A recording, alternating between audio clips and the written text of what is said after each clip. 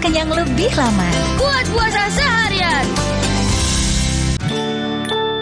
Optimalkan kemajuan 50% tumbuh nyata si kecil dengan nutrisi tepat dan perhatian terbaik. Pediasure, dipercaya lebih dari 25 tahun dukung pertumbuhan nyata. Sumber energi kehidupan kini tampak berbahaya. Tuan Jungkat berubah. Kekuatan yang ia rebut tak bisa dikendalikan.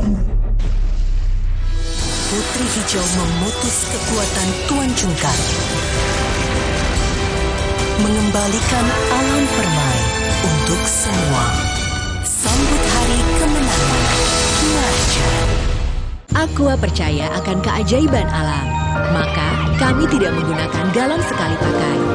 Galon kami disanitasi dengan seksama sebelum diisi ulang. Aqua 100% murni.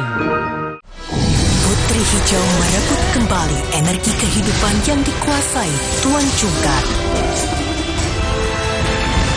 Alam pun kembali permai. Sambut hari kemenangan Marjan.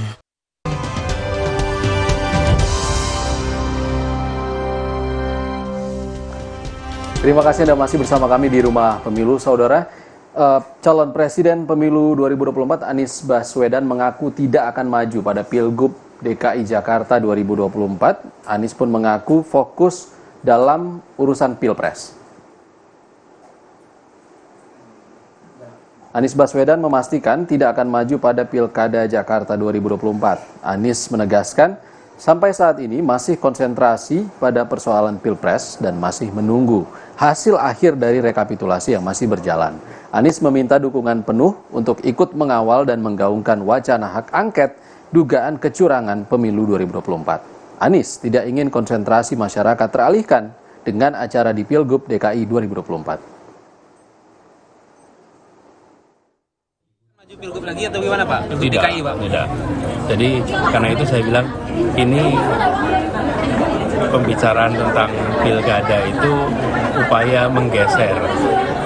Tanpa sadar percakapan pilpresnya mau digeser jadi percakapan pilkada.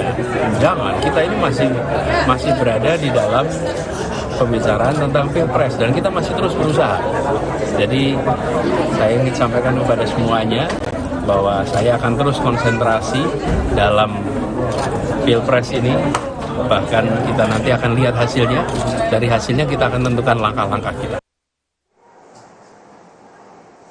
Sementara itu, Saudara, usai para sekjen bertemu bersama, Partai Nasdem, PKS, dan juga PKB sepakat untuk melanjutkan koalisi bersama di Pilkada Jakarta. Sekjen Partai Nasdem bilang pertemuan Jumat malam meneguhkan kesungguhan koalisi Nasdem, PKS, dan PKB di pemilihan Gubernur Jakarta, meski belum menentukan siapa yang akan maju menjadi calon gubernur dan calon wakil gubernur. Sementara Ketua DPW PKS DKI Jakarta punya keinginan agar bisa memenangkan calon gubernur Jakarta agar seirama dengan kemenangan PKS di pemilihan legislatif Jakarta.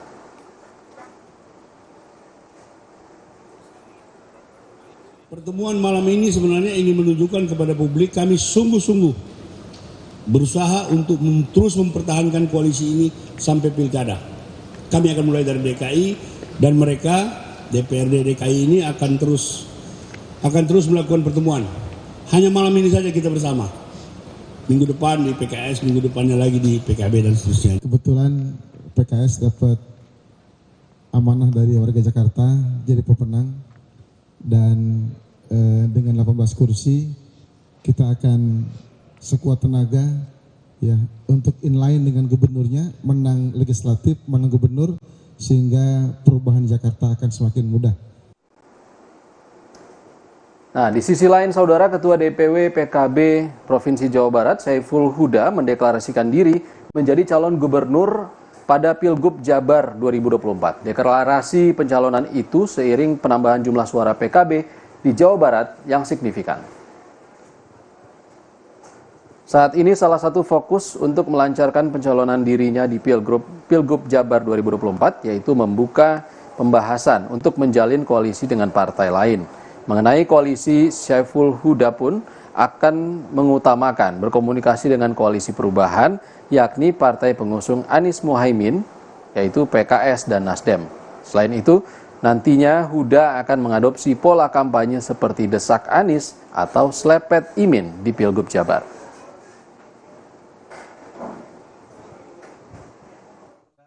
Mohaimin menyampaikan bahwa pilkada harus menjadi agenda rembesan, agenda perubahan yang di dalam pilpres kemarin diusung oleh pasangan Amin, Mas Anies dan Gus Mohaimin. Tentu pada konteks itu, start kami akan kami mulai komunikasi politik dengan partai pengusung pasangan Amin, yaitu koalisi Partai Perubahan. Nah, ini menjadi start kami awal sebelum nanti kami komunikasi dengan partai-partai politik yang lain. Tetap di Rumah Pemilu, Saudara. Usai jeda, kami akan kembali dengan informasi Partai Kebangkitan Bangsa yang menolak perintah Mahkamah Konstitusi untuk merevisi aturan ambang batas parlemen sebesar 4% menjadi 0%.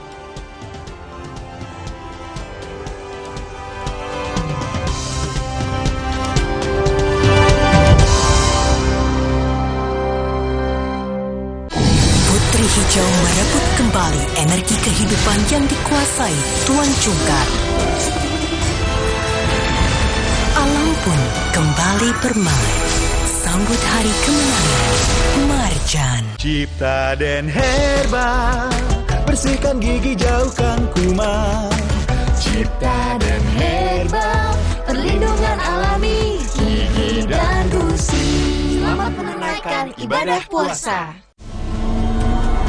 Sumber energi kehidupan kini tampak berbahaya. Tuan Cungkar berubah. Kekuatan yang ia rebut tak bisa dikendalikan. Putri Hijau memutus kekuatan Tuan Cungkar, mengembalikan alam permai untuk semua. Sambut hari kemenangan Marjan.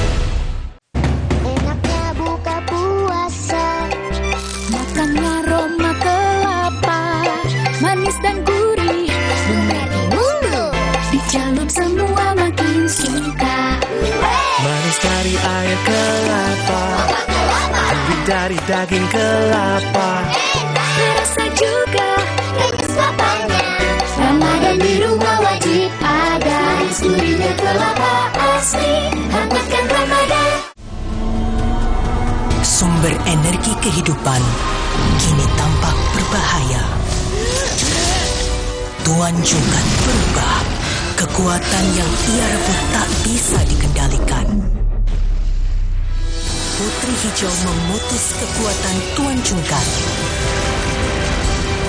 mengembalikan alam permai untuk semua. Sambut hari kemenangan Marjan. Kakak, sahur. Sahur ya, Bu. Sahur kan penting, Kak. Makan sedikit aja ya. Biar kuat puasanya, lengkapi ya sahurnya dengan Energen. Nutrisinya lengkap, kenyang lebih lama. Kuat puasa seharian. Sumber energi kehidupan kini tampak berbahaya. Tuan Cungkar berubah. Kekuatan yang ia rebut tak bisa dikendalikan. Putri Hijau memutus kekuatan Tuan Cungkar, mengembalikan alam permai untuk semua. Sambut hari kemenangan Marjan. Jadi boleh dikatakan pencawapresan Gibran ini cacat secara moral begitu, Prof? Sempat nggak Bapak diajak deal-dealan? Ada penemuan uang 30 miliar. Uang apa itu? Nilu, setiap Senin pukul 8:30 malam di Kompas TV. Didukung oleh Minum segar dingin SDC 1000 untuk Ramadan. Vitamin C1000 miligram. Segar dingin SDC 1000 mengucapkan selamat menunaikan ibadah puasa dari Wings Food.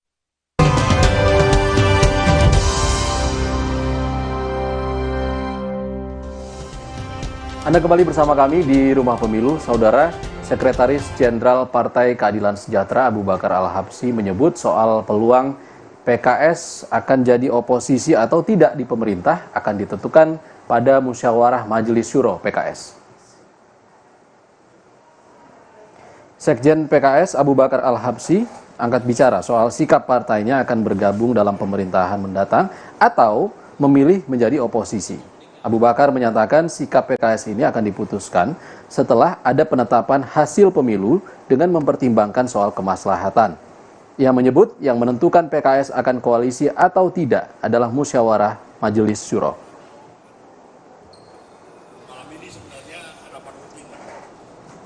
Nggak di oposisi, jam terbangnya sudah cukup.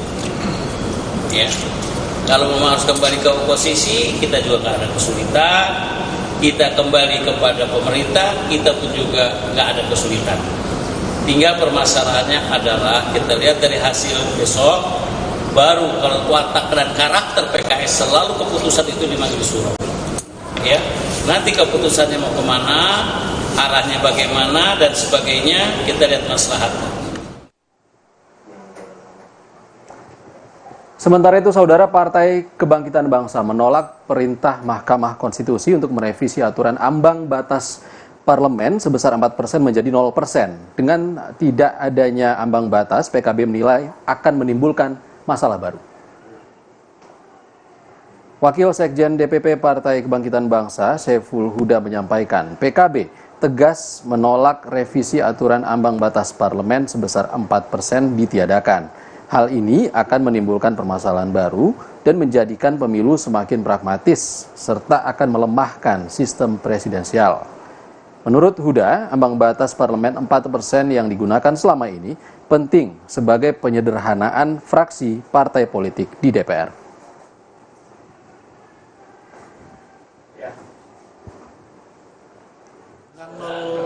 PT itu sebenarnya melemahkan sistem presidensial kita. Jadi kalau 0 PT nggak cocok dengan kita yang menggunakan sistem presidensial. Jadi 0 PT itu baru cocok kalau kita sistem parlementer. Nah, itu catatannya. Jadi begitu 0 PT, itu begitu pula langsung melemahkan sistem presidensial kita. Presiden terpilih kita bisa capek waktu habis ngurusi partai-partai di parlemen. Karena 0 PT itu potensi akan banyak partai politik di parlemen. Informasi tadi menjadi penutup Rumah Pemilu edisi kali ini, Saudara. Jangan lupa tetap kawal hasil pemilu 2024. Saya Ihsan Sitorus pamit. Terima kasih. Sampai jumpa.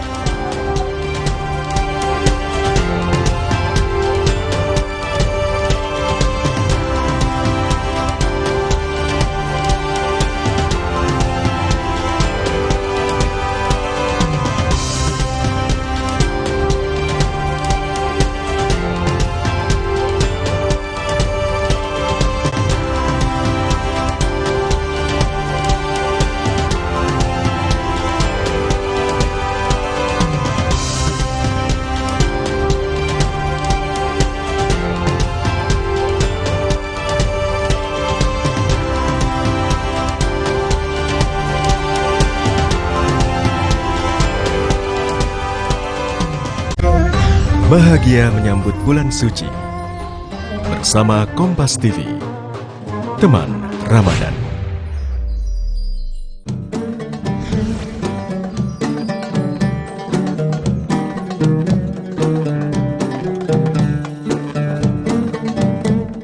Sesaat lagi Anda akan menyaksikan Kompas Petang, didukung oleh This is my way. Cobain deh.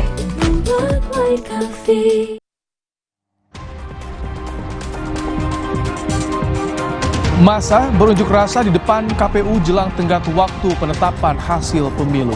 KPU menyatakan rekapitulasi suara pemilu legislatif dan pilpres akan selesai Rabu esok.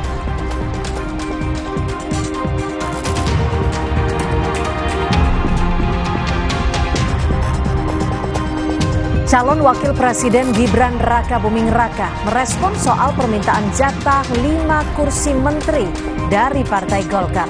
Soal pemilihan kabinet, Gibran memastikan itu adalah hasil pembicaraan antara dirinya dan Prabowo Subianto.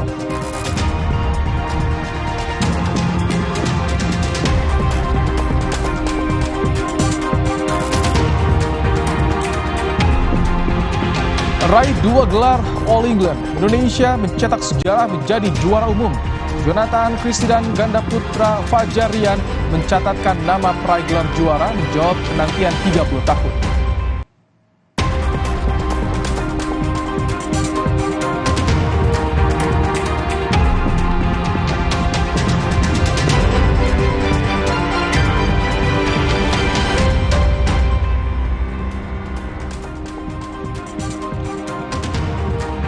Halo, selamat sore saudara. Anda menyaksikan program berita Kompas Petang. Bersama saya Cynthia Rompas dan Rahmat Ibrahim. Hanya di Kompas TV, independen, terpercaya. Informasi pertama akan disampaikan rekan saya, silakan Ibrahim. Baik, terima kasih Cynthia. Kami buka informasi pertama di Kompas Petang setelah kebakaran menghanguskan salah satu gudang barang campuran di Jalan Insinyur Sutami, Kota Makassar, Sulawesi Selatan. 28 armada pemadam kebakaran dikerahkan ke lokasi.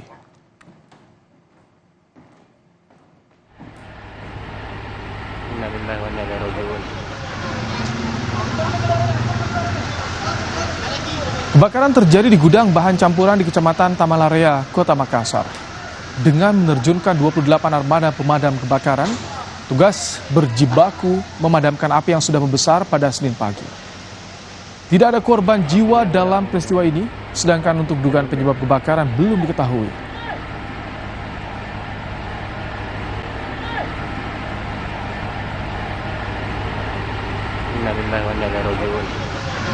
Kebakaran Sutami tadi itu kebakarannya ya cukup besar karena informasi masuk dari kita ini jam 5.30. Jadi kita mengupayakan bagaimana bisa sampai ke lokasi dengan cepat. Penyebabnya untuk selama ini kita belum tahu apa penyebabnya.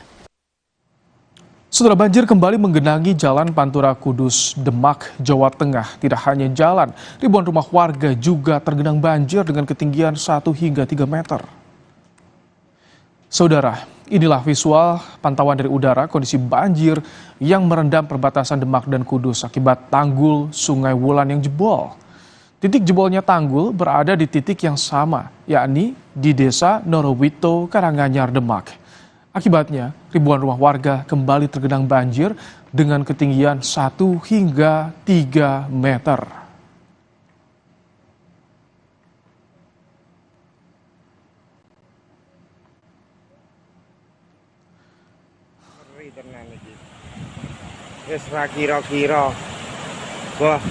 Dan ini adalah video amatir warga yang memperlihatkan derasnya arus limpasan Sungai Wulan akibat jebolnya tanggul di Dukuh Norowito, Desa Ketanjung, Demak, saudara. Jebolnya tanggul kali ini akibat tingginya debit air kiriman yang limpas di lokasi perbaikan tanggul membuat tanggul jebol karena tak kuat menahan derasnya debit air.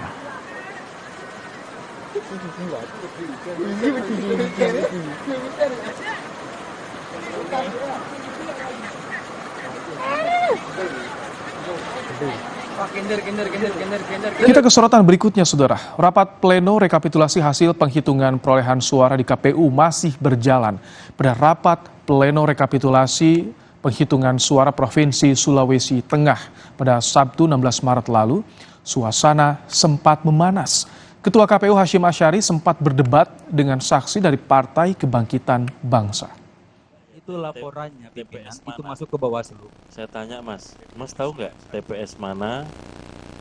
TPS kan lokasinya. Orang yang bekerja di situ namanya KPPS. Ya, paham. Ada 7 orang. Silakan Mas. Kalau yang memulai Mas. Saksi dari Partai Kebangkitan Bangsa menyampaikan temuan selama proses pemungutan suara pemilu 2024. Saksi mengungkapkan temuan dugaan suap kepada anggota PPK dan KPPS Luwu untuk memenangkan peserta pemilu tertentu. Ketua KPU mempertanyakan keterangan saksi dan meminta saksi untuk menyebutkan data di mana TPS dan nama anggota KPPS yang dimaksud. Ketegangan dipicu karena respons dari saksi yang terkesan berbelit-belit membuat suasana rapat menjadi panas. Bekerja di situ namanya KPPS. Ya, paham. Ada 7 orang. Terkait itu pimpinan itu masih dirahasiakan oleh beliau dan beliau sudah masukkan bukti percakapan itu Mas, saya pimpinan. tanya Mas, Ya. Mas tahu nggak di sini nama TPS, nama anggota KPPS, siapa yang menyuap, siapa yang digelembungkan, tahu nggak? Saya ini hanya mengulangi pertanyaan karena yang memulai pernyataan saksi teman Anda. Iya pimpinan. Saya tanya kan nggak tahu tuh. Kalau nggak tahu saya minta dicabut. Nah kalau Anda sekarang tampil di sini saya mau tanya, TPS mana? Ada dalam Iya, laporan. sebut TPS mana? Kalau untuk spesifiknya Enggak, saya nggak tahu tanya, juga pimpinan. TPS mana? Anda tahu nggak? Saya nggak tahu Ya pimpinan. udah, siapa nama anggota KPPS-nya? Tahu nggak? Saya tanya, tahu nggak? Nama anggota KPPS-nya pimpinan itu ada dalam Enggak, saya laporan tanya, percakapan Anda tahu nggak di kirim sini? ke Bawaslu pimpinan. Enggak, saya tanya, ini kan mengangkat saksi Anda. Makanya saya tanya.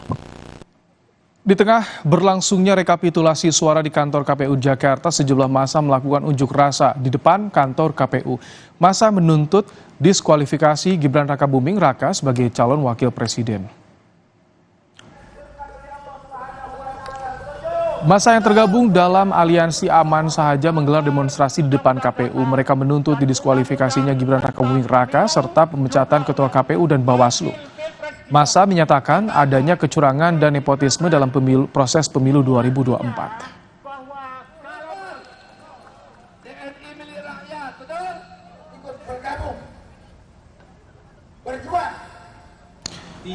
Saudara, hari ini KPU telah menyelesaikan rekapitulasi PPLN Kuala Lumpur dan akan melanjutkan rekapitulasi 5 provinsi yang tersisa. KPU akan menggelar rapat rekapitulasi untuk Provinsi Jawa Barat, Maluku malam ini, sedangkan untuk Provinsi Papua, Papua Pegunungan, dan Papua Barat Daya dijadwalkan esok hari.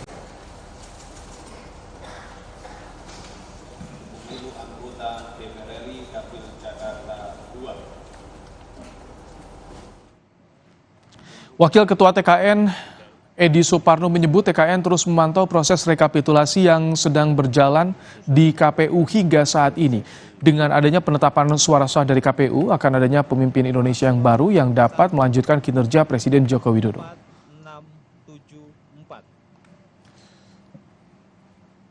Menganggap proses ini berjalan dengan cukup baik, cukup lancar.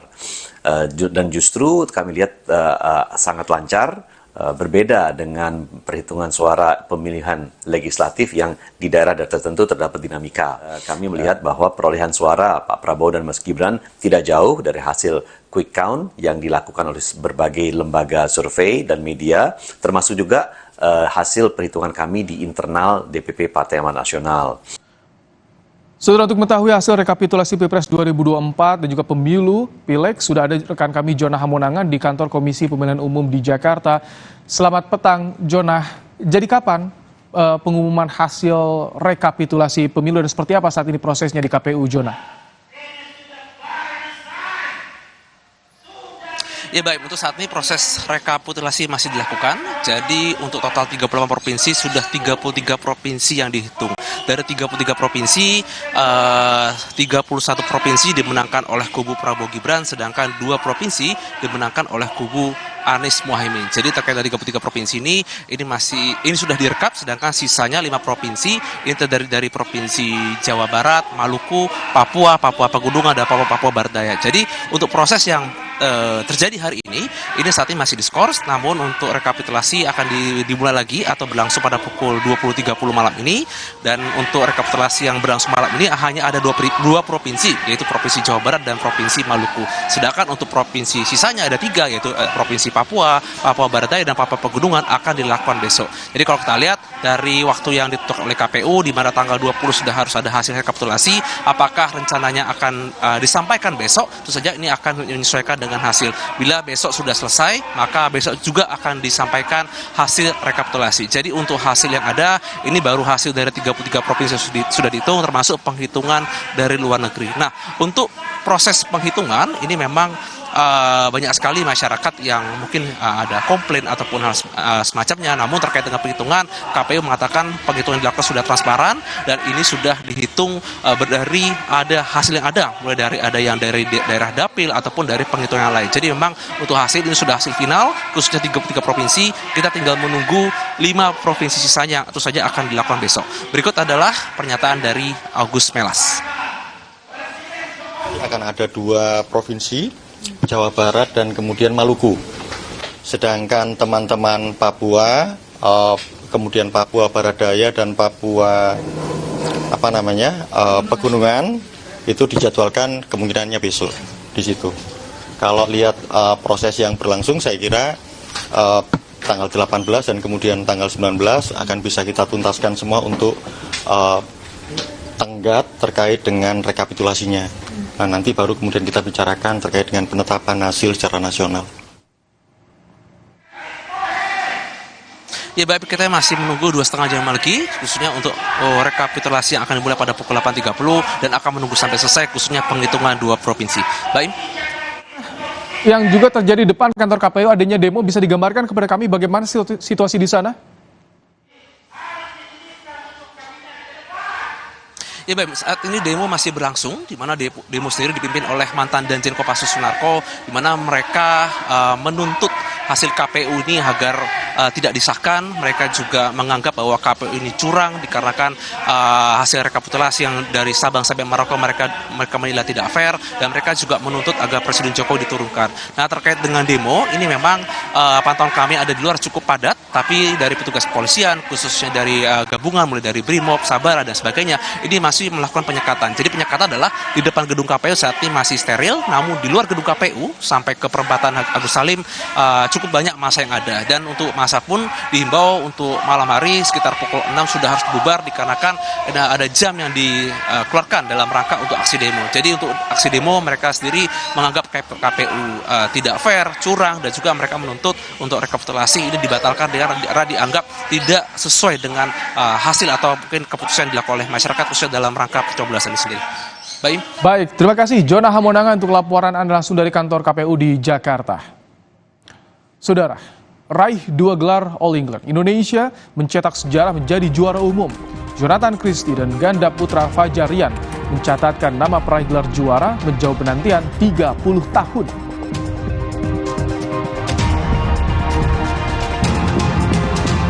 Komisi Pengawas Persaingan Usaha KPPU akan memanggil 7 maskapai penerbangan terkait kenaikan harga tiket pesawat jelang Lebaran.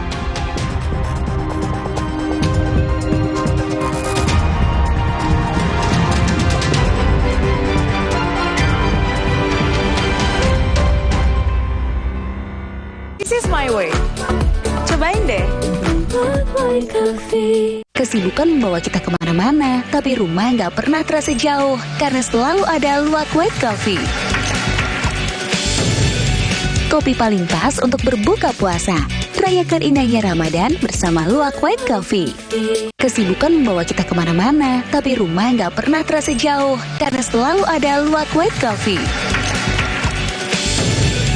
Kopi paling pas untuk berbuka puasa.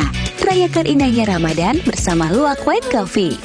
Kenapa aku pilih Le Mineral? Soalnya cuma ini nih yang masih ada segelnya. Debu jadi nggak akan masuk di sela-sela tutup botolnya. Benar, Le Mineral disegel secara khusus sehingga terjamin kebersihannya. Le Mineral. Persiapan puasa harus pol, biar aktivitas gak kendor. Ya, jebol. Aduh, sakit mah nongol. Redakan cepat dengan Polisilen. Formula jempol kembali gaspol. Polisilen, pertolongan pertama ketika sakit mah dan kembung. Obatnya orang Indonesia dari Faros. Rumah lebih dari sekedar 4 dinding yang beratap. Rumah penuh dengan momen yang dilalui bersama. Lindungi momen-momen berharga itu bersama Dulux Weather Shield Power Flex dengan Triple Defense Technology.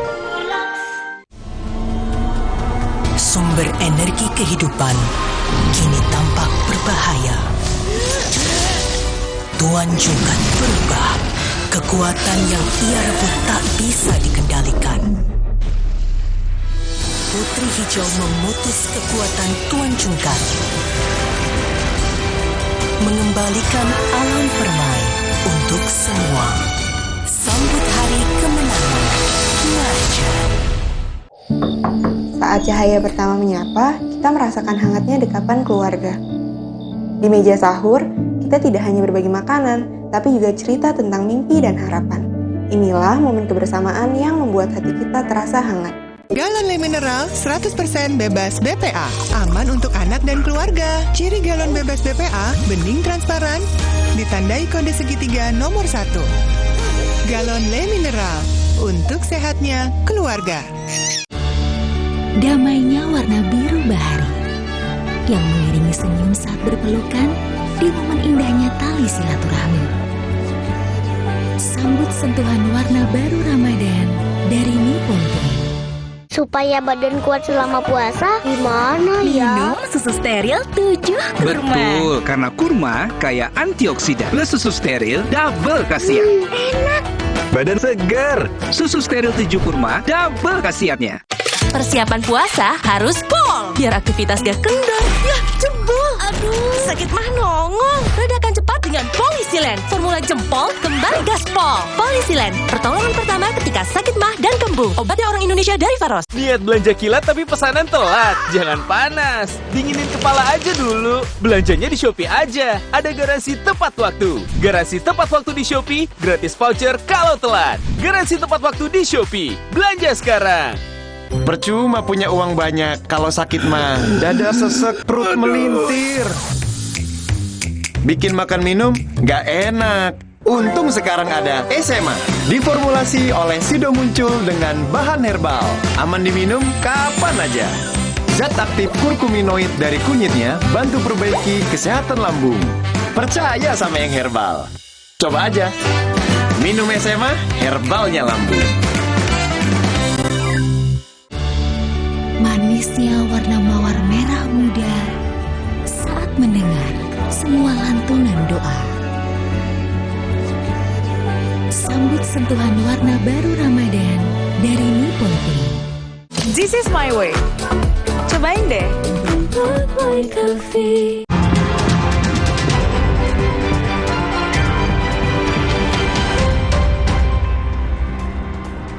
Saudara, setelah 30 tahun menanti, All Indonesian Final tercipta di sektor tunggal putra All England 2024. Dua tunggal putra andalan Indonesia, Anthony Ginting dan Jonathan Christie, tampil di partai puncak.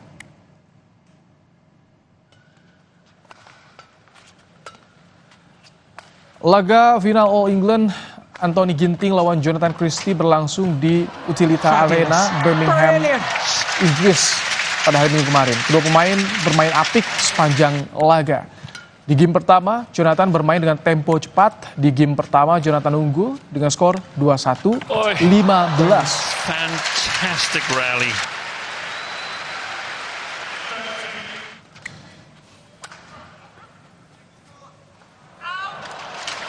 Well judged, just long of the back line. Laga di game kedua berjalan ketat. Sempat bergantian mencuri poin, Jonathan mampu meneruskan tren positifnya. Jonathan pun mengalahkan Ginting 2 game langsung, 21-15 dan 21-14. Kemenangan Jonathan ini sekaligus mengakhiri puasa gelar tunggal putra Indonesia di All England selama 30 tahun. He's done it.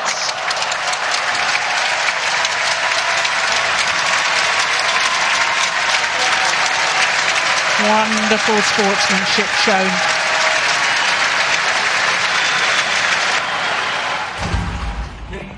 Duta Besar Indonesia untuk Inggris, Desra Percaya, membagikan momen setelah Jonathan Christie menerima trofi juara All England. Ini berkat Pak Desra nih, dikasih alat tambah sukses. Jonathan mengangkat trofi dan berterima kasih kepada Duta Besar Desra Percaya karena terus memberi dukungan pada pemain yang berlaga di All England.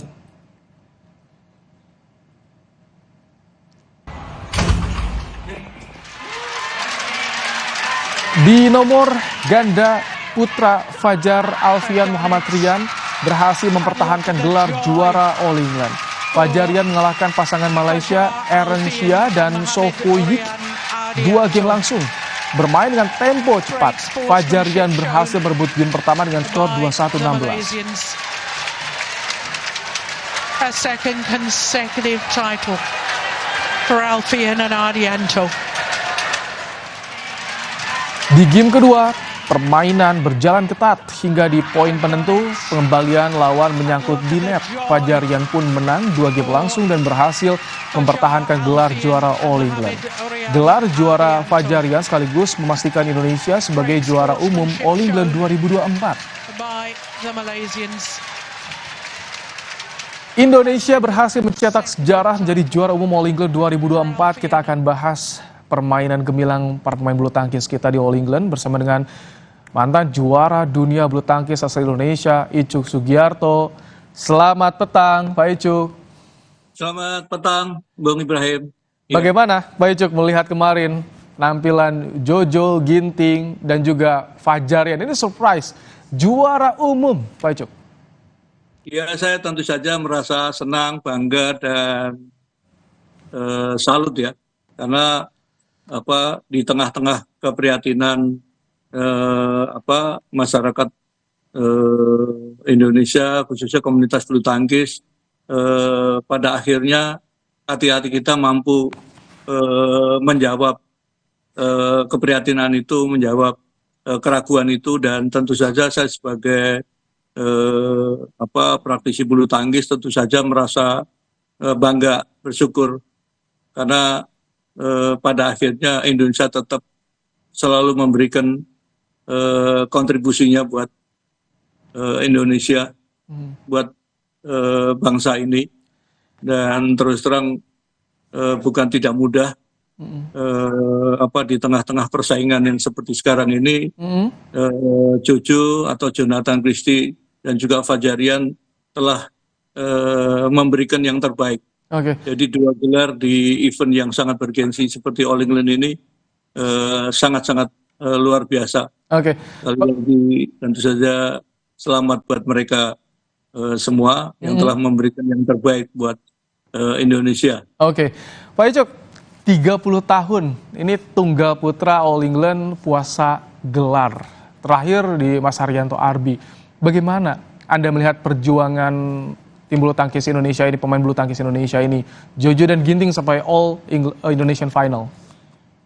Ya, kedua pemain ini sudah memperlihatkan dan sudah membuktikan ternyata tidak ada yang tidak bisa. Kita lihat bagaimana jatuh bangunnya Ginting yang selama ini selalu dikalahkan oleh Axelsen, dan pada kejuaraan All England ini Ginting juga memperlihatkan bahwa dia juga mampu mengalahkan Axelsen, dan juga Jojo sendiri kita tahu bahwa sejak tahun 2018 sejak Jojo menjuarain Asian Games, juga Jojo juga jarang sekali menjuarain event-event pada kelas primer 1000. Nah, sementara sekarang ini butuh waktu 6 tahun Jojo untuk memperlihatkan dia juga menjadi salah satu yang terbaik. Sekarang ini dia masuk dalam elit terbaik, walaupun secara peringkat sekarang masih menjadi peringkat 2, tetapi dia dengan mampu menjadi juara di pada level All England ini, dia juga membuktikan bahwa dia sudah bisa disejajarkan dengan elit-elit yang lain. Ini Fajarian juga back to back ya, Pak Icuk. Bagaimana tanggapan Anda? Dan juga saya kira ini juga prestasi yang luar biasa buat Fajarian, yang telah mampu mempertahankan gelarnya. Ya, mudah-mudahan dia juga akan mengikuti pemain-pemain senior ganda yang lalu-lalu yang juga bisa meraih gelar sampai 5 kali. Ya, dan ini kesempatan buat Fajarian untuk masih bisa memperlihatkan prestasinya. Yang penting konsistensi menjaga performanya mereka, karena di era sekarang ini memang tidak mudah untuk selalu meraih gelar di berbagai turnamen-turnamen besar. Karena di badminton ini kan eventnya kan boleh dikatakan hampir tiap minggu atau paling lama 2 minggu mereka harus bertarung dengan orang yang sama. Makanya seperti sekarang ini kita bisa lihat di ganda putra kita memiliki hampir empat pemain di 11 besar ya. Baik, Pak Icuk. Pak Icuk, tapi ini bisa jadi apa ya? Terlahir kembali asa bagi sektor putra bulu tangkis ini karena kan di Agustus nanti Olimpiade ya. Betul. Jadi harapan besar bagi kita semua tentu. Ini kan menjadi penyemangat khususnya buat dunia olahraga Indonesia, khususnya di sektor cabur bulu tangkis, sehingga kita masih jadi punya harapan besar dengan catatan para pemain untuk dalam sisa waktu 3 bulan ini masih mau menjaga performanya yang terbaik, sehingga kita harus menjaga performanya para atlet ini, karena di 10 besar ini kita punya dua pemain andalan kita, yaitu Jojo dan Ginting di sektor single putra. Sementara di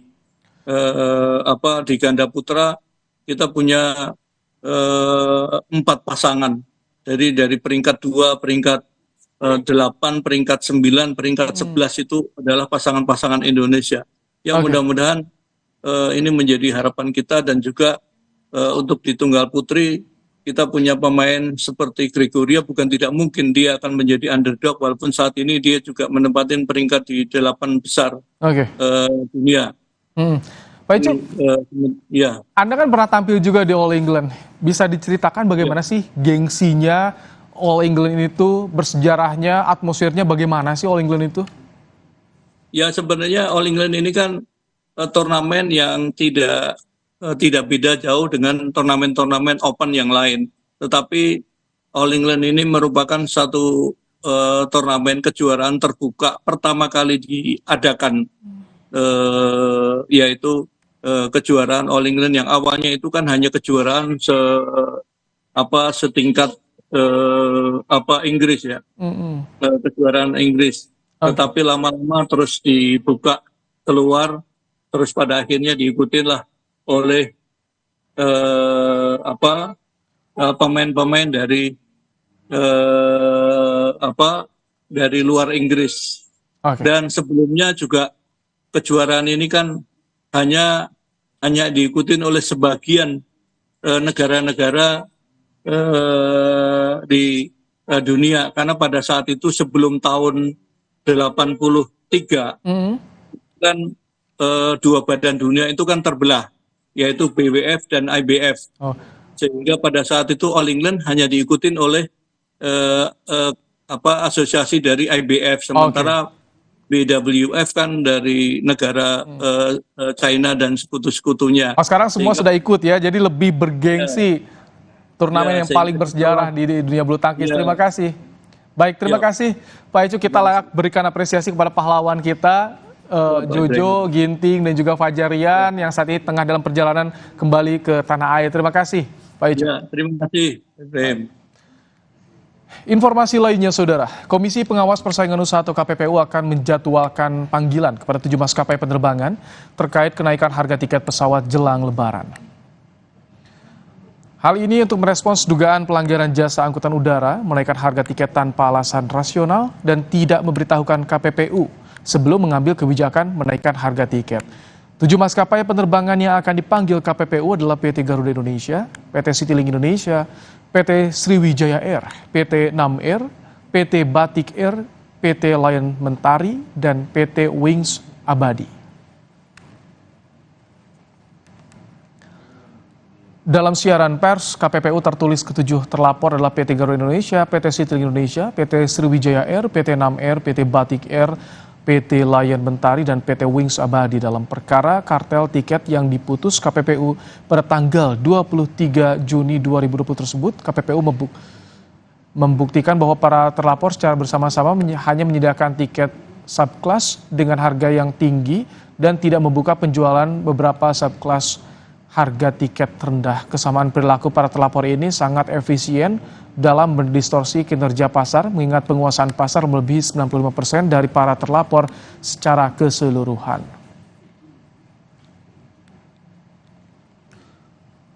Saudara, Kemenlu beserta KBRI Kiev dan KBRI Moskwa tidak pernah menerima informasi mengenai aktivitas WNI sebagai tentara bayaran dan saat ini tengah melakukan penelusuran dan meminta informasi resmi mengenai hal ini.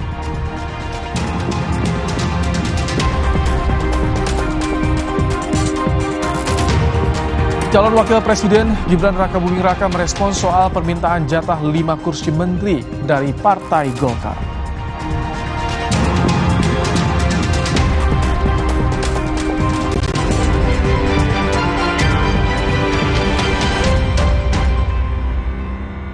This is my way. Cobain deh. Rasa lapar saat puasa kadang naik, kadang turun. Tapi gula darah harus tetap stabil. Baru rasa almond oat. Vita Digest-nya bantu kontrol gula darah. Bikin kenyang lebih lama, jadi lancar puasanya. Diabetasol. Makan.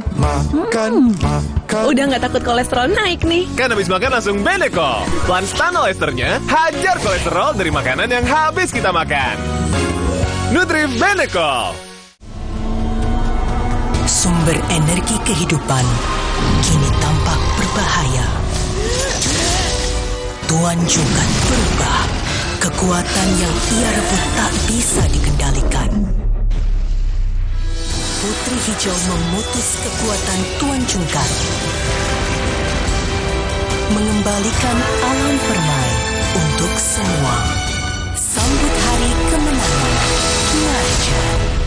Niat belanja kilat tapi pesanan telat. Jangan panas. Dinginin kepala aja dulu. Belanjanya di Shopee aja. Ada garansi tepat waktu. Garansi tepat waktu di Shopee, gratis voucher kalau telat. Garansi tepat waktu di Shopee. Belanja sekarang. Persiapan puasa harus pol. Biar aktivitas gak kendor. Yah, jebol. Aduh, sakit mah nongol. Redakan cepat dengan Polisilen. Formula jempol kembali gaspol. Polisilen, pertolongan pertama ketika sakit mah dan kembung. Obatnya orang Indonesia dari Faros. Putri Hijau merebut kembali energi kehidupan yang dikuasai Tuan Jungkat. Alam pun kembali bermain. Sambut hari kemenangan. Marjan. Dunia terus berputar. Begitu banyak hal yang berakhir, namun banyak juga yang kembali dalam bentuk baru, memberi harapan baru. Seperti botol plastikmu yang dapat menjadi barang baru lagi melalui gerakan ekonomi sirkular nasional Le Mineral. Kini, plastik tidak lagi menjadi sampah, namun terus berputar dengan dipilah dan didaur ulang menjadi baru. Semua bisa mengambil peran penting dalam perputaran itu dari hulu ke hilir. Mulai dari kamu yang memilah sampah dari rumah, pemulung yang mengumpulkannya, hingga pekerja pabrik yang mendaur ulang. Bersama gerakan ekonomi sirkular nasional Le Mineral, mari jadikan botol plastikmu jadi baru lagi.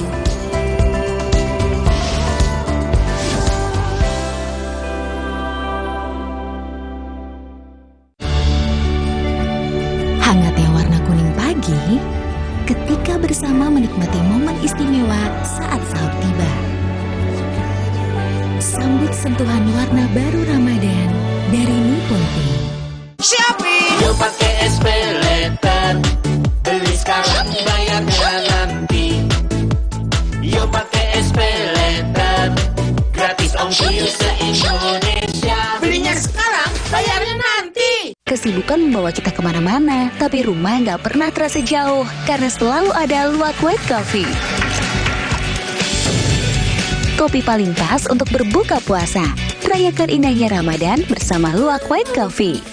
Kesibukan membawa kita kemana-mana, tapi rumah nggak pernah terasa jauh karena selalu ada Luwak White Coffee. Kopi paling pas untuk berbuka puasa. Rayakan indahnya Ramadan bersama Luwak White Coffee. This is my way. Cobain deh. Luwak White Coffee.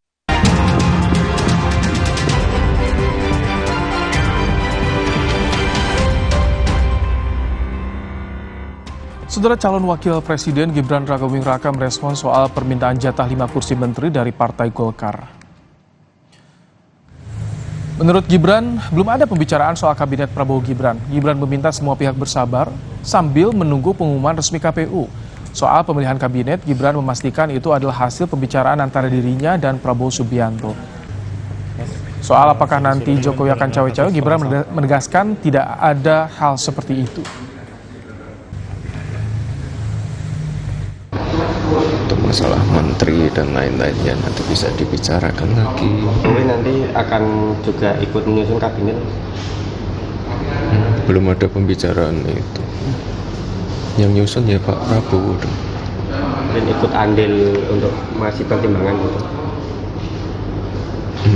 Belum ada pembicaraan ke sana. Kalau untuk masalah itu ya selama ini diskusinya dengan saya dan Pak Prabowo antara kami berdua. Sementara itu, anggota Majelis Tinggi Partai Demokrat Hinca Panjaitan menyebut setiap partai tentu ingin kursi menteri sebanyak mungkin. Namun Demokrat memahami keterbatasan jumlah itu sehingga menyerahkan sepenuhnya pada diskusi antara ketua umum partainya dengan Prabowo Subianto.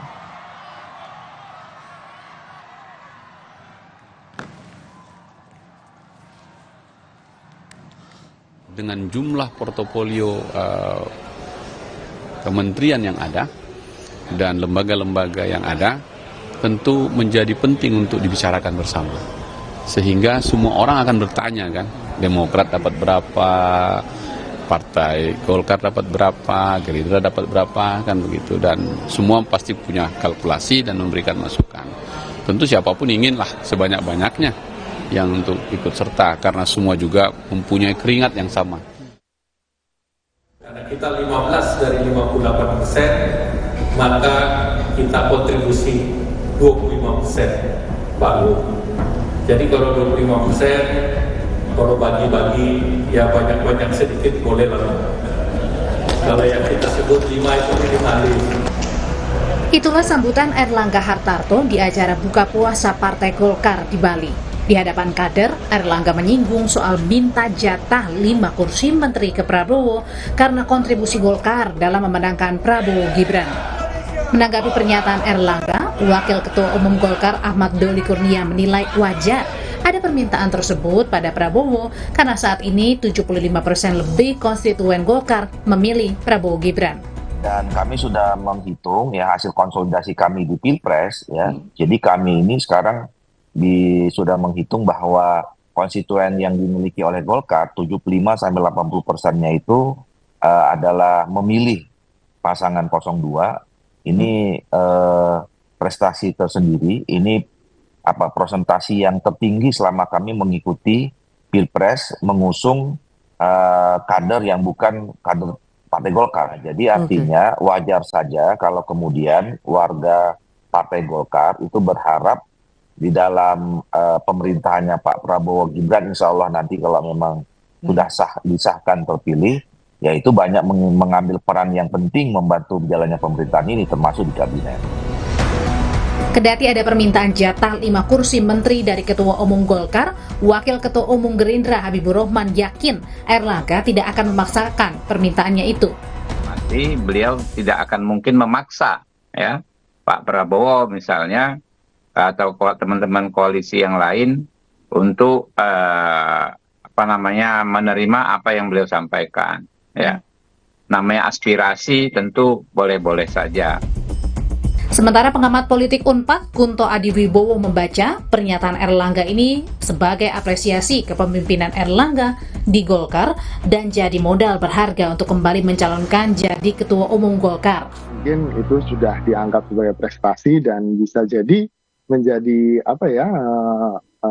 pendorong bagi Pak Erlangga untuk bisa jadi ketua umum berikutnya gitu.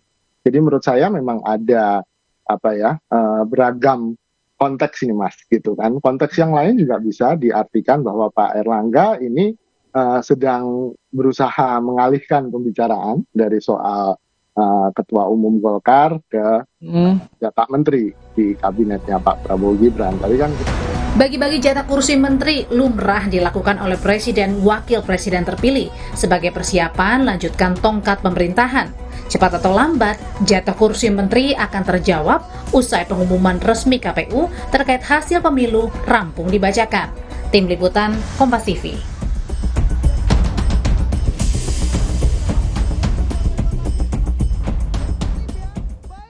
Kita ke sorotan berikutnya, Saudara. Kementerian Luar Negeri serta KBRI Kiev dan KBRI Moskwa telah memonitor rilis Kementerian Pertahanan Rusia yang menyampaikan informasi dugaan 10 WNI yang menjadi tentara bayaran, di mana 4 diantaranya meninggal dunia.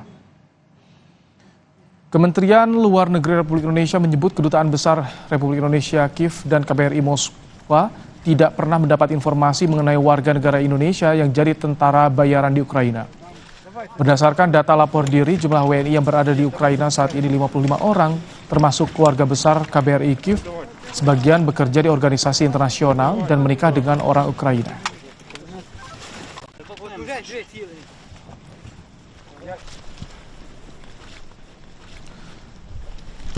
Kepala Pusat Penerangan TNI, Maijen Nugraha Gumilar menegaskan tidak ada prajurit yang menjadi tentara bayaran di luar negeri.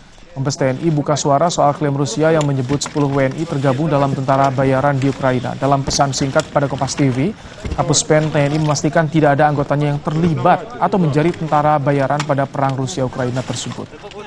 Maijen Nugraha Gumilar menjelaskan bahwa di dalam Undang-Undang TNI tidak ada aturan tentang tentara bayaran. Prajurit TNI profesional dalam melaksanakan tugas seperti yang diamanatkan dalam Undang-Undang TNI dan tidak berpolitik praktis.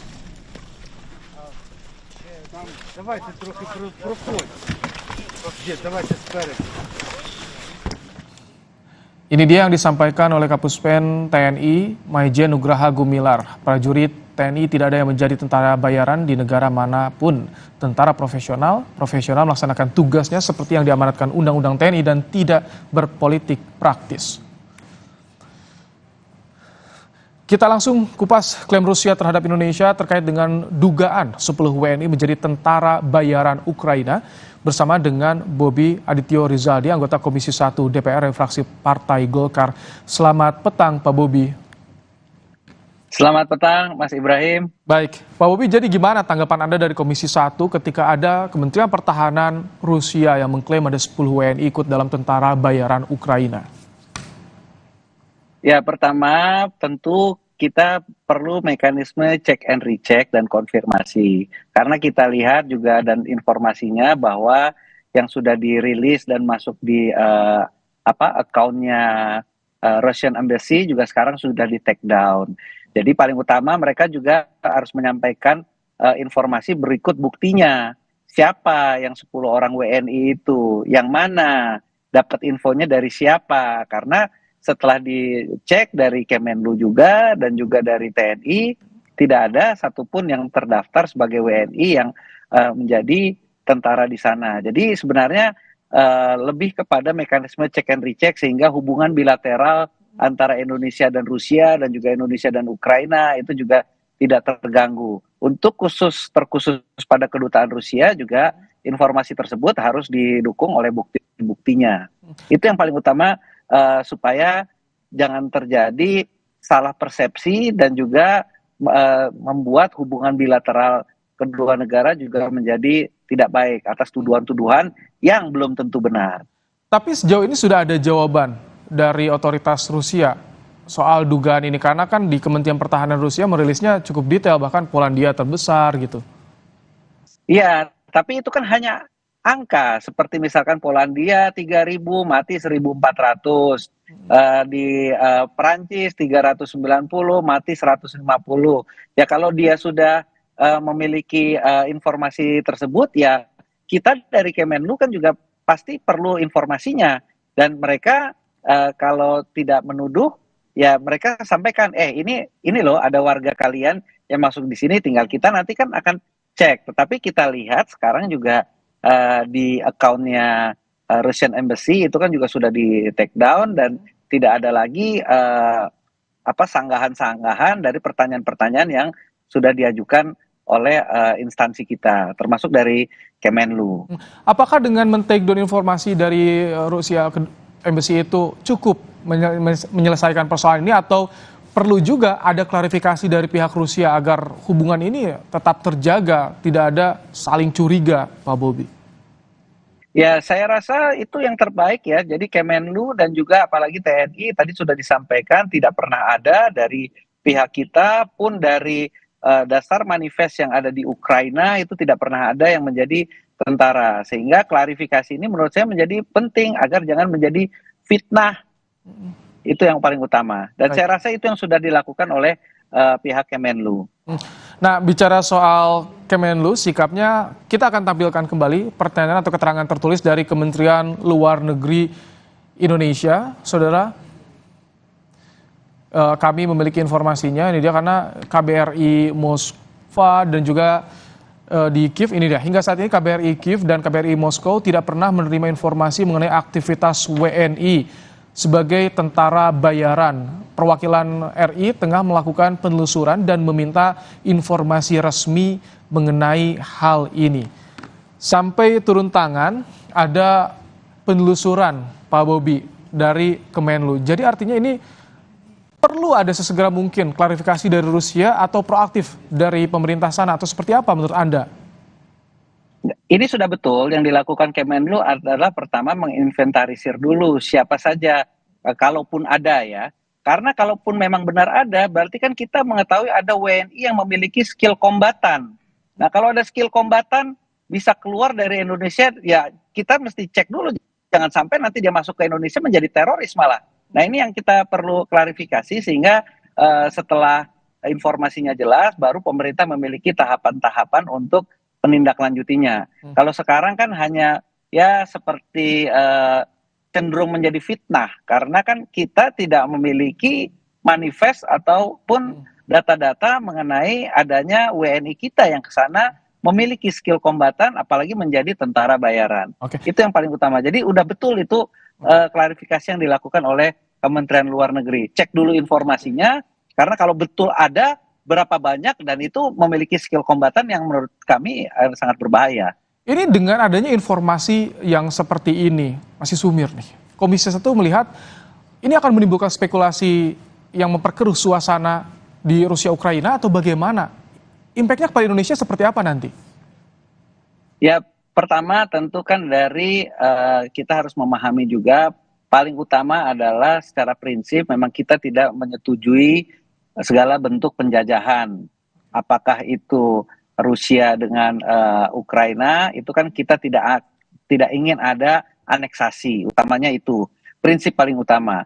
Yang kedua, kita kan tidak ikut dalam campur tangan dalam negeri kedua negara tersebut, apalagi sampai mengirim tentara bayaran. Itu kedua yang harus perlu diklarifikasi. Dan ketiga, kalaupun itu ada, ya ini akan menjadi pertanyaan untuk kita pembenahan secara internal dan domestik. Sebagai yang pembina kekuatan memiliki kemampuan kombatan itu hanya TNI satu-satunya, tidak ada yang lain. Tadi sudah disampaikan, sampai saat ini tidak ada. Nah, jadi paling utama adalah kita cross-checking dulu dengan apa yang sudah diklaim Rusia bahwa ada WNI yang menjadi tentara bayaran. Jadi ada 3 hal itu yang perlu tindak lanjut. Baik. Kalau ada itu kita harus ada dikelola, karena dia memiliki skill kombatan yang berbahaya. Kalaupun tidak ada, ya harus Rusia mengklarifikasi tuduhan-tuduhan tersebut. Karena kita tidak ikut di dalam intervensi diplomatik atau dalam negerinya mereka. Baik, terima kasih Pak Bobi Ritio Rizaldi, anggota Komisi 1 DPR dari fraksi Partai Golkar yang menyampaikan pandangannya soal dugaan adanya 10 WNI yang terlibat atau ikut dalam tentara bayaran di Ukraina. Terima kasih Pak Bobi. Saudara, usai jeda Kompas Petang akan kembali bersama rekan saya, Cynthia Rompa. Silakan Cynthia. Ya, terima kasih Ibrahim. Saudara, netralitas Presiden Joko Widodo di Pilpres mendapat sorotan sidang Komite Hak Asasi Manusia PBB. Benarkah ini gambaran soal demokrasi kita saat ini? Perbincangannya akan kami hadirkan selepas jeda. Tetap di Kompas Petang.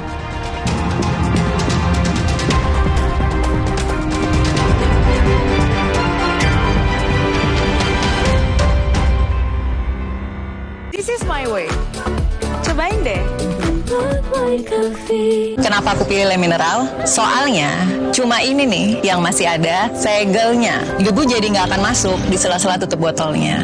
Benar, Le Mineral disegel secara khusus sehingga terjamin kebersihannya. Le Mineral. Kesibukan membawa kita kemana-mana, tapi rumah nggak pernah terasa jauh karena selalu ada Luwak White Coffee. Kopi paling pas untuk berbuka puasa. Rayakan indahnya Ramadan bersama Luwak White Coffee.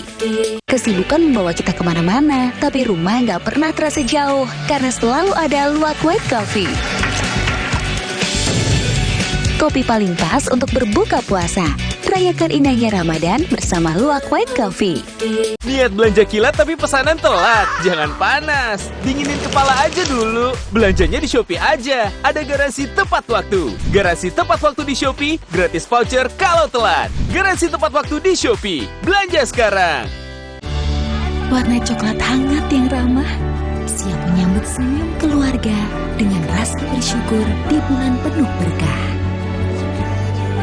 Sambut sentuhan warna baru Ramadan dari Nippon Paint. Di tanganmu, botol plastik bekas bisa jadi baru lagi. Seperti tas, baju, hingga sepatu ini.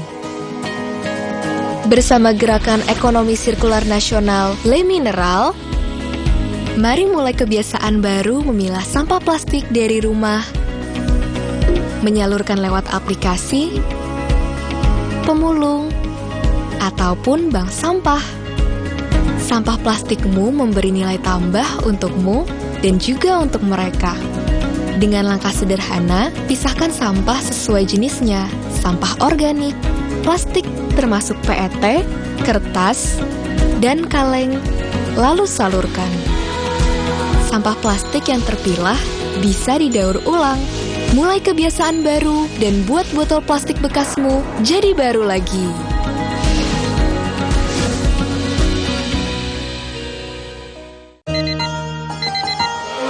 Ini bulan penuh rasa semangat. Semangat saling menjaga silaturahmi. Rasakan hangatnya kebersamaan dalam semangat kebaikan. Kopi Kapal Api, jelas lebih enak. Jadikan Ramadan Anda lebih bernilai. Rasulullah SAW pernah ditanya, wahai baginda, apa kira-kira satu pekerjaan dan perbuatan yang paling berkah? Beliau menjawab adalah setiap insan yang melakukan tugasnya dengan karya dan tangannya sendiri, serta setiap perniagaan yang mabrur, yang tidak ada celah dan tidak cacat. Mutiara Ramadan, berbisnis yang berkah. Senin 18 Maret, menjelang azan maghrib, bersama teman Ramadan. Kompas TV. Percuma punya uang banyak, kalau sakit mah dada sesek, perut melintir. Bikin makan minum nggak enak. Untung sekarang ada SMA, diformulasi oleh Sido muncul dengan bahan herbal, aman diminum kapan aja. Zat aktif kurkuminoid dari kunyitnya bantu perbaiki kesehatan lambung. Percaya sama yang herbal. Coba aja. Minum SMA, herbalnya lambung. Tina udah siap om. Mie sedap soto dulu yuk. Enggak deh om, makasih. Mie sedap soto dengan mie yang kenyal serta koya gurih dan jeruk nipis asli. Soal rasa mie sedap soto, lidah nggak bisa bohong. Rasa soto nomor 1 cuma mie sedap soto. This is my way. Cobain deh.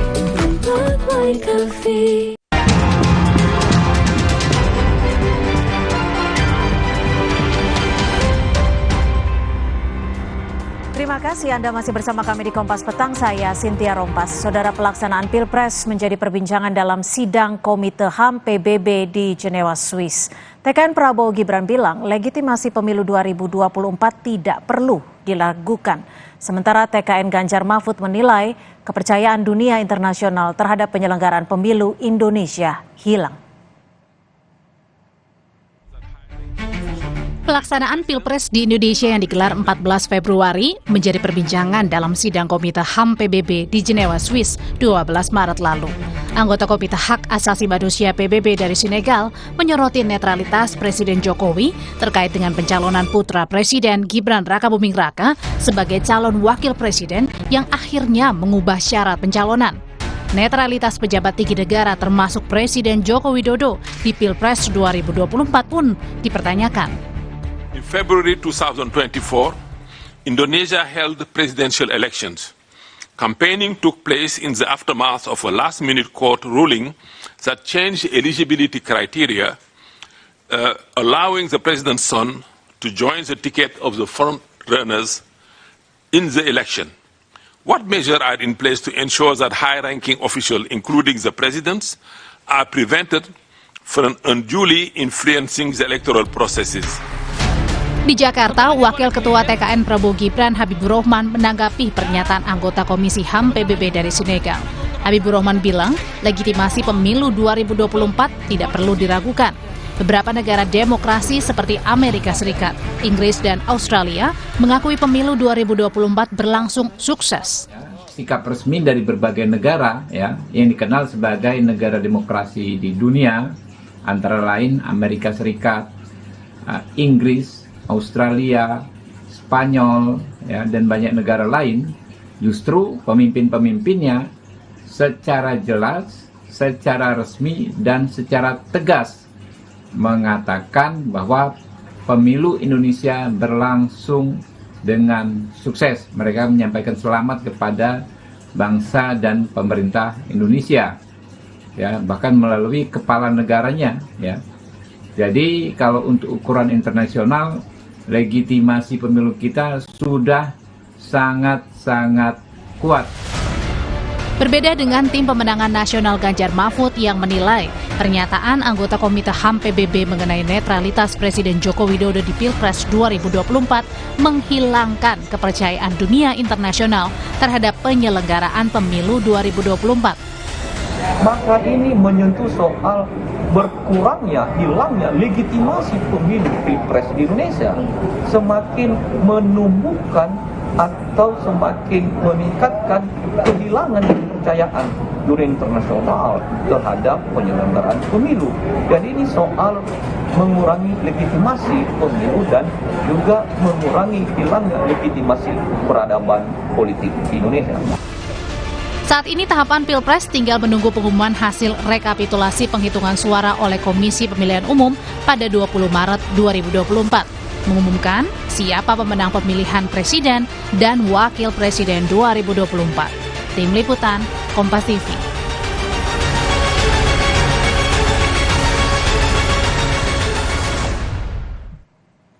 Presiden Joko Widodo mendapat sorotan soal netralitasnya dalam pelaksanaan pemilu 2024 oleh anggota Komite Hak Asasi Manusia Perserikatan Bangsa-Bangsa dari Senegal dalam sidang PBB ICCPR di Jenewa, Swiss 12 Maret lalu. Kritikan ini, saudara, menjadi tamparan keras terhadap pemerintah, terutama netralitas Jokowi. Kita akan kupas bersama sore hari ini bersama narasumber kita. Sudah ada politisi PSI Ade Armando dan juga politisi dari PD Perjuangan Mas Ciko Hakim. Selamat sore Mas Ciko, Mas Ade, terima kasih sudah bergabung bersama kami. Selamat sore Mbak, selamat sore Ciko. Sore semua. Ya, saya akan ke Mas Ade terlebih dahulu yang sudah bergabung melalui sambungan telepon. Ini untuk menanggapi kritikan PBB terhadap netralitas Jokowi, tanggapan Anda seperti apa? Pertama-tama saya harus berhati-hati dulu ya. Apakah ini adalah sebuah statement resmi dari PBB atau Dewan HAM PBB, atau ada seorang anggota Dewan HAM PBB yang berbicara seperti itu. Walaupun tetap harus diakui itu datang dari Dewan HAM PBB. Kalau sekarang saya masih menganggap ini ada seorang anggota Dewan HAM PBB dari Senegal berpandangan seperti itu ya. Nah ini kan jawabannya adalah, atau pertanyaan adalah, Bapak ini dapat informasinya dari siapa ya? Narasumber yang dia gunakan itu apa? Apakah dia sekedar membaca ada laporan-laporan dari media, coverage dari media tentang Indonesia, ataukah memang ada sebuah tim khusus yang dikirim oleh Dewan HAM PBB ke Indonesia pada masa itu untuk mempelajari apa yang terjadi di pemilu di Indonesia, atau gitulah. Itu ada pertanyaan-pertanyaan yang belum terjawab. Nah, buat saya, tapi apapun bentuk tadi ya, bagaimana kesimpulan itu mereka ambil, saya tetap tidak menganggap ini sebagai sebuah tamparan keras ya. Seperti yang tadi Anda katakan, ini adalah sebuah pernyataan yang ya opinionated ya, pendapat yang didasarkan pada berbagai alasan, termasuk juga barangkali kita harus tahu apakah dia itu memang orang yang selama ini punya kecenderungan untuk mengkritik Indonesia misalnya. Maaf, saya potong sampai di situ sebentar, Mas Ade. Kalau kita tahu ICCPR ini kan International Covenant on Civil and Political Rights, memang mempunyai tujuan khusus yaitu mengukuhkan pokok-pokok HAM di bidang sipil dan politik. Sejatinya kan memang sudah menjadi sorotan ICCPR ini. Tapi kan saya harus tanya dulu ya, Anda apakah sudah punya informasi tentang ini sebuah pernyataan dari ICCPR secara resmi, ya, atau pendapat satu orang anggota ICCPR? Anda punya nggak datanya? Nah, karena menurut saya ini menjadi penting, ya, menjadi penting apakah ini memang kritik dari Dewan HAM PBB ICCPR atau ada pernyataan dari seorang anggota dewannya yang belum tentu mewakili si organisasi itu secara umum. Ini penting. Maksud Anda secara pribadi seperti itu ya? Nggak menjadi penting lah. Kalau Mas Ciko bagaimana menanggapi kritikan anggota PBB ini? Nggak menjadi penting lah. Kita tahu dunia ini kan kalau kita bicara soal badan-badan ini kan juga kadang-kadang punya opini yang tergantung dengan kekuatan-kekuatan politik internasional. Jadi kalau menurut saya apa yang disampaikan itu sebagai seorang pribadi yang mempunyai hak untuk duduk di forum yang begitu resmi, menurut saya rasa cukup sebagai sebuah kritikan yang harusnya menampar. Kita merasa tertampar di situ karena kata-katanya jelas ya, last minute ruling on the eligibility of candidate gitu. Itu kan kata-kata last minute ruling itu kan semuanya pasti bukan opinionated, itu memang menimbulkan opini tentang sesuatu yang dibuat dipaksakan gitu. Nah ini saya rasa adalah cerminan bagaimana citra Jokowi terkait dengan hak asasi manusia dan demokrasi itu menurun di dunia. Not necessarily Indonesia secara utuh ya, karena masyarakat Indonesia kita tahu masih mengharapkan demokrasi ini berjalan dengan baik. Bahkan juga partai-partai politiknya banyak juga yang masih ingin sekali memperjuangkan demokrasi kita untuk berjalan dalam koridor yang benar gitu. Nah tapi saya melihat ini lebih adalah sebuah serangan tanda kutip ya, yang mulai dilancarkan karena cermin tadi citra dari seorang Jokowi yang selama ini dianggap sebagai presiden yang demokratis, sederhana, tidak mungkin melakukan political dynasty dan lain-lain, ternyata terbalik dari citra-citra yang dibangun sejak awal gitu.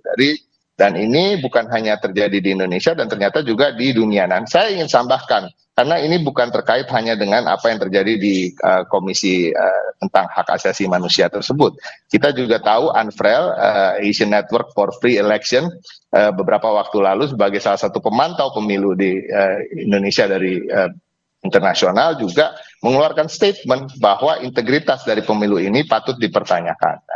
Ini juga saya rasa menjadi catatan-catatan yang begitu banyak sekarang terkait dengan mundurnya demokrasi di Indonesia. Oke, Mas Ade, disebut ini cerminan di mana demokrasi Indonesia menurun. Seperti yang tadi Mas Ciko sebutkan juga, ini PBB menanyakan putusan MK terkait aturan yang diubah di akhir-akhir. Bagaimana Anda menanggapi ini?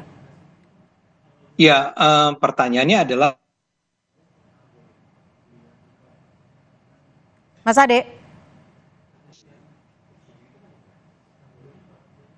Ya, sepertinya kita mengalami gangguan komunikasi terkait audio dengan Mas Ade Armando. Kita akan kembali mencoba. Mas Ciko, kalau menurut Anda sendiri, pemerintah harus memandang ini serius atau tidak sih? Saya rasa gini ya, pemerintah memang kita tidak bisa, saya setuju kalau negara kita jangan mau juga didikte-dikte begitu saja. Tetapi sebagai sebuah negara juga yang mengakui dirinya sebagai yang menganut sistem demokrasi, seharusnya ini menjadi tamparan yang keras dan melakukan pembenahan di situ. Nah, yang justru menarik adalah tidak dijawabnya pertanyaan oleh perwakilan atau delegasi dirjen ya, perwakilan kita kan dirjen ya, dari dirjen di Kementerian Luar Negeri gitu, sementara dia menjawab pertanyaan-pertanyaan yang lain. Nah, artinya memang mereka tidak siap dengan menjawab pertanyaan yang kalau kita nggak bisa menjawab pertanyaan kan artinya memang ada hal yang dirahasiakan gitu. Ada yang kita tutup-tutupi sehingga kita tidak dapat menjawab pertanyaan tersebut. Nah ini juga harus kita akui.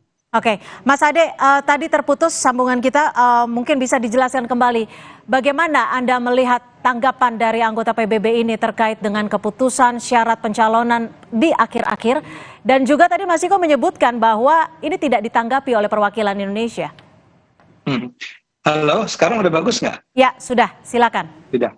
Ya, pertama soal keputusan Mahkamah Konstitusi, seberapa besar ancaman keputusan tersebut atau seberapa besar itu bisa disebut sebagai bertentangan dengan demokrasi.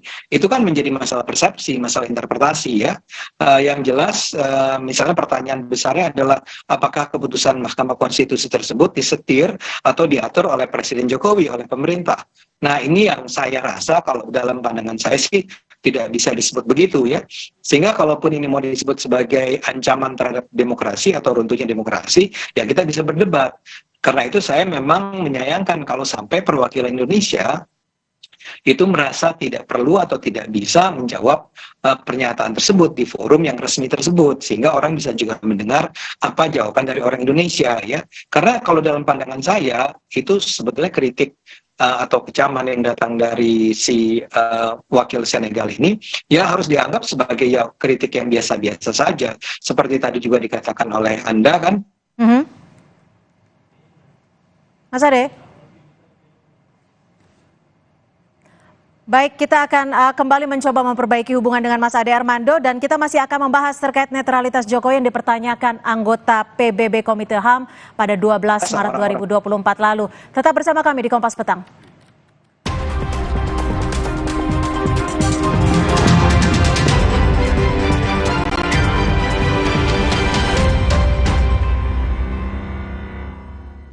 Saat dikejar kesibukan, berpacu dengan waktu, selalu hirup Fresh Care Smash.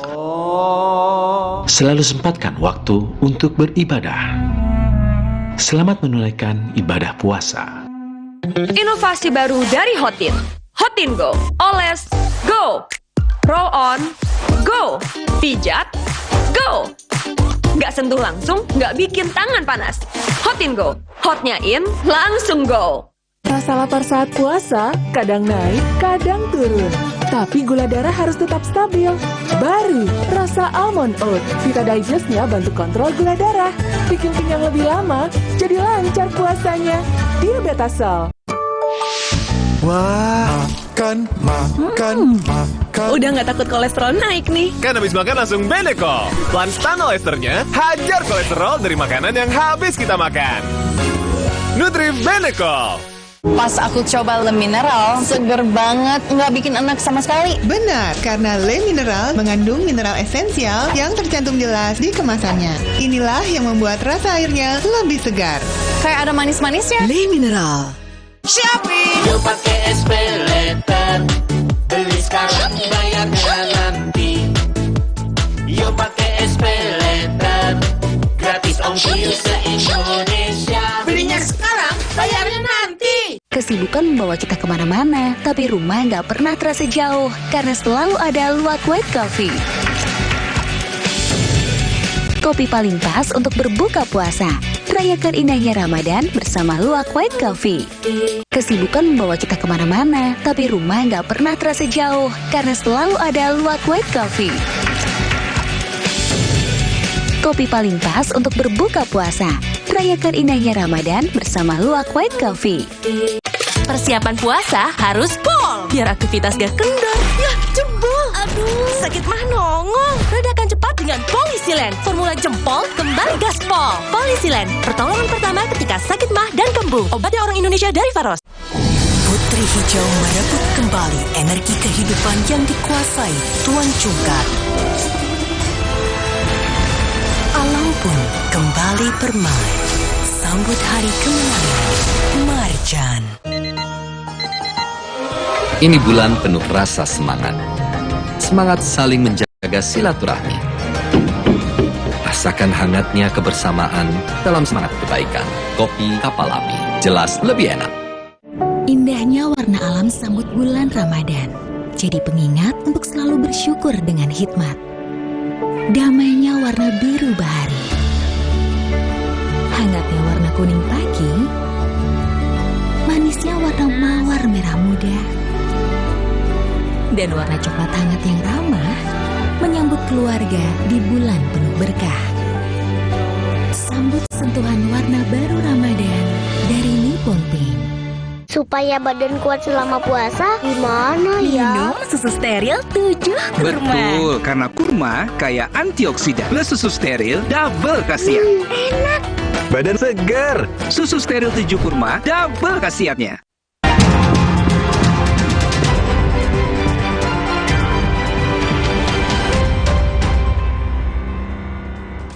Netralitas Presiden Jokowi di pemilu 2024 dipertanyakan oleh anggota PBB, Komite Hak Asasi Manusia. Kita masih bersama Mas Chiko dan juga Mas Ade Armando di Kompas Petang.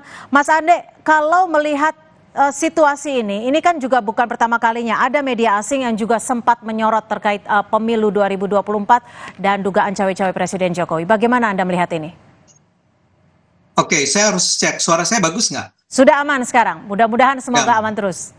Oke, iya pertama-tama memang kita harus, saya ulang ya, apa yang sudah saya sampaikan di awal tadi. Kita harus pelajari dulu ya apa yang sebetulnya ingin disampaikan oleh teman dari Senegal ini, si bapak dari Senegal ini.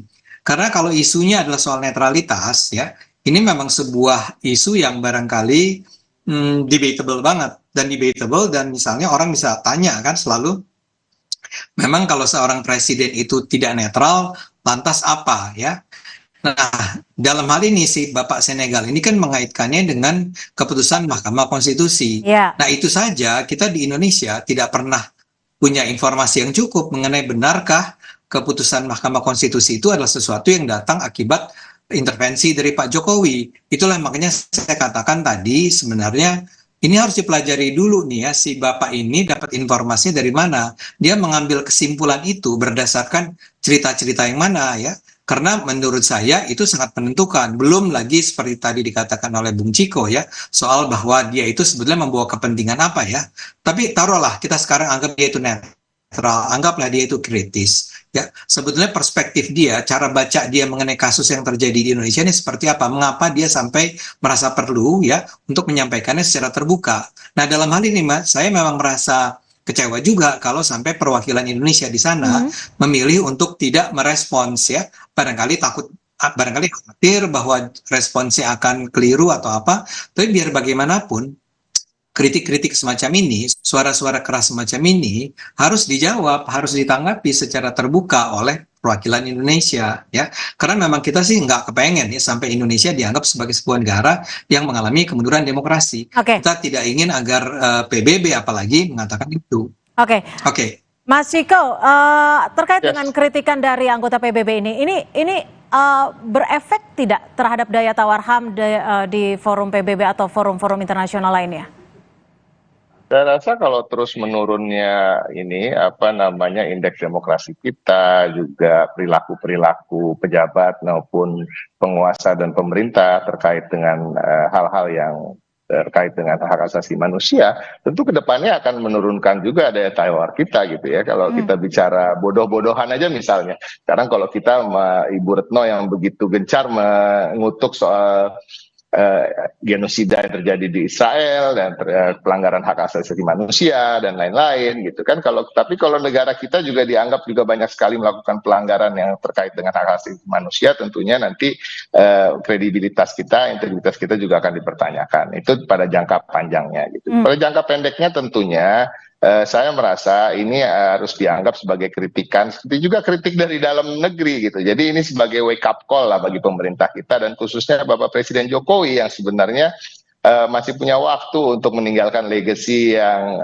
walaupun memang sudah agak buruk ya legasinya, tidak seperti yang diharapkan bahwa dia akan meninggalkan legacy sebagai pemimpin yang demokratis. Nah, tetapi dalam waktu yang singkat ini sampai bulan Oktober sebaiknya melakukan beberapa perbaikan. Tapi Mas Chiko, dengan kritikan dari bisa dikatakan dari dunia internasional ini bisa meyakinkan TPN tidak untuk memajukan gugatan ke MK?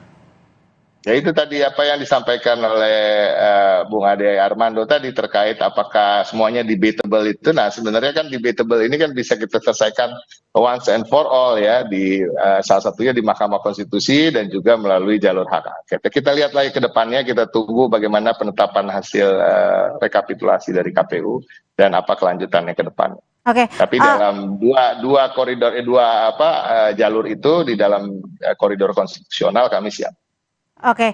Mas Ade, ini kan kita tahu bahwa CCPR ini kan sudah diratifikasi oleh Indonesia gitu ya, dan melalui Undang-Undang Nomor 12 Tahun 2005. Anda masih menyebut ini sebagai kritik biasa? Iya, lagi-lagi saya nggak berani menyimpulkan terlalu jauh karena saya belum punya cerita yang cukup mengenai bagaimana itu dinyatakan ya. Misalnya tadi pertanyaan saya di awal, apakah ini pernyataan seorang anggota CCPR dari Senegal atau memang ini menjadi sebuah pernyataan bersama dari lembaga tersebut ya. Karena saya sih merasa bahwa kalau sampai Dewan HAM PBB itu menganggap Indonesia mengalami penurunan demokrasi yang signifikan, itu salah sekali ya. Saya akan termasuk menjadi orang yang mengatakan enggak lah ya, demokrasi kita barangkali memang tidak sepenuhnya perfect, tapi kemudian pada saat yang sama saya harus mengatakan bahwa ada banyak hal yang baik yang sudah dilakukan dan tidak bisa sepenuhnya dianggap sebagai sebuah atau dengan mudahnya dianggap sebagai kesalahan Pak Jokowi. Ininya belum dapat nih Mbak konteksnya, kenapa dia ngomong begitu, atas dasar apa ya, kita belum baca tuh memang argumen lengkap dari dia. Saya minta maaf bahwa jika masih mempertanyakan, kalau dari koalisi Anda sendiri apa tanggapannya? Apakah akan memberikan sikap tertentu atau akan seperti apa? Saya lagi-lagi juga nggak bisa jawab karena itu bukan keputusan yang melibatkan saya. Saya ini adalah seorang caleg PSI nih, politisi PSI yang tidak ikut di dalam pertemuan-pertemuan koalisi ya. Saya cuma bisa mengatakan kalau saya dimintai pendapat, saya akan mengatakan bahwa apa yang dikatakan oleh teman Senegal itu perlu dibaca secara utuh, secara lengkap, dan kemudian direspons juga secara utuh dan lengkap dari Indonesia. Karena saya sih termasuk orang yang percaya bahwa Indonesia ini tidak perlu khawatir dengan tamparan apapun atau serangan apapun, walaupun itu datang, apakah itu datang dari satu orang ataukah itu datang dari sebuah dewan. Yang penting kan kita bisa menjelaskan kepada publik dunia, publik internasional, bahwa sebetulnya apa yang dikatakan di sana itu adalah sesuatu yang barangkali keliru atau tidak tepat atau apapun. Dan Indonesia tidak perlu merasa, saya setuju sama pernyataan Bung Ciko tadi, Indonesia tuh nggak perlu khawatir kalau ada kritik baik dari dalam maupun dari luar terhadap pemerintah ya memang harus menjawab. Oke, jadi dari koalisi Anda tidak akan melakukan apa-apa juga ya untuk menjawab kritikan ini? Kalau koalisi saya tidak tahu. Saya tidak bisa menjawab, merepresentasikan jawaban dari koalisi kami. Mas Ciko, kalau menurut Anda pemerintah harus melakukan apa ketika sudah disinggung dalam forum internasional?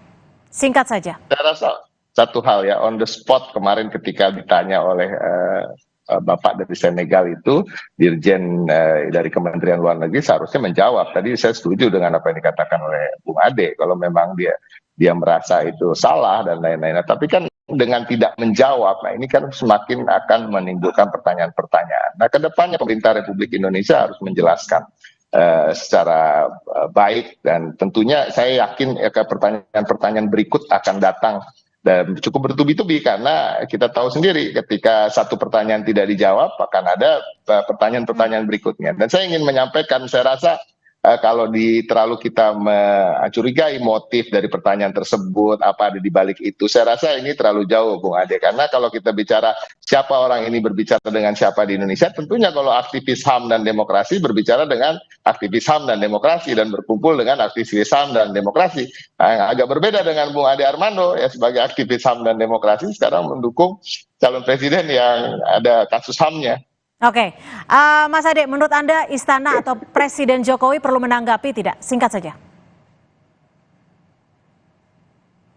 Kalau Pak Presiden mungkin nggak perlu lah ya, tapi kalau suara dari pemerintah sih saya rasa necessity adalah keniscayaan, harus ada jawaban. Karena saya memang tidak percaya, saya orang komunikasi soalnya Mbak ya, saya berkomunikasi bahwa menurut saya memang kalau ada sebuah pernyataan dan itu pernyataan yang merugikan Indonesia, ya Indonesia harus menjawab. Baik, terima kasih Mas Ade Armando, politisi dari PSI, dan juga terima kasih Mas Ciko Hakim, politisi dari PD Perjuangan, sudah bergabung bersama kami di Kompas Petang. Selamat sore. Saudara, informasi lainnya di Kompas Petang akan kami hadirkan selepas jeda. Di antaranya panja balik DPR dan pemerintah sepakat Gubernur Jakarta tetap dipilih melalui pilkada.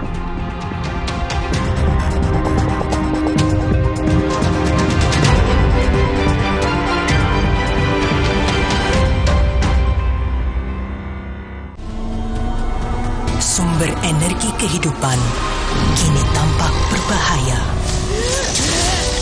Tuan Jungkat berubah, kekuatan yang ia rebut tak bisa dikendalikan. Putri Hijau memutus kekuatan Tuan Cungkar, mengembalikan alam permai untuk semua. Sambut hari kemenangan Marjan. Kesibukan membawa kita kemana-mana, tapi rumah nggak pernah terasa jauh karena selalu ada Luwak White Coffee. Kopi paling pas untuk berbuka puasa. Rayakan indahnya Ramadan bersama Luwak White Coffee.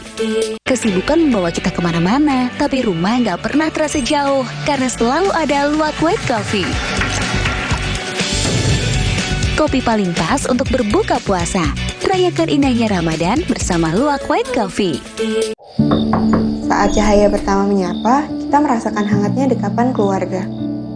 Di meja sahur, kita tidak hanya berbagi makanan, tapi juga cerita tentang mimpi dan harapan. Inilah momen kebersamaan yang membuat hati kita terasa hangat. Hey guys.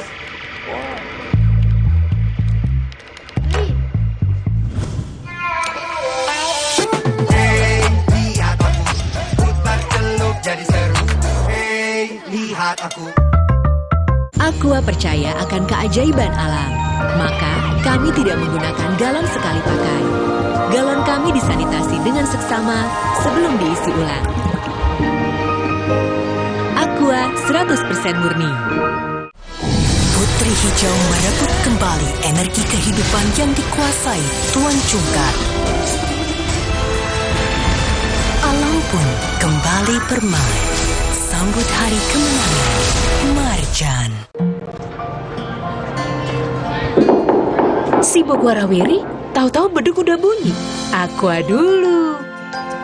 Bangun anak-anak, ayo bangun cepat sahur. Bangun sahur?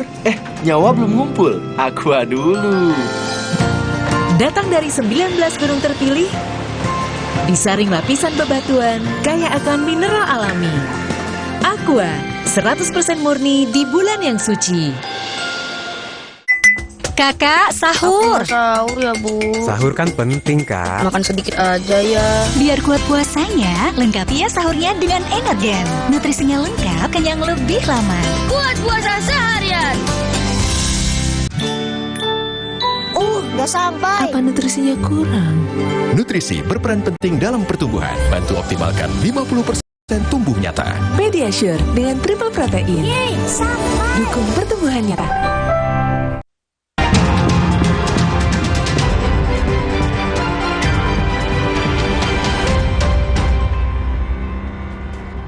Saya Cynthia Rompas masih menemani Anda di Kompas Petang. Saudara Panja Balik DPR dan pemerintah sepakat Gubernur Jakarta tetap dipilih melalui pilkada.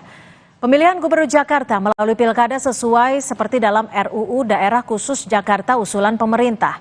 Ketua Balik DPR Supratman Andi Aktas menyebut pemerintah mengusulkan agar Pilgub DKI diadakan dengan sistem suara terbanyak dinyatakan terpilih. Di Undang-Undang DKI sekarang, pemenang pilkada itu sama dengan pemenang pilpres. 50+1. Sekarang, di usulan pemerintah tidak menyebut 50+1. Itu artinya sama dengan pilkada-pilkada yang lain. Suara terbanyak. Artinya juga ini tentu sudah mempertimbangkan menyangkut soal pembelahan aspek sosiologisnya, pembiayaannya. Terkait perpindahan status ibu kota Jakarta menjadi daerah khusus Jakarta, penjabat Gubernur DKI Jakarta Heru Budi bilang masih menanti hasil pembahasan dan perpres dari Presiden untuk mengambil langkah berikutnya. Pindah ibu kota itu tergantung begitu Undang-Undang DKJ sudah disahkan, masih ada satu tahap lagi Bapak Presiden harus mengeluarkan perpres. Baru itu dinyatakan DKI ibu kota pindah. Saudara, legitnya kue bongko atau yang biasa disebut jongkong menjadi salah satu menu pilihan warga Mandailing Natal, Sumatera Utara saat berbuka puasa. Informasinya akan kami hadirkan usai jeda.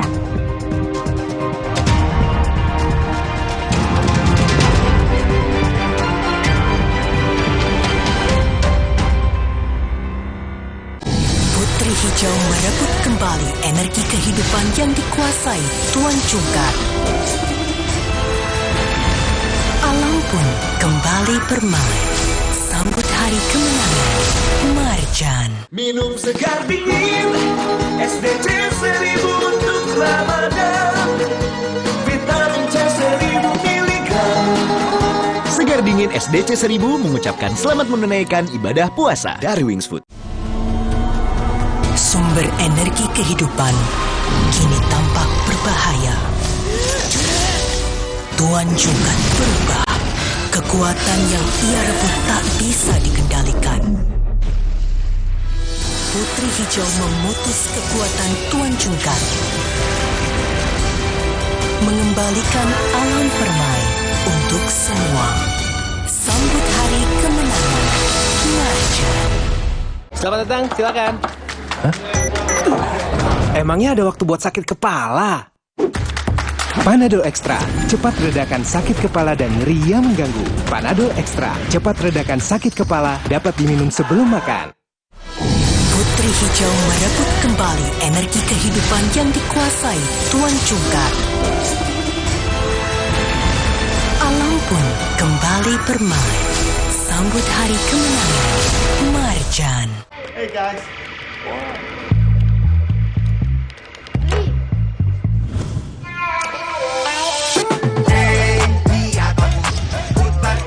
Jadi seru, hey lihat aku. Selamat datang, silakan. Hah? Emangnya ada waktu buat sakit kepala? Panadol Extra, cepat redakan sakit kepala dan nyeri yang mengganggu. Panadol Extra, cepat redakan sakit kepala, dapat diminum sebelum makan. Ceriakan harimu dengan berbagai varian rasa permen Milten, sugar free, blackcurrant, lemon, dan mint. Rasa buah. Sumber energi kehidupan kini tampak berbahaya. Tuan Cungkar berubah. Kekuatan yang ia rebut tak bisa dikendalikan. Putri Hijau memutus kekuatan Tuan Cungkar. Mengembalikan alam permai untuk semua. Sambut hari kemenangan Marjan. Kakak, sahur. Sahur ya, Bu. Sahur kan penting, Kak. Makan sedikit aja ya. Biar kuat puasanya, lengkapi ya sahurnya dengan Energen. Nutrisinya lengkap, kenyang lebih lama. Kuat puasa seharian. Sumber energi kehidupan kini tampak berbahaya. Tuan Cungkar berubah. Kekuatan yang ia rebut tak bisa dikendalikan. Putri Hijau memutus kekuatan Tuan Cungkar.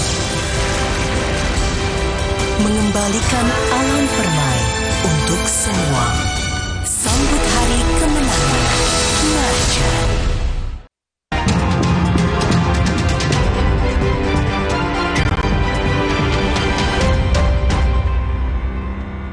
Saudara, kue bongko atau yang biasa disebut jongkong menjadi salah satu menu pilihan warga Mandailing Natal, Sumatera Utara saat berbuka puasa.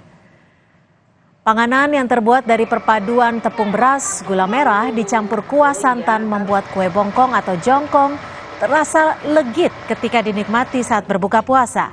Kue jongkong masih mempertahankan daun pisang sebagai media pembungkus. Selain menjadi ciri khas, juga rasa yang sedikit unik menimbulkan daun bau pisang akibat proses pengukusan.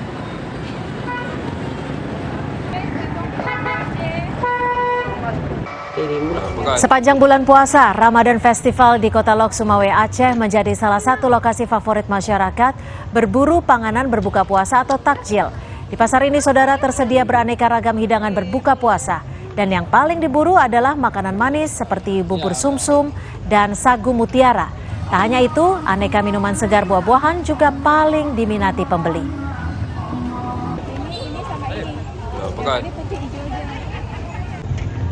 Dan saudara, informasi tadi juga menjadi penutup perjumpaan kita di Kompas Petang hari ini. Saya Cynthia Rompas. Dan saya Rahmat Ibrahim, terima kasih. Sampai jumpa.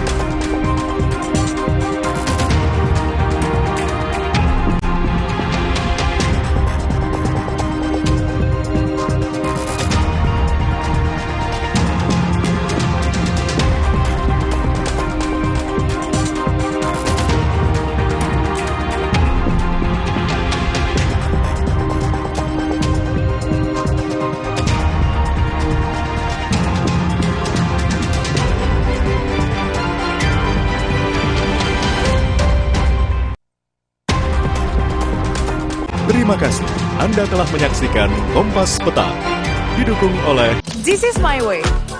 Cobain deh.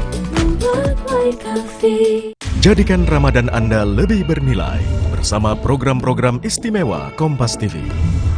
Kompas Sahur, Series of Faith,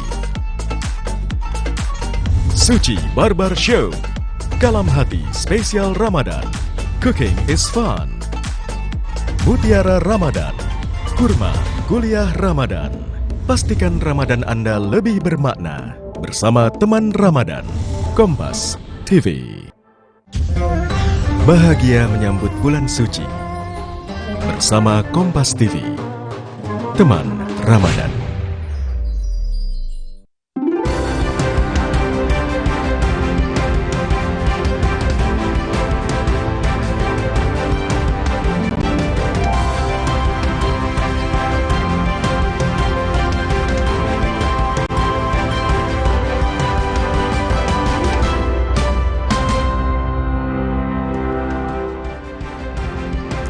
Selamat petang saudara, Komite HAM PBB menyoroti netralitas Jokowi dalam pemilu 2024, sementara TPN Prabowo Gibran menyebut dunia sudah mengakui legitimasi pemilu 2024. Benarkah sesederhana itu? Kami akan bahas di Sapa Indonesia malam kali ini. Hal lain di Sapa Indonesia malam saudara, Jonathan Christie sukses membawa kembali piala bergengsi All England ke Indonesia setelah penantian panjang selama 30 tahun. Lalu bagaimana menjaga asa bulu tangkis Indonesia termasuk hingga ke Olimpiade nanti? Kami akan membahasnya secara lengkap di Sapa Indonesia Malam bersama saya, Cindy Sistiarani. Dan saya Liviana Charlisa. Kita mulai Sapa Indonesia Malam.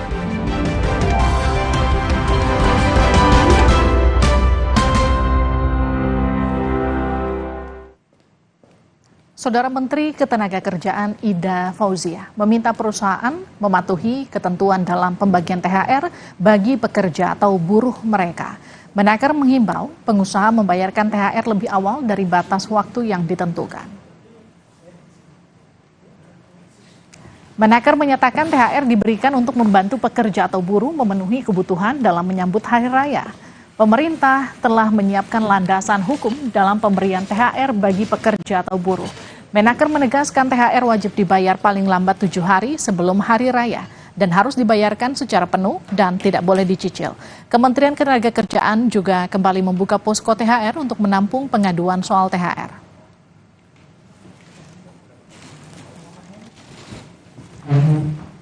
Bagi pekerja atau buruh di perusahaan, THR ini dimaksudkan untuk membantu meringankan beban biaya dalam memenuhi kebutuhan pekerja atau buruh dan keluarganya dalam menyambut Hari Raya keagamaannya. THR keagamaan ini wajib dibayarkan paling lambat 7 hari sebelum Hari Raya keagamaan. THR keagamaan ini harus dibayar penuh, tidak boleh dicicil. Sekali lagi saya pertegas kembali bahwa THR harus dibayar penuh dan tidak boleh dicicil. Sekali lagi saya menghimbau kepada perusahaan agar membayar THR lebih awal sebelum jatuh tempo kewajiban pembayaran THR keagamaan. Sesuai surat edaran Menteri Ketenagakerjaan tentang pelaksanaan pemberian THR keagamaan tahun 2024, THR diberikan pada pekerja atau buruh dengan masa kerja 1 bulan atau lebih. THR juga diberikan pada pekerja atau buruh dengan perjanjian kerja waktu tidak tentu atau perjanjian kerja waktu tertentu.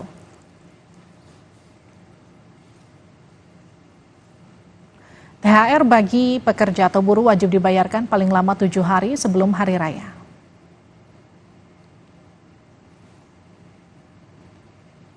THR bagi pekerja atau buruh, kita lihat besarannya bagi pekerja atau buruh ini dengan masa kerja 12 bulan atau lebih, THR diberikan sebesar 1 bulan upah, sedangkan pekerja atau buruh dengan masa kerja 1 bulan tetapi kurang dari 12 bulan, besaran THR diberikan secara proporsional.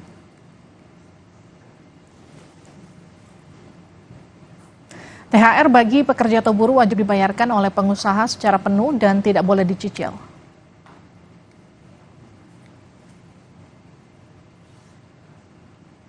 Sebelumnya, Menteri Keuangan Sri Mulyani memastikan tunjangan hari raya atau THR bagi ASN dan pejabat pemerintahan dibayarkan paling cepat 10 hari sebelum Hari Raya Idul Fitri. Selain THR, pemerintah segera membayar gaji ke-13 yang akan diterima pada Juni 2024 dan pembayaran selanjutnya setelah bulan Juni. Menkyu menambahkan anggaran yang digelontorkan untuk keperluan itu mencapai 99,5 triliun rupiah, di mana 48,7 triliun untuk pembayaran THR, sementara 50,8 triliun untuk gaji ke-13.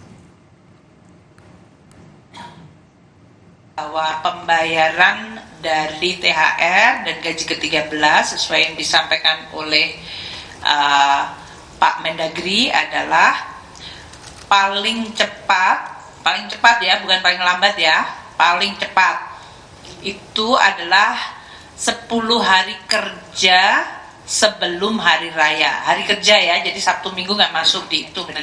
Untuk gaji ke-13 dibayarkan pada bulan Juni 2024 dan kalau belum dibayarkan pada Juni dapat dibayarkan sesudah bulan Juni.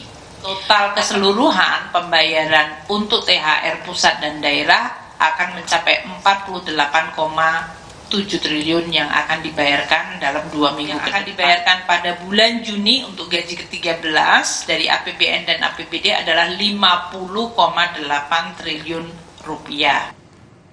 Soal THR bagi pekerja dan buruh, kita akan perdalam bersama jurnalis Kompas TV Gracia Adur di kantor Kementerian Tenaga Kerja. Grazia, Menaker Indo ingatkan pengusaha atau perusahaan agar patuhi ketentuan THR. Apa tindakan dari Kemnaker atau adakah sanksi bagi pengusaha yang tidak memenuhi ketentuan soal THR, misalnya dicicil atau terlambat diberikan? Pengusaha akan diberikan sanksi yaitu berupa denda sebesar 5% dari total jumlah pekerja secara individu maupun jumlah pekerja yang tidak dibayarkan. Mengapa? Karena ini merupakan kewajiban yang harus dibayarkan oleh pengusaha karena THR ini merupakan kewajiban dari pekerja karena sudah diatur dalam peraturan pemerintah nomor 36 tahun 2021 tentang pengupahan dan juga sudah diatur dalam Permenaker nomor 6 tahun 2016. Tadi Livi dan juga saudara, Menaker juga menyampaikan beberapa rincian untuk ada 2 pekerja yang berhak menerima THR. Di antaranya adalah pekerja dengan perjanjian kerja waktu tidak tertentu dan juga pekerja dengan perjanjian kerja waktu tertentu seperti buruh atau pekerja swasta. Nah, tadi juga disampaikan soal bagaimana penghitungan besaran upah. Dijelaskan bahwa untuk pekerja dengan masa kerja selama 12 bulan atau 1 tahun ini maka menerima upah rata-rata 1 bulan, kemudian pekerja harian lepas yang masa kerjanya ini kurang 12 bulan ini maka diterima secara proporsional atau upah 1 bulan dihitung berdasarkan rata-rata upah diterima selama masa kerja kurang dari 12 bulan. Sedangkan untuk pekerja buruh yang menerima upah dengan sistem satuan hasil ini juga mendapatkan upah berdasarkan yang diterima selama 12 bulan. Nah, tadi yang menarik di sini yang tadi kami tanyakan adalah bagaimana soal ojek online, apakah menerima THR atau tidak. Tadi disampaikan oleh Kemnaker bahwa Kemnaker ini sudah menghimbau kepada para pengusaha yang bekerja ataupun yang berada di bisnis ojek online ini dihimbau untuk membayar THR terhadap ojek online ini meskipun mereka merupakan mitra kerjasama dengan ojek online tersebut seperti itu, Livi. Tetapi ini masih berupa himbauan dan kami juga masih menunggu seperti apa kegiatan dari hal ini, Livi. Kembali ke studio. Terima kasih Gracia Adur atas laporan Anda dari kantor Kementerian Tenaga Kerja.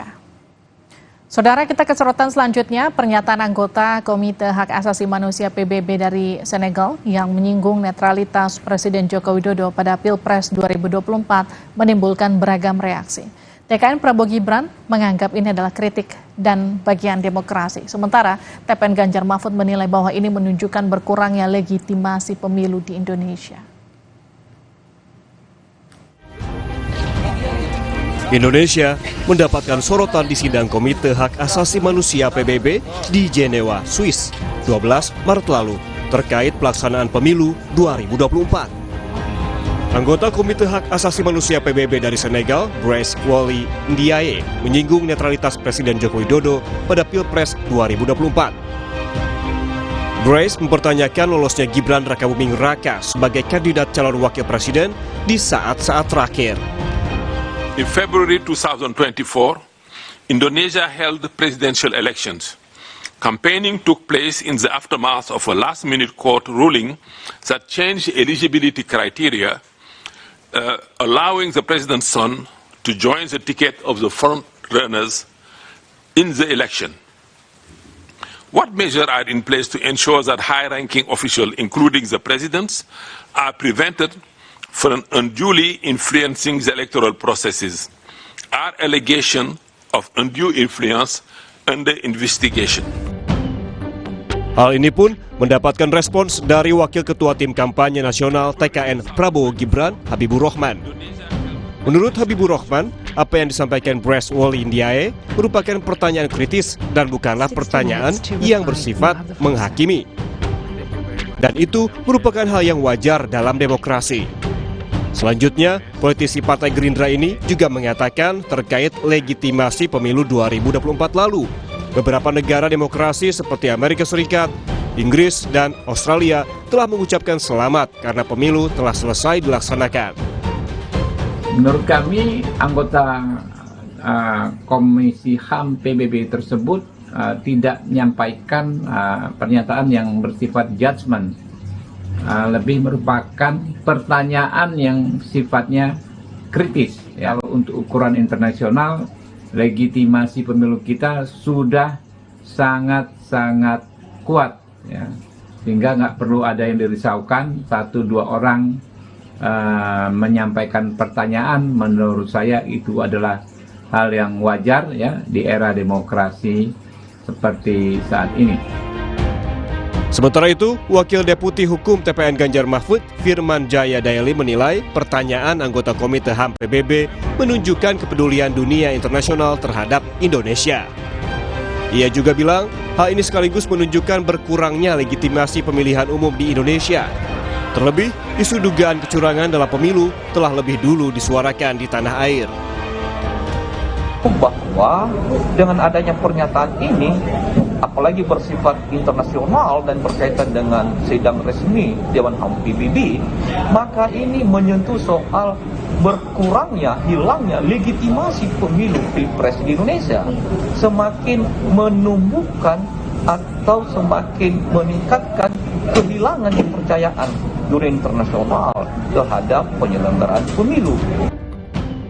Pertanyaan terkait mengenai netralitas Joko Widodo pada Pilpres 2024 nyatanya tidak dijawab oleh perwakilan Indonesia yang dipimpin oleh Dirjen Kerjasama Multilateral Kementerian Luar Negeri, Tri Tariat. Ia justru menjawab pertanyaan perihal kebebasan beragama, pengerahan militer di Papua, hingga hak politik orang asli Papua yang ditanyakan Ndiaye bersamaan dengan kasus netralitas Jokowi. Pertanyaan yang disampaikan anggota Komite Hak Asasi Manusia PBB 12 Maret lalu menandakan pemilu yang sudah dijalani di Indonesia turut menjadi perhatian dunia. Sedangkan rencana membawa dugaan kecurangan pemilu melalui hak angket DPR ataupun ke MK juga tengah dipersiapkan, menunggu penetapan hasil pemilu resmi dari KPU 20 Maret mendatang. Tim Liputan, Kompas TV. Saudara Kepala Otorita IKN Bambang Susantono dalam rapat bersama Komisi 2 DPR menjelaskan progres pembangunan Istana Negara di IKN sudah hampir rampung. Menurut Kepala Otorita IKN, optimistis upacara kemerdekaan Agustus bisa digelar di IKN.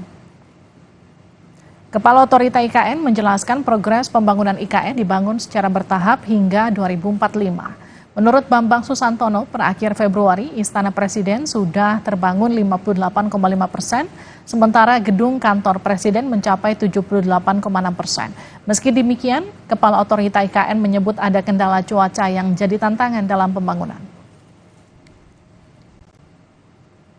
Faktor cuaca, kemudian faktor juga logistik dan segala macam yang berhubungan dengan konstruksi akan ada di lapangan. Kemudian gedung kantor Presiden juga terlihat di situ. Bilah-bilah dari Garudanya insya Allah sudah mulai terpasang dan mungkin makin lama akan terlihat secara jelas bagaimana sayap dari Garuda itu akan mewarnai dari gedung kantor Presiden. Ya. Sekretariat Presiden sebelah kanan itu progresnya 65%, dan insya Allah dalam hitungan bulan nanti pada bulan Agustus kita harapkan ini sudah paling tidak mendekati semuanya 90% atau mendekati penyelesaiannya.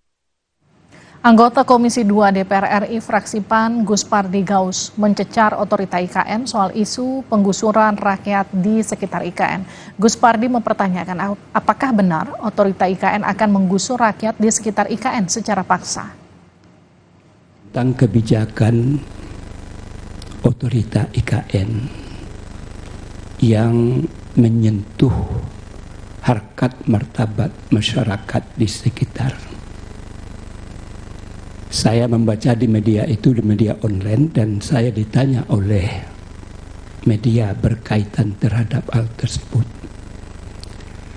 Adanya kebijakan daripada otorita IKN untuk menggusur, untuk membumi hanguskan dalam tanda kutip.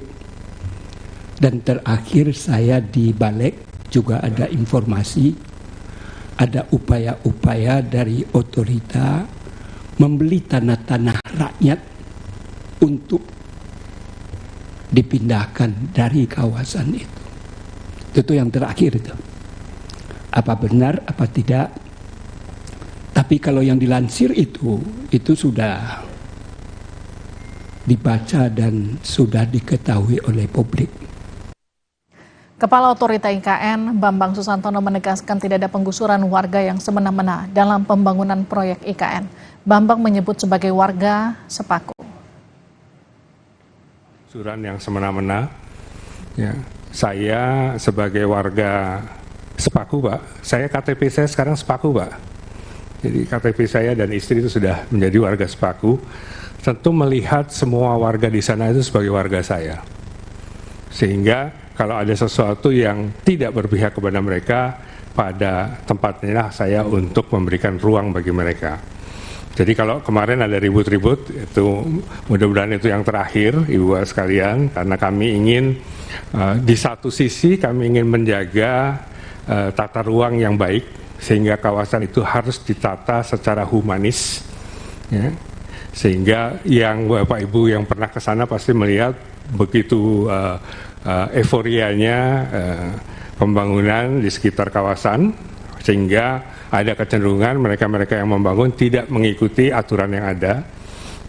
Anggota Komisi 2 DPR fraksi Demokrat Wahyu Sanjaya mengusulkan agar DPR dipindahkan paling terakhir ke IKN. Wahyu menyebut pemerintah lebih penting untuk diprioritaskan berkantor di IKN. 12 Pak ya, bangunan yang akan dikerjakan segera ya. Kita memahami bahwasanya banyak prioritas yang dibutuhkan, baik kantor kementerian dan sarana-sarana pendukung yang lainnya. Karena itulah saya secara pribadi mengusulkan kalau bisa gedung DPR itu yang terakhir sekali saja Ketua, pembangunannya, karena kan kita melihat bahwasanya prioritas yang dibutuhkan oleh pemerintah untuk membangun ibu kota negara itu sedemikian masif, sedemikian besar. Jadi kita harus mengalah, memberikan skala prioritas terlebih dahulu kepada pemerintah. Jadi mungkin setelah seluruhnya selesai, ya barulah kita lah yang terakhir. Kalau perlu yang paling pojok dan paling kecil pun tidak masalah, tetapi terakhir sekali saja Ketua. Saudara, Presiden Joko Widodo mengizinkan pembelian lahan di kawasan ibu kota negara Nusantara asal tidak melanggar ketentuan. Harga tanah akan ditentukan otoritas IKN. Menteri Pekerjaan Umum dan Perumahan Rakyat Basuki Hadi Mulyono mengungkapkan Presiden Jokowi meminta agar status lahan di IKN untuk investor segera ditetapkan. Dalam rapat terbatas hari Rabu lalu disepakati lahan di IKN bisa dibeli. Menurut Basuki, Presiden menerima banyak keluhan dari investor terkait percepatan investasi dan kesiapan lahan di IKN. Bagi investor agar segera ditetapkan statusnya. Kemudian juga tadi sarannya dari Bapak Menteri Investasi yang juga disepakati oleh Bapak Presiden, beli. Jadi tanahnya dijual, harganya ditetapkan oleh otoritas. Asal tidak melanggar aturan. Itu juga kalimatnya beliau. Kerja cepat, tapi tidak melanggar aturan. Sebelumnya pada November lalu, Presiden Joko Widodo sempat mengajak para pengusaha, investor, dan CEO ke IKN untuk ikut berkontribusi. Jokowi menyebut lahan IKN sebagai investasi masa depan dan dapat dibeli mumpung harganya murah. Jokowi meminta para pengusaha tidak perlu khawatir untuk berinvestasi di IKN karena telah diatur undang-undang dan didukung hampir semua fraksi parpol di DPR. Jokowi juga mengajak para pengusaha dan investor untuk membeli tanah di IKN karena harganya masih murah.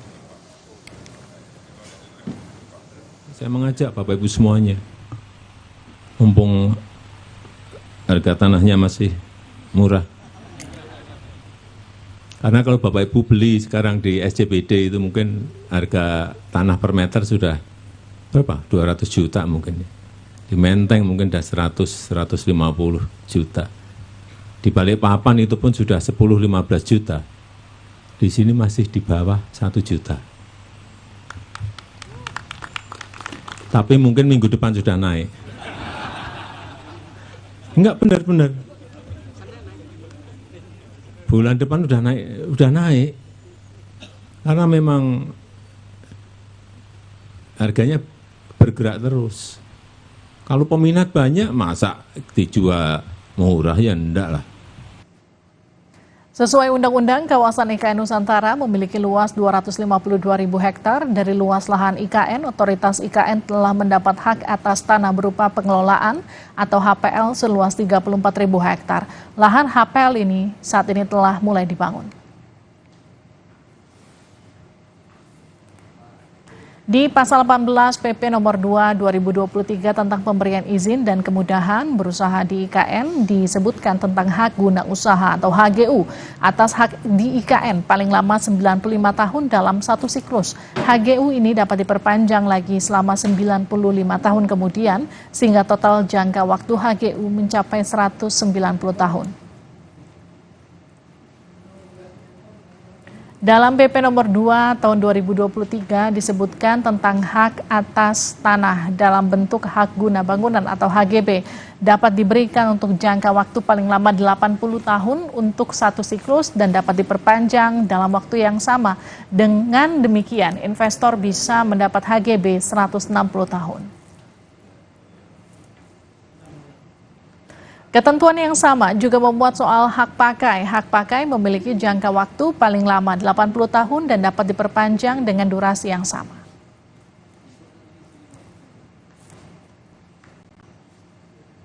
Kita ke sorotan selanjutnya, Saudara. Ketua Umum Partai Golkar Erlangga Hartarto meminta jatah minimal 5 kursi menteri pada Prabowo Gibran karena kontribusi Golkar di Pilpres.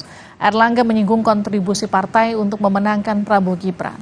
Erlangga mengklaim Golkar berkontribusi 25% dari total perolehan suara Prabowo Gibran di Pilpres.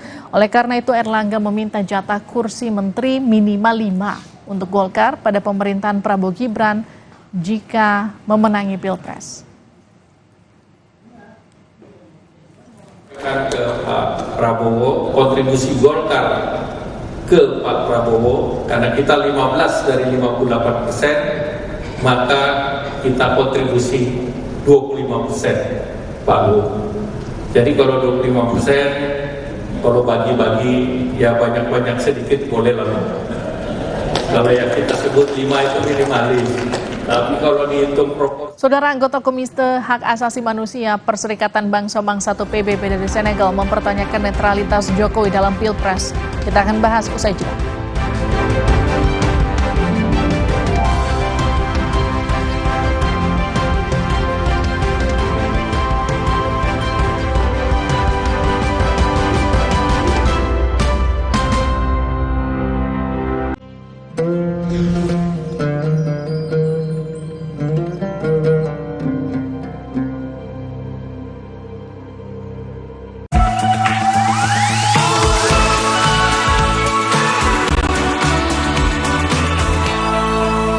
Assalamualaikum warahmatullahi wabarakatuh.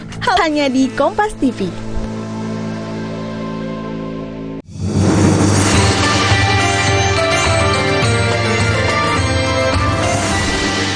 Assalamualaikum warahmatullahi wabarakatuh. Setiap yang berbisnis pasti ingin berkah.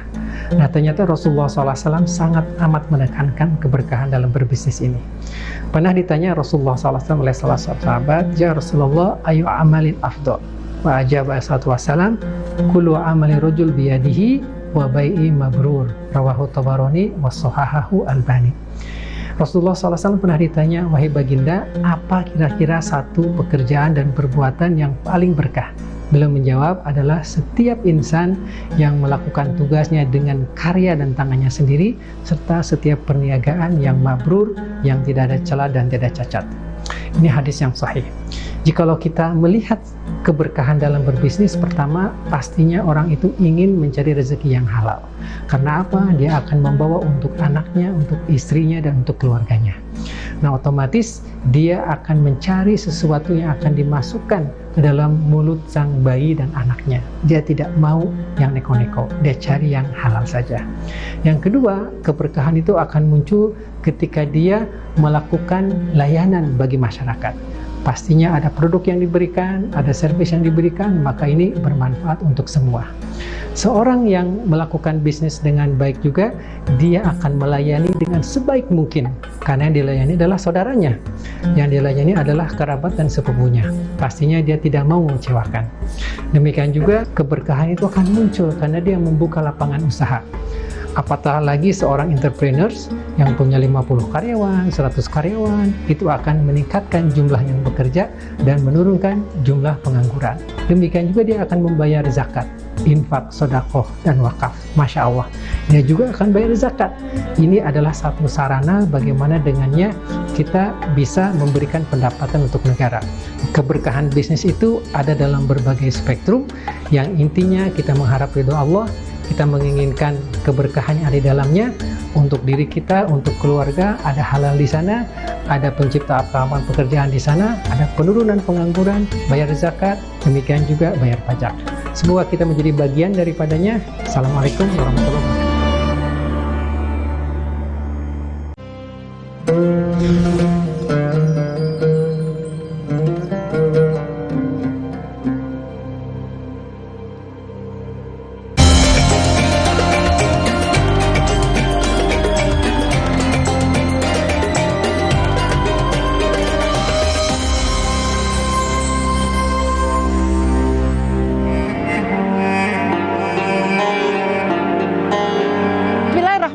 Assalamualaikum warahmatullahi wabarakatuh. Pemirsa Kompas TV di seluruh penjuru tanah air, alhamdulillah.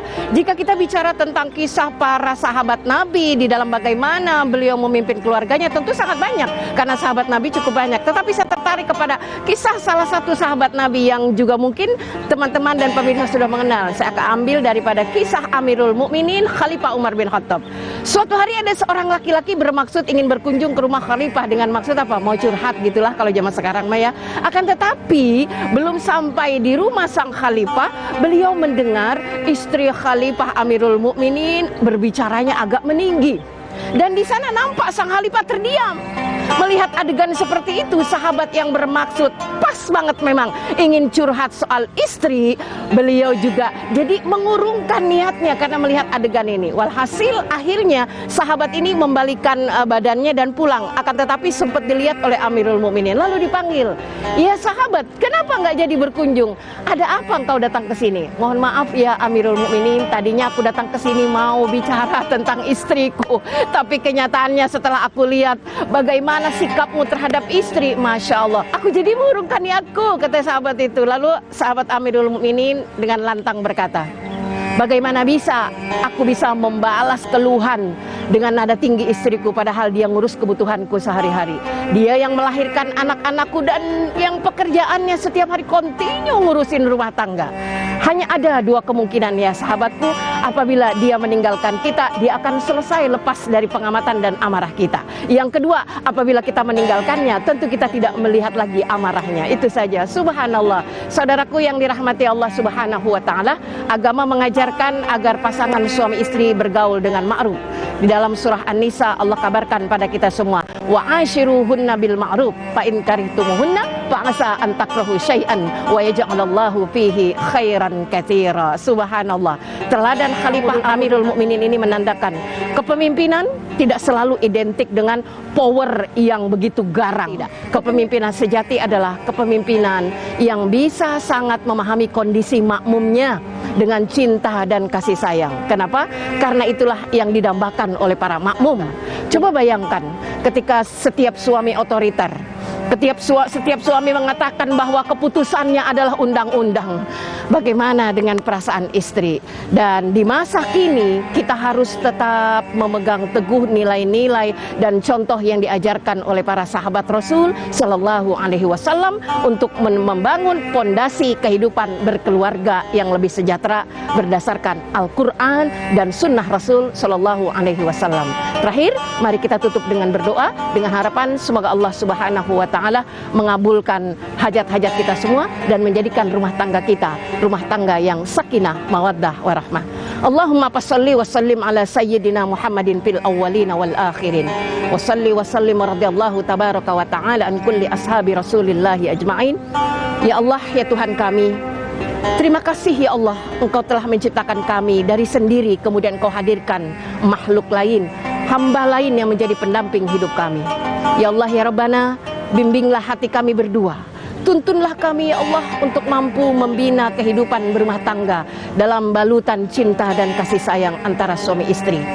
Jadikanlah mereka para sahabatmu, bahkan Rasul Shallallahu Alaihi Wasallam menjadi teladan dalam kehidupan kami. Allahumma ighfir lana zalamna anfusana wa illam taghfir lana wa tarhamna lanakunanna minal khasirin. Rabbana atina fid dunya hasanah wa fil akhirati hasanah wa qina adzabannar. Walhamdulillahirabbil alamin. Ila liqa. Tetap setia di Kompas TV menjelang berbuka puasa, insya Allah banyak ilmu di sana. Hadanallahu wa iyyakum ajma'in. Assalamualaikum warahmatullahi wabarakatuh.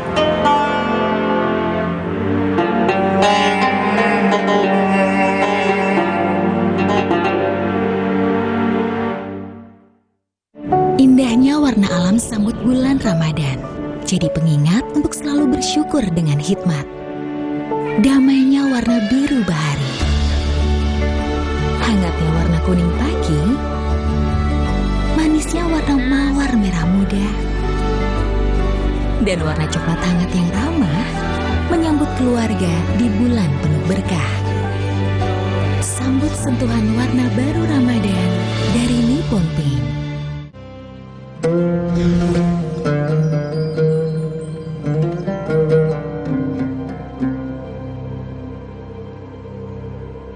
Telah hilang meninggalkan rumah Basane. Inilah kisah tentang warga kami yang hilang.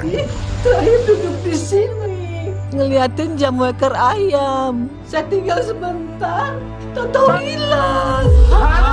Satu orang kehilangan, semua akan merasa kehilangan. Makan kebuli, jangan dicampur jamu. Kalau peduli, cari Basane. Sampai ketemu.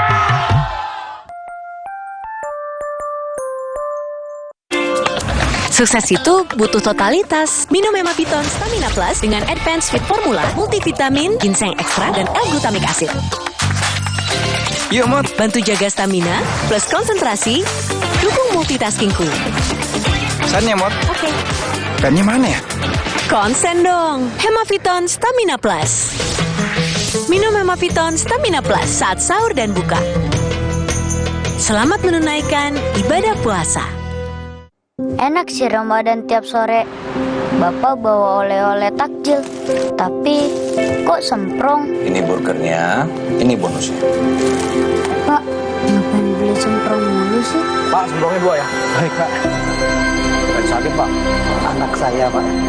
Saya ambil lagi deh 2 semprongnya. Kamu tahu nggak kenapa? Supaya yang jual tahu kalau semua usaha dan doanya nggak akan sia-sia.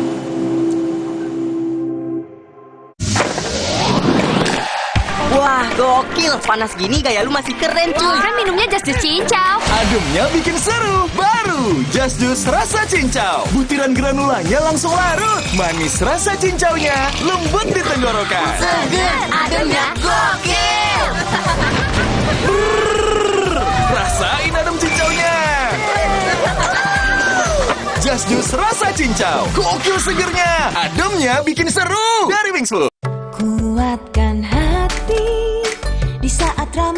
kesehatan. Kuatkan gigi di saat kuman menyerang. Ciptaden Herbal, bersihkan gigi, jauhkan kuman. Ciptaden Herbal, Perlindungan alami gigi dan gusi. Selamat menunaikan ibadah puasa. Lion. Namanya juga manusia, ada aja tingkahnya.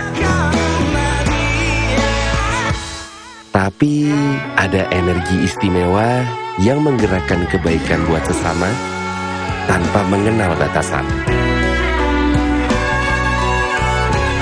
Itulah indahnya energi kebersamaan. Pertamina, energizing you.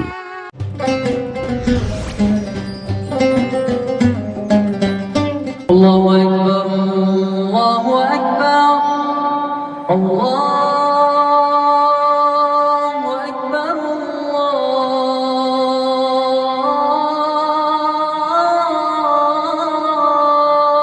Allahu Akbar. Asyhadu an la ilaha illallah.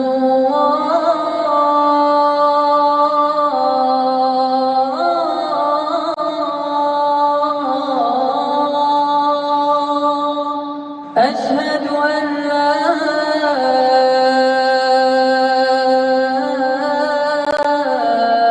إله إلا الله.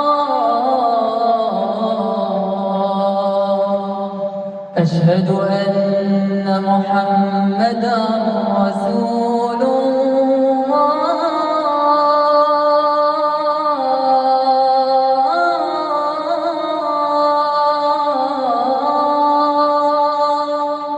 أشهد أن محمدا رسول الله.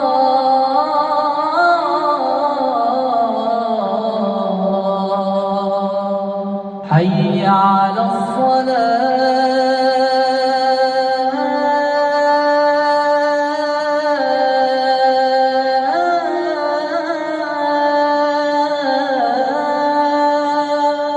حي على الصلاة.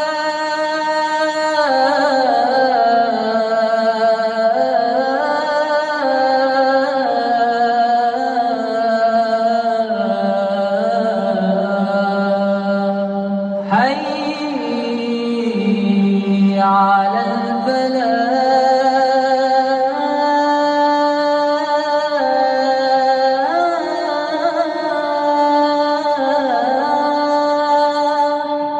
حي على الفلاح.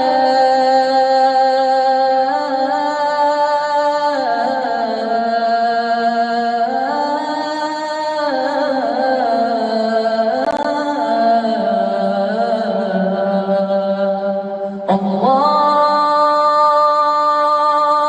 أكبر،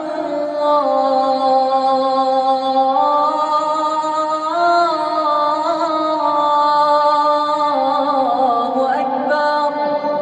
لا إله إلا الله.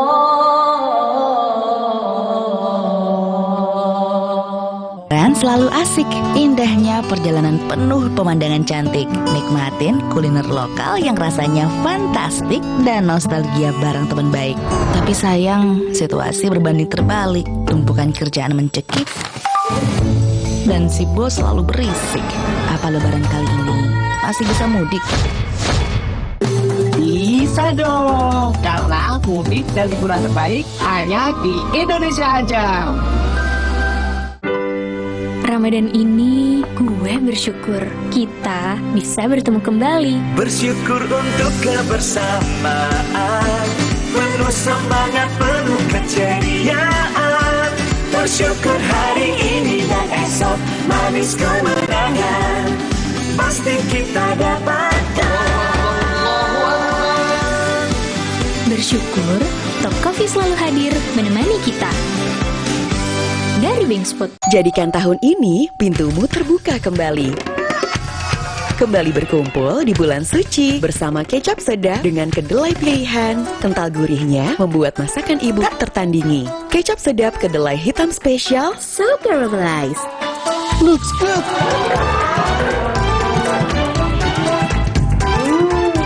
Taste good. Dengan kecap sedap, berkah manis Ramadan lebih terasa. Yuk, buka kembali pintumu dengan kecap sedap dari Wingspot.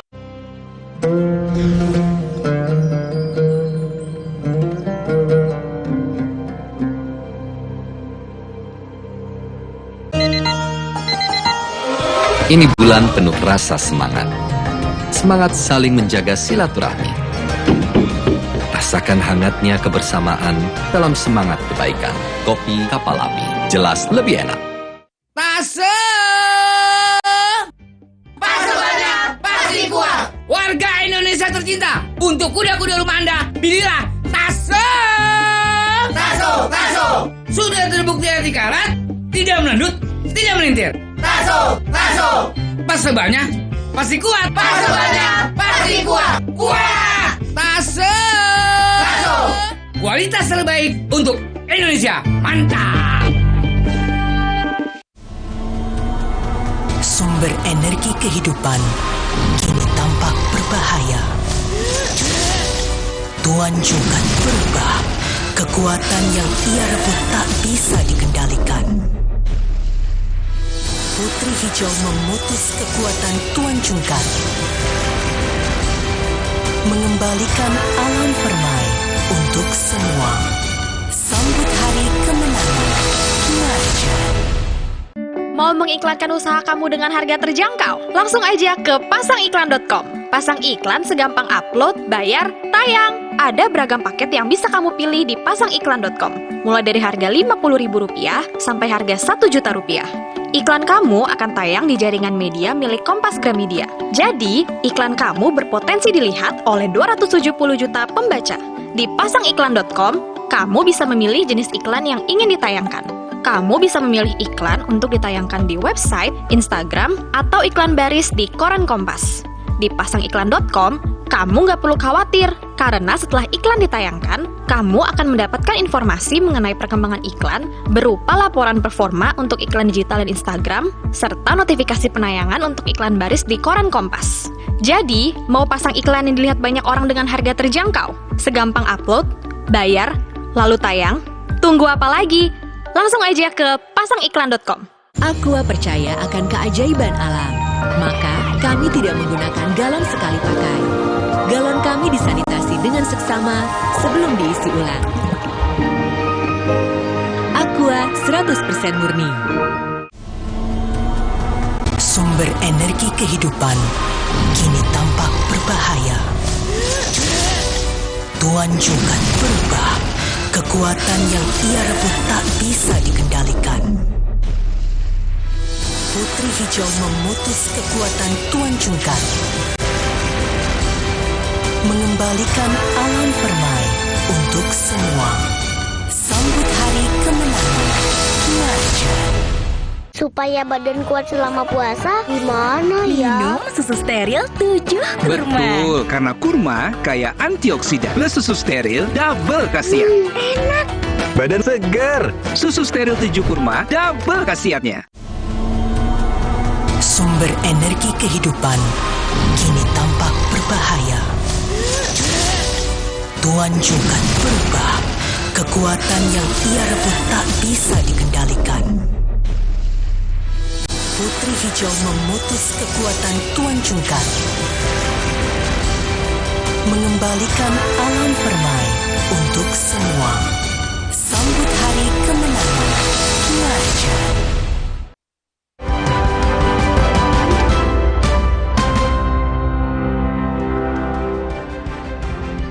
Saudara, selamat berbuka puasa bagi Anda yang menunaikan ibadah puasa pada hari ini. Anggota Komite Hak Asasi Manusia Perserikatan Bangsa-Bangsa atau PBB dari Senegal mempertanyakan netralitas Presiden Joko Widodo dalam Pilpres. TKN Prabowo Gibran mengklaim banyak negara menyebut pemilu Indonesia sukses, sementara TPN Ganjar Mahfud justru menilai legitimasi pemilu berkurang. Pelaksanaan Pilpres di Indonesia pada 14 Februari menjadi perbincangan dalam sidang Komite HAM PBB di Jenewa, Swiss 12 Maret lalu. Anggota Komite HAM PBB dari Senegal menyoroti tentang netralitas Presiden Joko Widodo dalam pemilu 2024. Dia juga menyinggung putusan Mahkamah Konstitusi yang meloloskan Gibran Rakabuming Raka sebagai peserta Pilpres 2024. In February 2024, Indonesia held presidential elections. Campaigning took place in the aftermath of a last-minute court ruling that changed eligibility criteria, allowing the president's son to join the ticket of the front-runners in the election.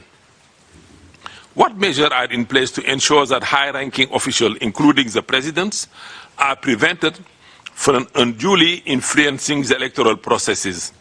Are allegations of undue influence under investigation? Perwakilan Indonesia yang dipimpin Dirjen Kerjasama Multilateral Kementerian Luar Negeri tidak memberikan respon atas pernyataan dari wakil Senegal tersebut. Ia justru menjawab isu lainnya seperti isu Papua hingga kebebasan beragama. In the interest of time and for the effectiveness of delivering the response, I'm going to cluster those questions accordingly. First, on the issue of Papua, that covers number of issues on the list of inquiries. May I invite Mr. Afif from the Office of the Secretariat of Vice President to address, and Mr. Agung Sumirat to address issues concerning Papua. Wakil Ketua TKN Prabowo Gibran, Habibur Rahman menyebut legitimasi pemilu 2024 tidak perlu diragukan karena banyak negara di dunia yang menilai pemilu Indonesia berjalan dengan sukses. Sikap resmi dari berbagai negara ya yang dikenal sebagai negara demokrasi di dunia, antara lain Amerika Serikat, Inggris, Australia, Spanyol ya, dan banyak negara lain, justru pemimpin-pemimpinnya secara jelas, secara resmi dan secara tegas mengatakan bahwa pemilu Indonesia berlangsung dengan sukses. Namun Wakil Deputi Hukum TPN Ganjar Mahfud, Firman Jaya Deli menilai pernyataan anggota Komite HAM PBB ini menghilangkan kepercayaan internasional pada pelaksanaan pemilu 2024. Maka ini menyentuh soal berkurangnya, hilangnya legitimasi pemilu Pilpres di Indonesia. Semakin menumbuhkan atau semakin meningkatkan kehilangan kepercayaan dunia internasional terhadap penyelenggaraan pemilu. Dan ini soal mengurangi legitimasi pemilu dan juga mengurangi hilangnya legitimasi peradaban politik di Indonesia. Presiden Joko Widodo pernah meminta semua pihak yang mengetahui kecurangan pada pemilu 2024 segera melaporkan ke Bawaslu dan Mahkamah Konstitusi. Jangan hanya teriak soal curang. Ada mekanisme untuk ke Bawaslu, mekanisme nanti persidangan di MK, saya kira sudah diatur semuanya kok. Jadi janganlah teriak-teriak curang. Ada bukti langsung bawa ke Bawaslu, ada bukti bawa ke MK. Ya. Indeks Demokrasi Indonesia dari tahun ke tahun cenderung stagnan dan berada di skor 6 atau kategori demokrasi cacat. Pada 2014, skor Demokrasi Indonesia 6,95. 4 tahun kemudian turun menjadi 6,39 dan pada 2022 skornya 6,71. Tahapan Pilpres tinggal menunggu pengumuman hasil rekapitulasi penghitungan suara oleh Komisi Pemilihan Umum pada 20 Maret 2024 dan menetapkan presiden dan wakil presiden terpilih. Tim Liputan Kompas TV. Saudara anggota Komite HAM PBB mempertanyakan netralitas Presiden Joko Widodo dalam Pilpres. Bagaimana Indonesia harus menjawab kritikan ini? Kita akan bahas bersama tim pemenangan TKN Prabowo Gibran, Viva Yoga Mauladi, ada juga pakar hukum internasional Hikmahanto Juwana dan Direktur Eksekutif Amnesty International Indonesia Usman Hamid. Saya ke Prof. Hikmahanto dulu yang sudah bergabung. Prof, apa kabar Prof? Ya, baik, alhamdulillah sehat. Prof, bagaimana melihat dan juga merespon soal Indonesia yang dipertanyakan di forum internasional? Bagaimana netralitas seorang presiden di sana menghadapi pemilu? Ya, pertama ya perlu saya sampaikan bahwa memang di dalam Dewan HAM PBB ini ada forum yang namanya Constructive Dialogue.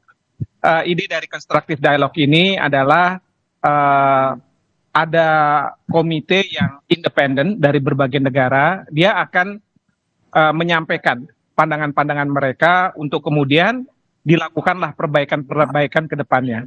Jadi ini bukan semacam apa ya, kayak nantinya akan ada sanksi dan lain sebagainya. Jadi dialog yang konstruktif.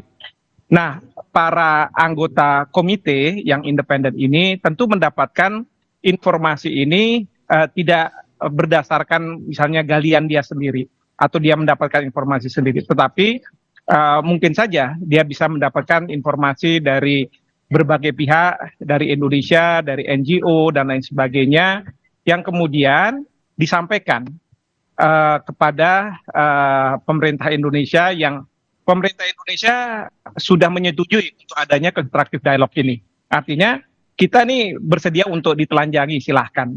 Nah, dalam konteks pertanyaan yang berkaitan dengan Pilpres kemarin, masalahnya kenapa tidak dijawab, gitu kan? Sebenarnya kan bisa saja dijawab. Karena pertanyaannya itu adalah berkaitan dengan proses pemilihan presiden, di mana yang ditanyakan itu adalah putra presiden yang jadi eligible untuk mengikuti Pilpres ini. Sebenarnya kan kalau misalnya ditanyakan what kind of measures, apa langkah-langkah yang dilakukan, kalau misalnya delegasi Indonesia mungkin juga akan nggak ada waktu atau dia terlewatkan gitu ya. Tetapi bisa saja dijawab bahwa sudah ada measures. Misalnya kita tahu ada di MK, ada MK yang melakukan proses terhadap, dia mengatakan high officials, termasuk presiden. Jadi nggak harus semata-mata presiden, tapi high officials. Lalu juga kan sudah ada proses di MK. Lalu juga di DKPP juga sudah ada proses. Sebenarnya kalau misalnya dijawab, menurut saya ya tidak ada masalah begitu ya. Tetapi masalah muncul karena tidak dijawab oleh delegasi kita, apapun alasannya. Saya tidak tahu apakah karena alasan terlewat, karena waktu yang disediakan memang sangat terbatas, kalau saya tidak salah 50 atau 60 menit, katakanlah begitu, sehingga tidak sempat menjawab atau ada alasan lain. Saya tidak tahu, tetapi seperti itu. Demikian. Baik, saya ke Pak Viva. Pak Viva, bagaimana melihat TKN setelah kemudian kemarin mendapatkan kritikan soal netralitas Pak Jokowi di forum internasional?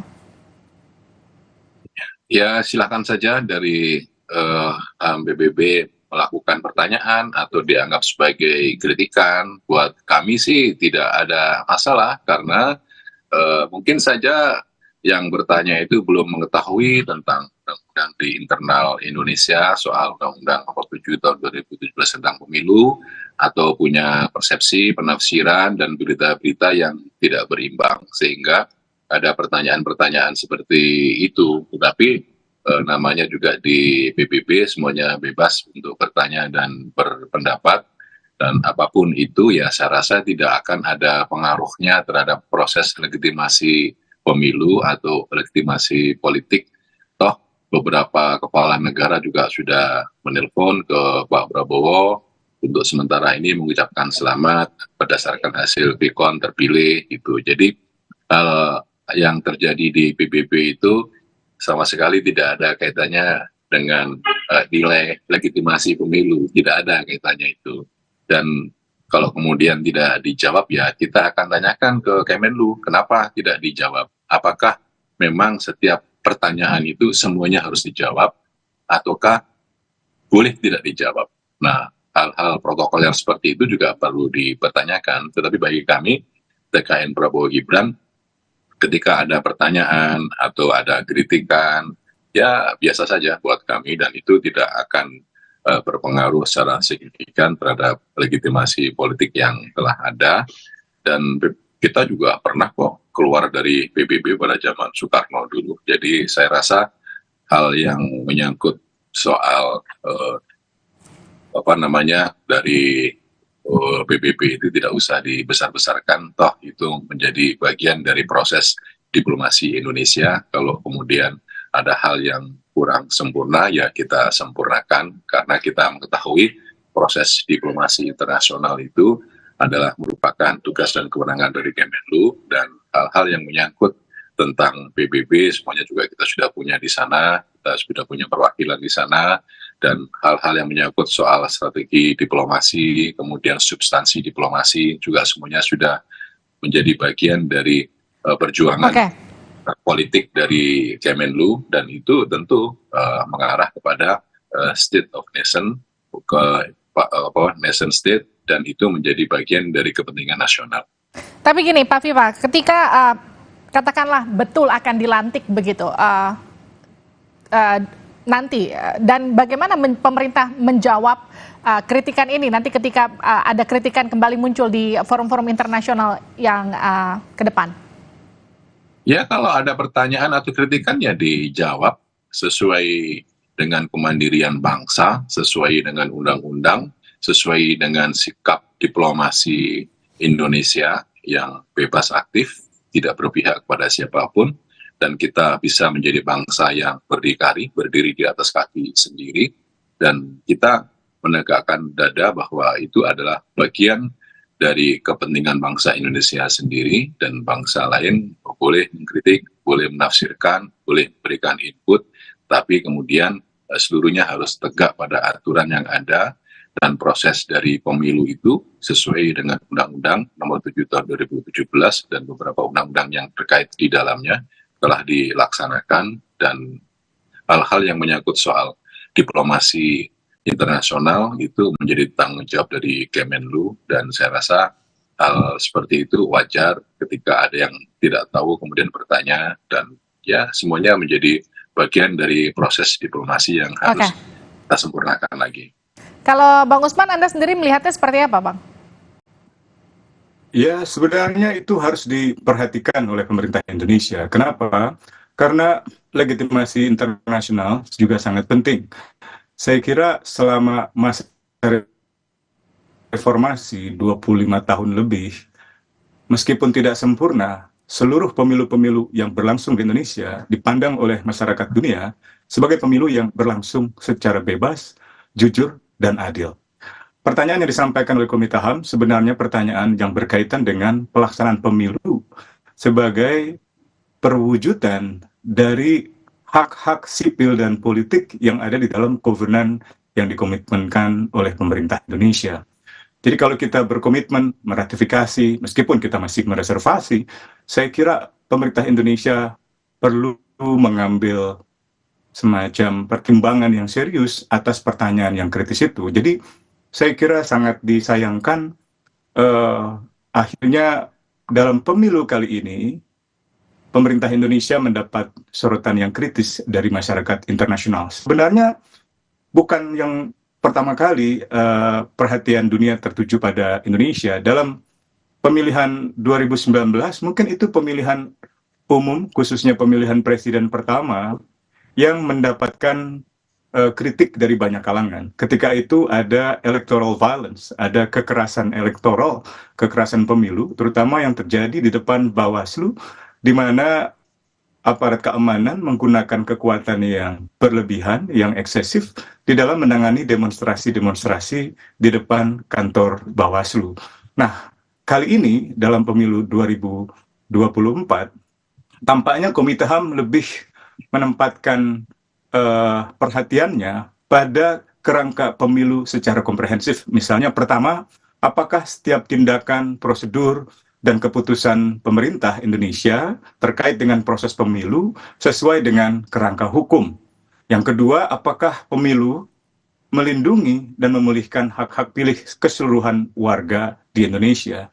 Yang ketiga, apakah negara memungkinkan setiap warga yang merasa atau meyakini bahwa hak pilihnya atau hak berekspresinya telah dilanggar saat kampanye, seperti Aiman Wicaksono misalnya, tetap diberikan jaminan untuk bebas mengajukan pengaduan atau keluhan untuk mendapatkan keadilan. Nah, tampaknya pertanyaan Komite HAM itu ingin mengarah pada ketiga hal itu, di mana yang pertama misalnya pemilu Indonesia kurang sesuai dengan kerangka hukum, karena ketika itu kerangka hukum mengenai syarat pencalonan capres-cawapres justru diubah dan ada dugaan kuat bahwa Presiden mengintervensi putusan di Mahkamah Konstitusi berdasarkan konflik kepentingan yang dimiliki oleh Presiden sebagai kakak ipar dari Ketua MK yang menguntungkan keponakan Ketua MK yaitu Gibran Rakabuming Raka. Saya ke Prof. Hikmah. Prof, kemarin tidak dijawab, artinya ada mungkin saja kemungkinan terbuka untuk pertanyaan kembali muncul serupa begitu. Katakanlah bagaimana seharusnya kita menjawab ke depannya dan bagaimana kemudian jawaban tersebut tidak katakanlah tidak menghilangkan legitimasi hasil pemilu. Pertama ya terkait dengan legitimasi, menurut saya ini nggak ada kaitan dengan legitimasi. Karena yang komite kemarin itu bukan representasi dari masyarakat internasional. Bahkan tidak juga merupakan representasi dari Perserikatan Bangsa-Bangsa. Ini kan kaitannya dengan seperti Mas Usman katakan, Indonesia meratifikasi ICCPR. Karena kita meratifikasi ICCPR, mereka melakukan proses yang namanya constructive dialogue. Dialog yang konstruktif, yang memberikan masukan-masukan kepada pemerintah Indonesia untuk diperhatikan. Nah, mereka tentu berangkat dari ketidaktahuan. Kalau pertanyaan itu muncul, seperti saya tadi katakan, itu muncul bukan karena penyelidikan dari yang bersangkutan yang bertanya itu, tetapi mungkin dapat masukan dari NGO atau mungkin dari Mas Usman, dari siapapun, dia bisa mendapatkan informasi itu. Nah, itu yang kemudian dilontarkan untuk pemerintah Indonesia bisa memperbaiki. Yang kedua, yang saya ingin sampaikan, memang tadi Mas Usman cerita tentang banyak hal begitu ya. Saya melihat klipnya waktu si panel ini bertanya.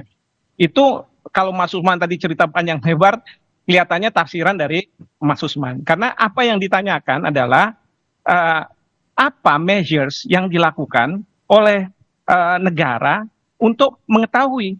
Sebenarnya bisa dijawab dengan mudah, ya kan? Kalau misalnya memang mau dijawab, pertanyaannya kenapa tidak dijawab? Saya juga tidak tahu. Mudah-mudahan bukan unsur politis ya, tetapi karena masalah kelewatan saja begitu ya. Kelewatan artinya dengan waktu yang sangat dibatasi sehingga tidak bisa, karena mungkin dari ketua delegasi melihat ada isu-isu yang lebih penting berkaitan dengan BP jaminan sosial lah, lalu kaitan dengan Papua mungkin dan lain sebagainya. Seperti itu. Terima kasih Prof. Hikmah, terima kasih Mas Viva dan juga Bang Usman sudah bergabung di Sapa Indonesia Malam. Mohon maaf waktu yang terbatas. Nanti kita akan berbincang lagi mengenai hal ini. Terima kasih. Terima kasih. Saudara, Jonathan Christie sukses membawa kembali piala bergengsi All England ke Indonesia setelah penantian panjang 30 tahun. Bagaimana menjaga asa bulu tangkis Indonesia? Rekan saya Cindy Sistiarani akan hadir usai jeda.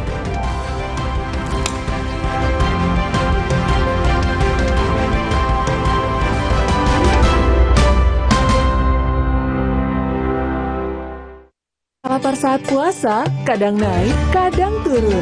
Tapi gula darah harus tetap stabil. Baru, rasa almond oat. Vita Digest-nya bantu kontrol gula darah. Bikin kenyang lebih lama, jadi lancar puasanya. Diabetasol. Wah, makan. Udah nggak takut kolesterol naik nih. Kan habis makan langsung Benecol. Lanstan esternya, hajar kolesterol dari makanan yang habis kita makan. Nutri Benecol.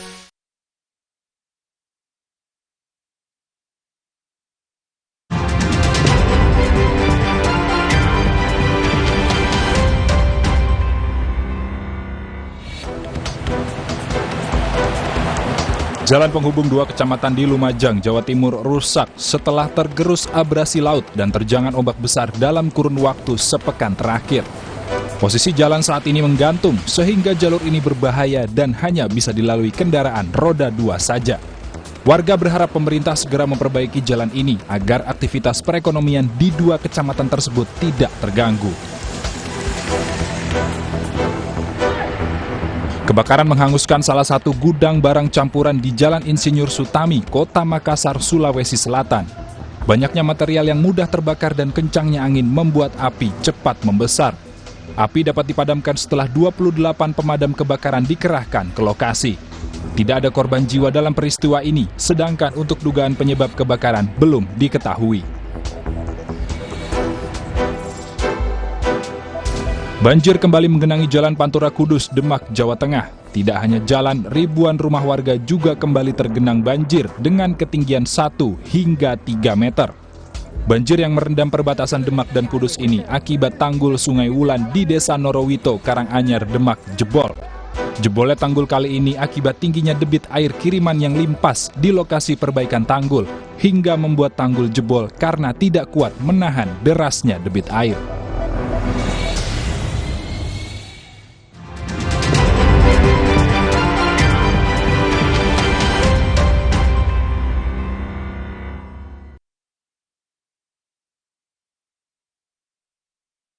Rasa lapar saat puasa, kadang naik, kadang turun. Tapi gula darah harus tetap stabil. Baru, rasa almond oat. Vita Digest-nya bantu kontrol gula darah. Bikin kenyang lebih lama, jadi lancar puasanya. Diabetasol. Wah, makan. Udah nggak takut kolesterol naik nih. Kan habis makan langsung Benecol. Lanstan esternya hajar kolesterol dari makanan yang habis kita makan. Nutrif Benecol. Bahagia menyambut bulan suci bersama Kompas TV, teman Ramadan. Supaya badan kuat selama puasa, gimana ya? Minum susu steril 7 kurma. Betul, karena kurma kaya antioksidan. Plus susu steril double khasiat. Enak. Badan segar. Susu steril 7 kurma double khasiatnya. Ini bulan penuh rasa semangat. Semangat saling menjaga silaturahmi. Rasakan hangatnya kebersamaan dalam semangat kebaikan. Kopi Kapal Api, jelas lebih enak. Tina udah siap om. Mie sedap soto dulu yuk. Enggak deh om, makasih. Mie sedap soto dengan mie yang kenyal serta koya gurih dan jeruk nipis asli. Soal rasa mie sedap soto, lidah nggak bisa bohong. Rasa soto nomor 1 cuma mie sedap soto. Putri Hijau merebut kembali energi kehidupan yang dikuasai Tuan Cungkar. Alam pun kembali bermain. Sambut hari kemenangan Marjan. Cipta dan herbal, berbagi berkah Ramadan. Beli kemasannya dan kirim kode uniknya. Ramadan penuh berkah, berlimpah hadiah. Beli Cipta dan Herbal hari ini. Sumber energi kehidupan kini tampak berbahaya. Tuan Cungkar berubah. Kekuatan yang ia rebut tak bisa dikendalikan. Putri Hijau memutus kekuatan Tuan Cungkar. Mengembalikan alam permai untuk semua. Sambut hari kemenangan Marjan. Hey guys.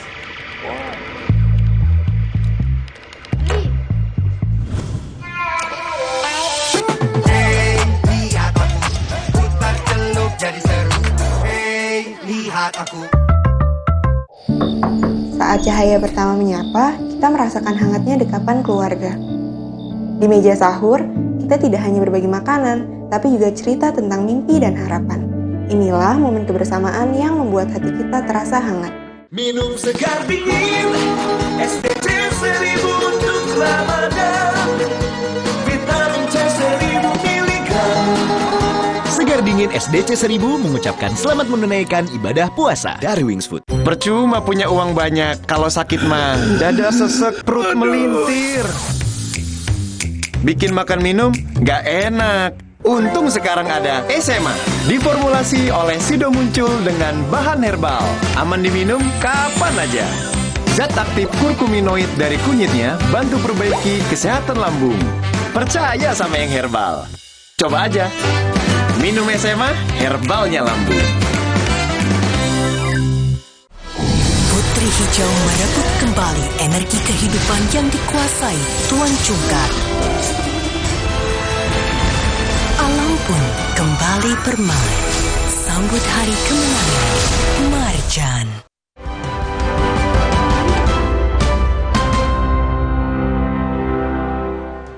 Anda kembali di Sapa Indonesia Malam, saya Cindy Sistiarani. Saudara, prestasi membanggakan ditorehkan atlet bulu tangkis putra Indonesia yang berlaga di All England 2024. Jonathan Christie dan Anthony Sinisuka Ginting berjumpa di final. Jonathan menang 2 game langsung, sementara pasangan Fajar Rian menjuarai ganda putra.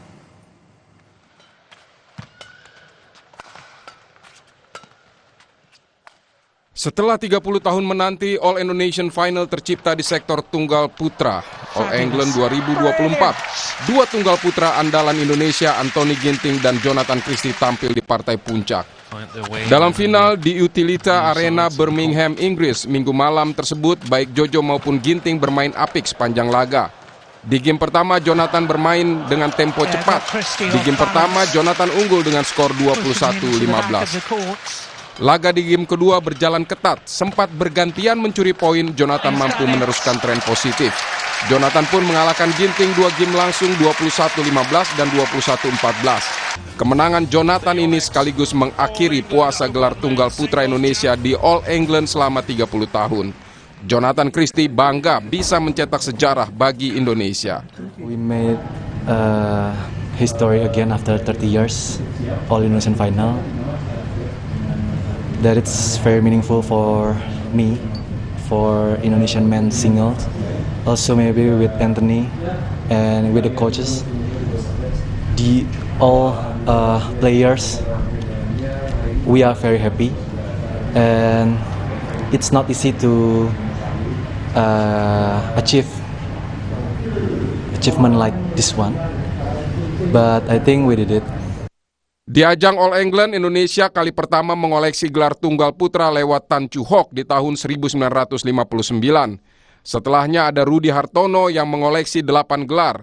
Di era 80-an ada nama Lim Swee King yang punya 3 gelar All England. Lalu di era 90-an, Ardi Bewiranata dan Haryanto Arbi menjadi 2 tunggal putra terakhir yang memberi gelar juara All England. Keduanya sempat berhadapan di final tahun 94. Kini Jonathan Christie menambah torehan prestasi tunggal putra Indonesia di ajang All England. Bukan hanya prestasi di tunggal putra, di nomor ganda putra Fajar Alfian Muhammad Rian berhasil mempertahankan gelar juara All England.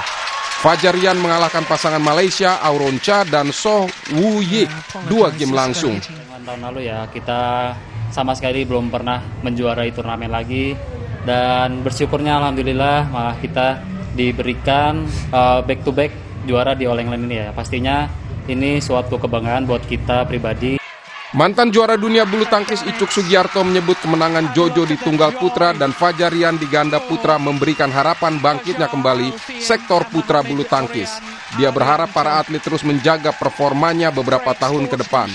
Ini kan menjadi penyemangat khususnya buat dunia olahraga Indonesia, khususnya di sektor cabur bulu tangkis, sehingga kita masih jadi punya harapan besar dengan catatan para pemain untuk dalam sisa waktu 3 bulan ini masih mau menjaga performanya yang terbaik, sehingga kita harus menjaga performanya para atlet ini, karena di raihan prestasi Jojo, Ginting, serta Fajar Rian menjadi momentum dan daya dorong agar bulu tangkis Indonesia meraih prestasi-prestasi selanjutnya, termasuk yang terdekat Olimpiade Paris 2024.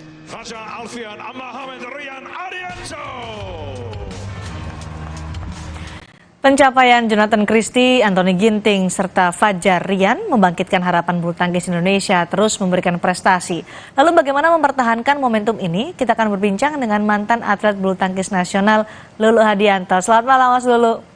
Selamat malam Mbak, selamat berbuka puasa. Terima kasih Mas Lulu, selamat berbuka puasa juga. Jadi ini kita kabar gembira dari Inggris, dari Birmingham, Inggris, ketika kita memecahkan rekor 30 tahun puasa gelar men's single atau tunggal putra. Akhirnya Jonathan Christie bisa menjuarai All England, dan ada Fajar Rian yang juara di nomor ganda putra. Indonesia juara umum nih di All England. Anda melihatnya bagaimana pencapaian pemain-pemain kita ini, Mas Lulu?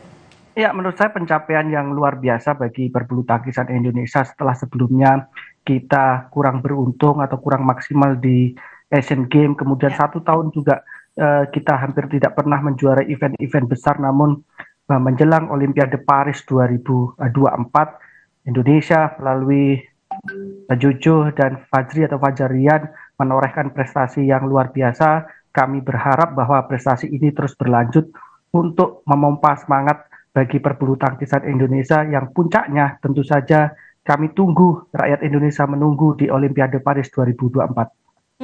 Nah kalau kita lihat kan All Indonesian Final di tunggal putra yang terjadi lagi setelah 30 tahun yang lalu ketika Ardi Bewiranata melawan Haryanto Arbi. Kali ini Jonathan Christie melawan Anthony Ginting. Faktor apa sih Mas menurut Anda sehingga kita bisa menciptakan All Indonesian Final di turnamen yang sangat bergengsi seperti All England ini? Ya, khususnya di tunggal putra Mbak, tentu saja pencapaian 30 tahun sebelumnya melalui Haryanto Arbi dan Ardi Wiranata mampu diulangi oleh Jojo atau Jonathan Christie dan Anthony Ginting. Menurut saya adalah faktor terpenting, faktor krusial adalah ketika di babak 8 besar Ginting mampu menaklukkan Axelsen, salah satu pemain yang sampai saat ini sangat konsisten dan sulit dikalahkan. Ginting tampil sangat luar biasa, mampu mengalahkan Axelsen yang pada akhirnya menciptakan All Indonesian Final. Catatan saya juga setelah mereka kurang beruntung atau tidak dalam peak performance terbaik ketika di French Open 1 pekan sebelumnya, mereka seolah membalas bahwa mereka sudah berlatih keras dan saatnya untuk memetik hasil yang sangat baik di Tour Eropa. Kalau Ginting nggak mengalahkan Axelsen, hasilnya bisa lain? Ceritanya bisa lain menurut Anda? Menurut saya bahwa mungkin sejauh ini Axelsen sulit untuk ditaklukkan bagi Jojo dan beberapa kali juga Jojo juga kalah. Artinya memang secara head to head, secara kans lebih tipis. Namun Ginting seolah membalikkan keadaan bahwa Axelsen yang sangat sulit dikalahkan, ditaklukkan, mampu dia hempaskan. Meskipun All Indonesian Final kemarin laga final juga seru juga ya Mas? Ya, saya melihat bahwa di laga final secara psikologis, saya kebetulan menonton atau mengamati, Ginting terlihat agak tegang, menggebu-gebu. Sementara Jojo sangat rileks dan menunggu serangan-serangan dari Ginting, sehingga beberapa kali Ginting melakukan unforced error yang begitu banyak, sehingga poin yang begitu mudah diraih Jojo mampu terus atau dikendalikan oleh Jojo atau Jonathan Christie. Nah di nomor ganda putra ini juga menarik ketika Fajarian berhasil mempertahankan gelar juara bertahan ketika mengalahkan pasangan Malaysia. Apa yang Anda lihat dari laga final kemarin? Ya, saya melihat bahwa Fajarian tentu sudah banyak belajar karena mereka adalah defending champion atau juara bertahan di All England sebelumnya. Itu yang pertama, yang tentu saja aura atau atmosfer final itu ada pada diri Fajarian lebih unggul. Kemudian yang kedua, Fajri atau Fajarian dalam setahun ini kan tidak ada gelar yang mereka raih. Padahal sebelumnya mereka adalah pemain ganda nomor 1 dunia. Artinya ada sebuah permasalahan di dalam diri Fajar dan Gah. Namun saya melihat bahwa penampilan mereka di All England, mereka sangat konsisten sekali. Hampir semua pemain atau lawannya disikat dengan 2 game saja, hanya Akira Koga dan pasangannya dari Jepang yang mereka taklukkan dengan rubber game. Artinya yang ketiga adalah ketika di babak semifinal mereka ada sedikit penurunan ketika di mengalahkan Takuro Hokiyuka Kobayashi dengan set pertama dengan mudah, set kedua agak tertinggal jauh. Artinya mereka sedikit kehilangan performa yang pada akhirnya, tapi di babak final mereka tidak mengulanginya. Nah di babak final kalau kita melihat permainan temponya dimainkan cepat sekali oleh Fajarian. Kita mengingat pada Minions ya gaya bermainnya. Iya, setuju bahwa saya memang mereka berdua sebelumnya kan dilatih oleh pelatih yang sama, yaitu Coach Heri IP dan juga asistennya Coach Aryono. Artinya mereka memang dan trademark atau tipikal daripada pemain Indonesia adalah bermain cepat, dan itu ada pada Dirimon yang coba diadopsi atau ditiru oleh Fajarian dan berhasil. Catatan saya bahwa kemarin adalah partai final yang sangat luar biasa bagi Fajar dan Rian, terutama Fajar yang mampu mengeksplor bagian depan sehingga terus menekan smash keras dari Rian yang menukik tajam, terus mendesak bagi pasangan Malaysia. Bahkan bisa menang 2 game langsung melawan pasangan Malaysia. Sebenarnya lawan mereka seperti apa sih, Mas Ulu? Ya, saya melihat bahwa pasangan Malaysia ini kan tipikalnya kan bertahan terlebih dahulu dengan counter attack atau defense balik serang. Namun kemarin di All England saya melihat bahwa Fajar dan Rian sangat dominan sekali menguasai dari sisi depan, sehingga sangat sulit sekali untuk pasangan dari Malaysia keluar dari tekanan. Kita menang di men's single pecah sejarah 30 tahun penantian, kemudian ganda putra juga juara back to back atau juara bertahan mempertahankan gelarnya. Ini kan modal psikologis yang luar biasa ya untuk kita bisa menghadapi Olimpiade, Mas Lulu. Apa kemudian yang harus dipertahankan oleh pemain-pemain kita supaya nanti bisa meraih prestasi yang juga luar biasa di Olimpiade nanti? Ya, setuju dengan pendapat Anda, Mbak. Jadi memang atmosfer seperti inilah yang harus dibangun oleh olahraga Indonesia, perbulu tangkisan Indonesia, agar masyarakat Indonesia juga yang menurut saya bahwa mengidolakan bulu tangkis sebagai olahraga nasional, tentu berharap prestasinya terus di level elit dunia. Momentum apa yang harus dipertahankan? Menurut saya kondisi psikologis, lingkungan keunggulan sosial, mereka harus jaga setiap harinya sehingga target utama pada Olimpiade Paris 2024 yang menjadi impian setiap pemain, impian masyarakat Indonesia dapat terpenuhi. Peluangnya gimana Mas pemain kita nanti di Olimpiade Paris 2024 ini? Saya melihat bahwa dari catatan rekod atau sejarah selama ini yang 1 tahun 2 tahun ke depan ini kan hampir tidak ada pemain yang dominan. Contoh di sektor tunggal putra juga juaranya selalu bergantian. Begitu juga di ganda putra juaranya selalu bergantian.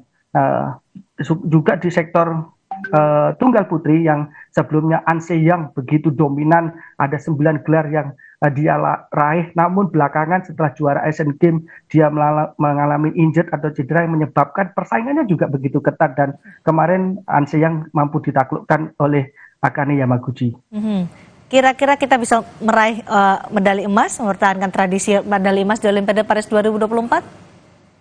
Tentu saja berkat harapan dan doa masyarakat Indonesia diharapkan untuk meraih medali emas. Paling tidak kita mampu meraih medali. Jadi karena kekuatannya kan seimbang. Jadi menurut saya sangat sulit untuk diprediksi. Berbeda dengan pencapaian bulu tangkis Indonesia sebelumnya yang agak sedikit dominan. Kekuatan sekarang merata, Mbak. Tapi yang paling berpeluang di nomor mana nih Mas? Di sektor mana? Saya melihat ada di sektor tunggal putra dan ganda putra yang ada peluang untuk meraih medali apapun bentuknya. Kemudian di sektor tunggal putri saya berharap bahwa Georgie atau Gregoria Mariska Tunjung mampu meraih medali karena kemarin kan sangat-sangat sedikit sekali berhadapan dengan Akane Yamaguchi. Nah, apa yang harus dipertahankan kalau tadi ada peluang di sektor tunggal putra, kemudian di ganda putra, apa yang harus dipertahankan dari pemain-pemain kita, Jojo, Anthony Ginting, dan juga Fajar Rian ini? Ya, saya katakan bahwa lingkungan keunggulan harus selalu dipertahankan. Kemudian sisi psikologis juga seorang atlet kan juga harus di-maintain. Itulah yang menjadi faktor penting karena atlet-atlet ini kan dalam performa yang sudah luar biasa sekali.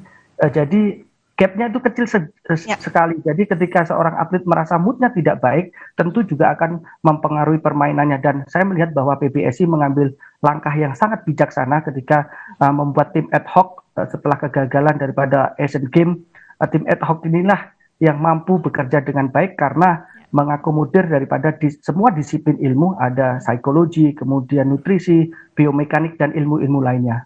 Baik, mudah-mudahan sejarah juara umum di All England ini menjadi modal yang luar biasa bagi bulu tangkis kita terus berprestasi yang paling dekat di Olimpiade Paris 2024. Terima kasih Mas Lulu Adianto sudah berbagi pandangan bersama kami di Sapa Indonesia malam ini. Selamat malam. Selamat malam, sama-sama. Saudara, tetaplah bersama kami kembali dengan informasi Cawapres Pemilu 2024. Gibran Rakabuming Raka menyebut jatah kursi menteri belum dibahas, merespons permintaan 5 kursi menteri oleh Ketua Umum Partai Golkar.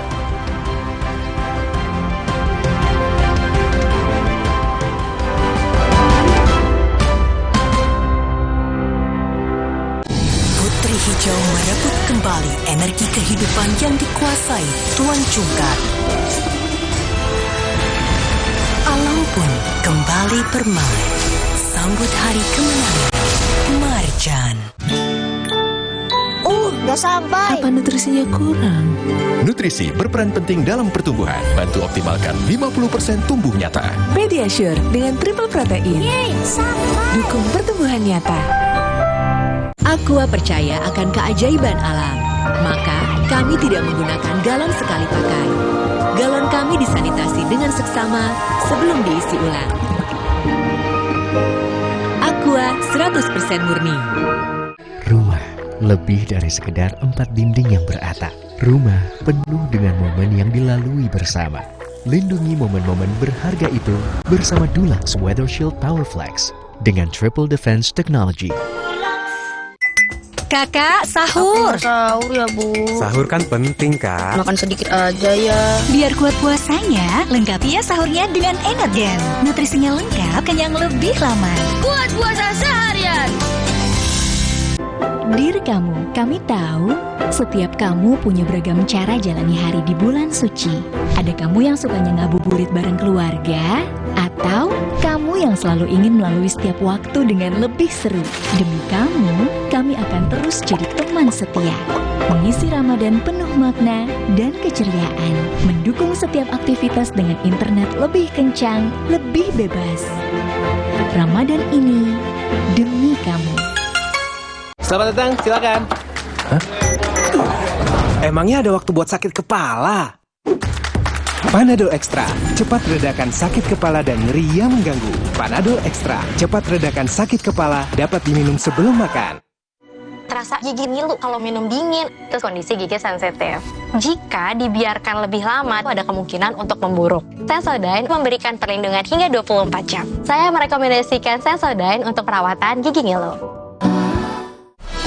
Putri Hijau merebut kembali energi kehidupan yang dikuasai Tuan Cungkar. Alam pun kembali bermain. Sambut hari kemenangan Marjan. Kompas Update dipersembahkan oleh Diabetasol.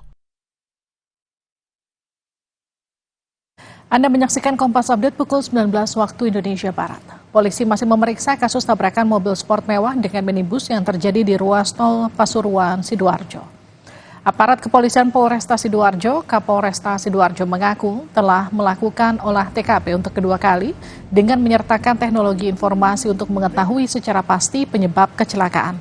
Polisi belum menetapkan tersangka terkait dengan peristiwa laka lantas ini yang terjadi pada Minggu siang lalu. Dalam kecelakaan ini, sebuah mobil mewah yang dikemudikan warga Surabaya yang masih berusia 18 tahun menabrak sebuah mobil keluarga hingga ringsek pada bagian belakang.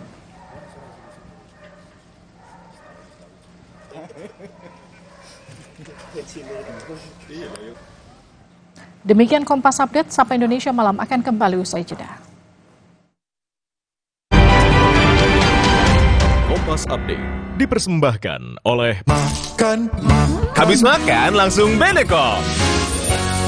Rasa lapar saat puasa kadang naik, kadang turun. Tapi gula darah harus tetap stabil.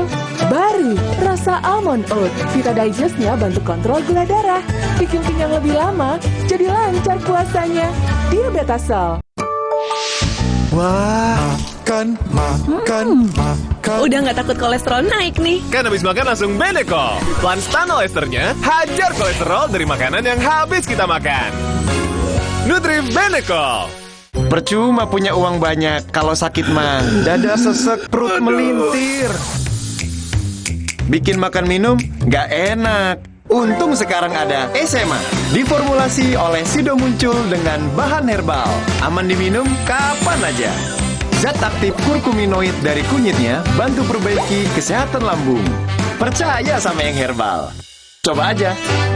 Minum SMA, herbalnya lambung. Saya harus kuat setiap hari. Mulai usia 40, tubuh kehilangan 33% massa otot. Saya minum Ensure Gold dengan dual action. HMB plus triple protein dukung kekuatan otot. Ensure Gold for everyday strength.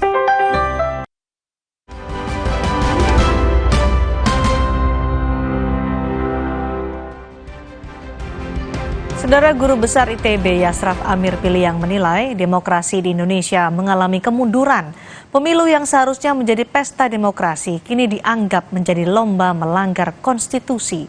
Penilaian Yasraf Amir Piliang itu dikemukakan dalam diskusi tentang sistem demokrasi dan praktik bernegara di era pemerintahan Presiden Jokowi yang diikuti guru besar, dosen hingga mahasiswa Institut Teknologi Bandung. Soal pelanggaran etika oleh Ketua MK hingga dugaan permainan Sirekap juga menjadi sorotan guru besar ITB itu. Yasraf berharap mahasiswa ITB bisa kembali memiliki kesadaran politik dan berani menyuarakan keprihatinan tentang kondisi negara. Mengatakan bahwa terjadi sekarang kemunduran demokrasi, siapa yang memundurkan itu kan adalah eksekutifnya, itu adalah presiden dan jajarannya, menteri-menterinya. Itu yang membuat demokrasi menjadi mundur. Karena apa? Karena tadi itu banyak nepotisme yang terjadi, banyak pemalsuan, manipulasi undang-undang yang dilakukan demi untuk kekuasaan begitu ya. Nah, menurut saya mestinya tahun 97, seperti tahun 97, mahasiswa itu tanpa disuruh memiliki kesadaran sendiri. Memiliki daya juang yang tanpa disuruh-suruh, memiliki kesadaran sendiri bahwa negara sedang dalam masalah besar dan mereka langsung turun ya, diskusi seperti ini juga, tapi tidak diminta-minta gitu ya.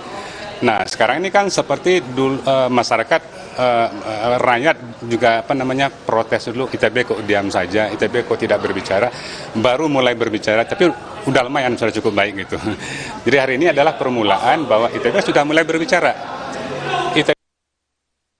Ketua Umum Partai Golkar Erlangga Hartarto meminta jatah minimal 5 kursi menteri kepada Prabowo Gibran karena kontribusi Golkar di Pilpres. Erlangga menyinggung kontribusi partainya untuk kemenangan Prabowo Gibran. Erlangga mengklaim Golkar berkontribusi 25% dari perolehan suara Prabowo Gibran di Pilpres 2024. Karena itu Erlangga meminta jatah kursi menteri minimal 5 kursi untuk Golkar pada pemerintahan Prabowo Gibran jika memenangi Pilpres.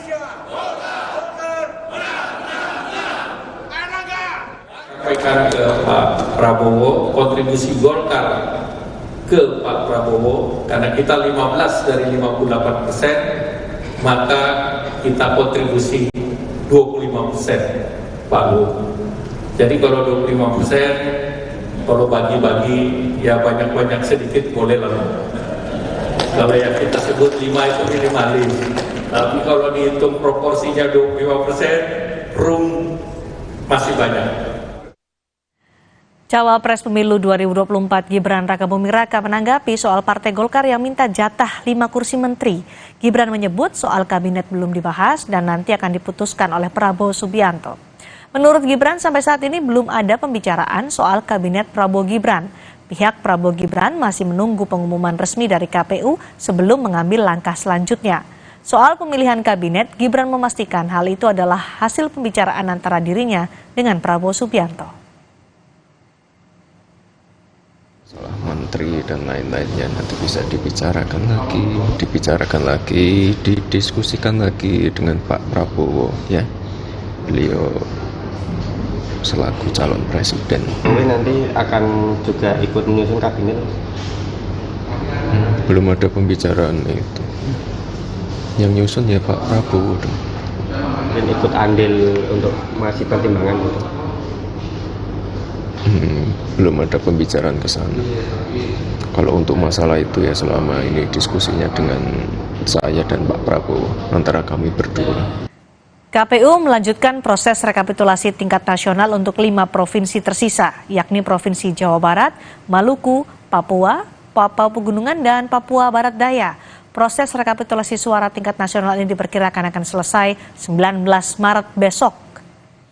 Senin malam KPU akan melanjutkan rekapitulasi suara untuk Provinsi Jawa Barat dan Papua Barat Daya, sedangkan Provinsi Maluku, Papua, Papua Pegunungan akan digelar pada Selasa besok. Hingga kini KPU sudah menyelesaikan rekapitulasi suara di 33 provinsi. Hasilnya, pasangan Prabowo Gibran unggul di 31 provinsi. Sedangkan 2 provinsi, Aceh dan Sumatera Barat, dimenangkan pasangan Anies Muhaimin. Rekapitulasi suara ditargetkan selesai Selasa 19 Maret besok. Dan KPU belum memutuskan apakah akan langsung menetapkan hasil pemilu 2024 setelah rekapitulasi suara selesai. Proses yang berlangsung saya kira tanggal 18 dan kemudian tanggal 19 akan bisa kita tuntaskan semua untuk tenggat terkait dengan rekapitulasinya.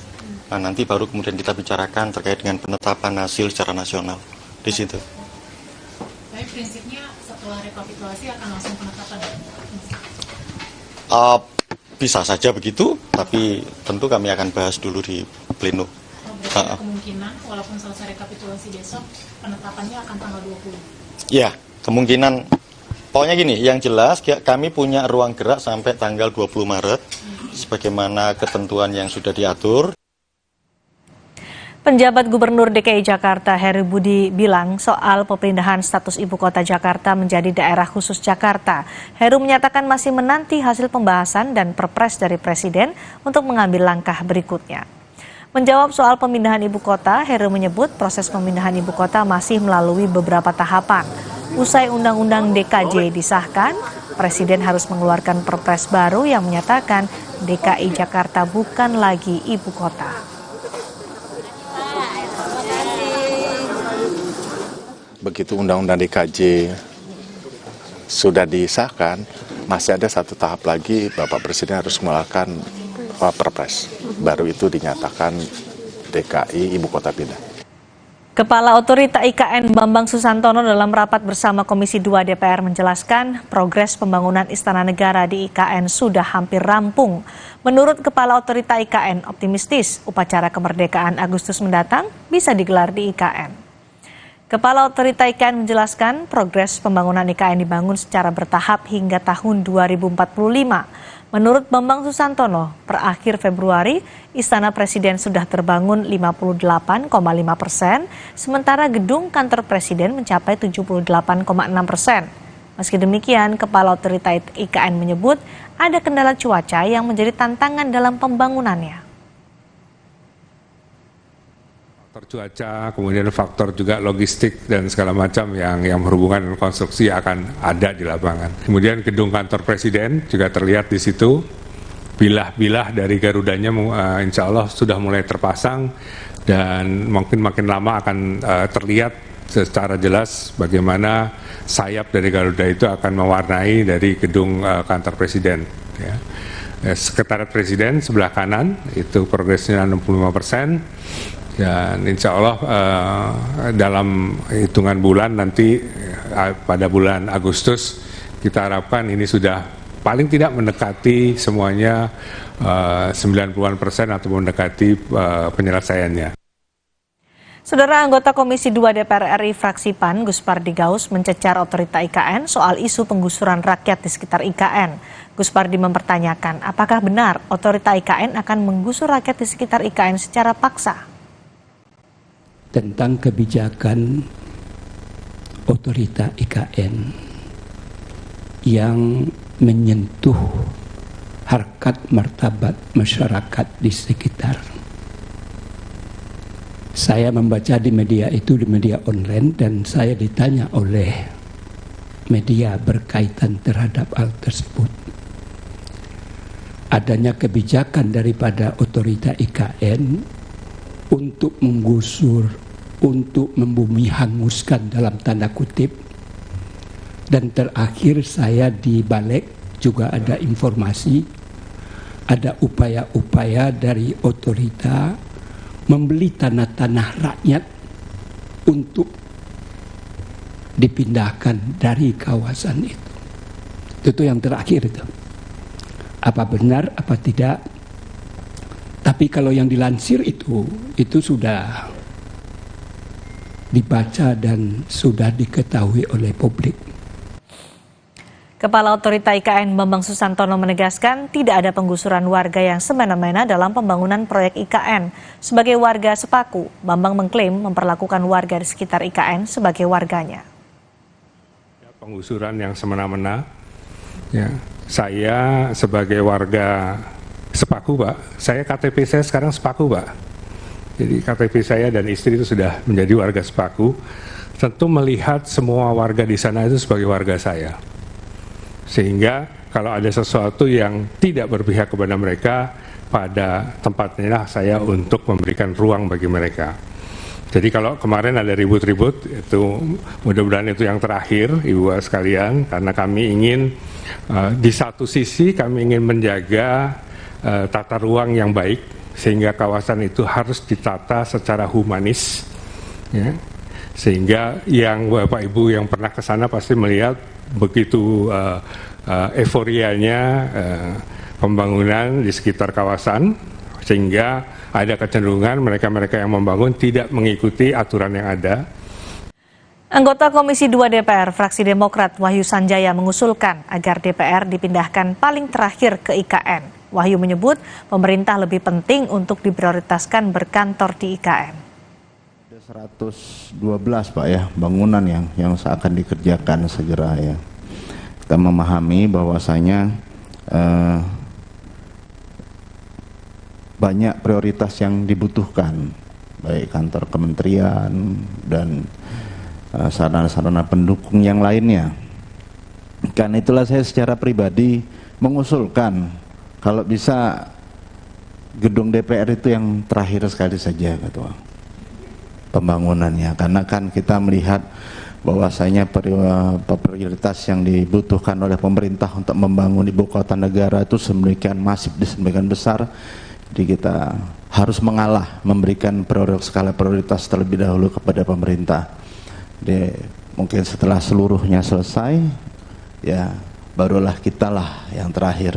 Kalau perlu yang paling pojok dan paling kecil pun tidak masalah, tetapi terakhir sekali saja Ketua. Saat meninjau harga kebutuhan pokok di pasar tradisional Kebon Kembang Kota Bogor, Jawa Barat, Mendak mengklaim harga beras sudah turun. Informasi selengkapnya hadir usai jeda.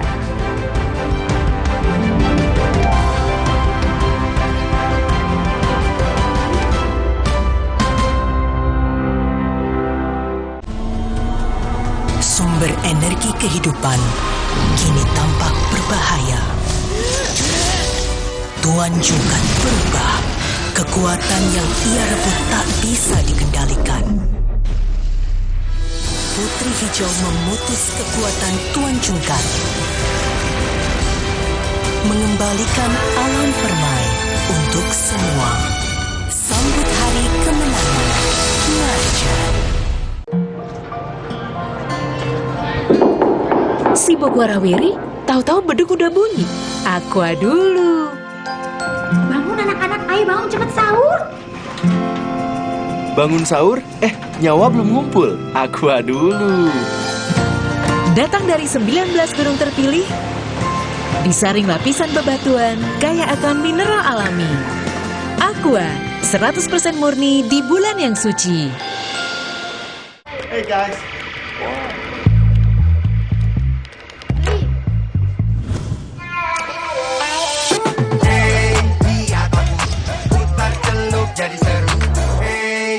Aku. Putri Hijau merebut kembali energi kehidupan yang dikuasai Tuan Jungkat. Alam pun kembali permai. Sambut hari kemenangan. Marjan.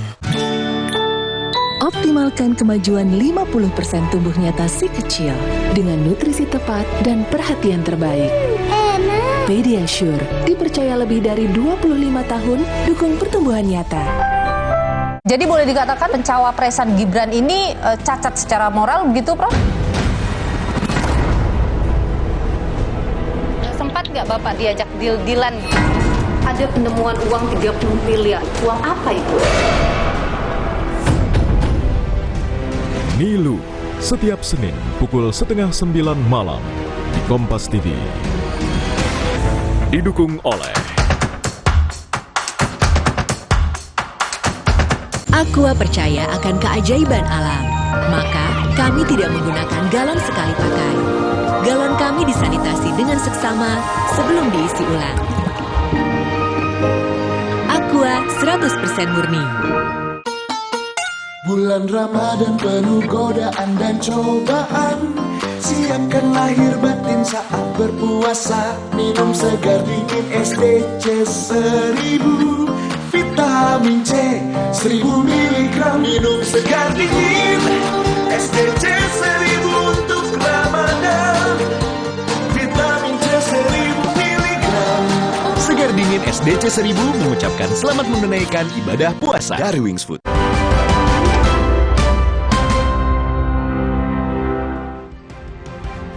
Ratusan hektar sawah di Desa Sukorejo, Kecamatan Teguwanu, Grobogan, Jawa Tengah, Saudara, terendam banjir.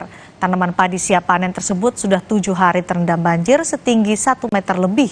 Akibatnya petani gagal panen. Beginilah kondisi ratusan hektar tanaman padi siap panen yang terendam banjir sejak Jumat pekan lalu. Tanaman padi yang terendam banjir hingga 1 meter lebih ini sudah berusia 90 hari. Jika tak ada genangan banjir, saat ini para petani seharusnya sudah menikmati panen raya.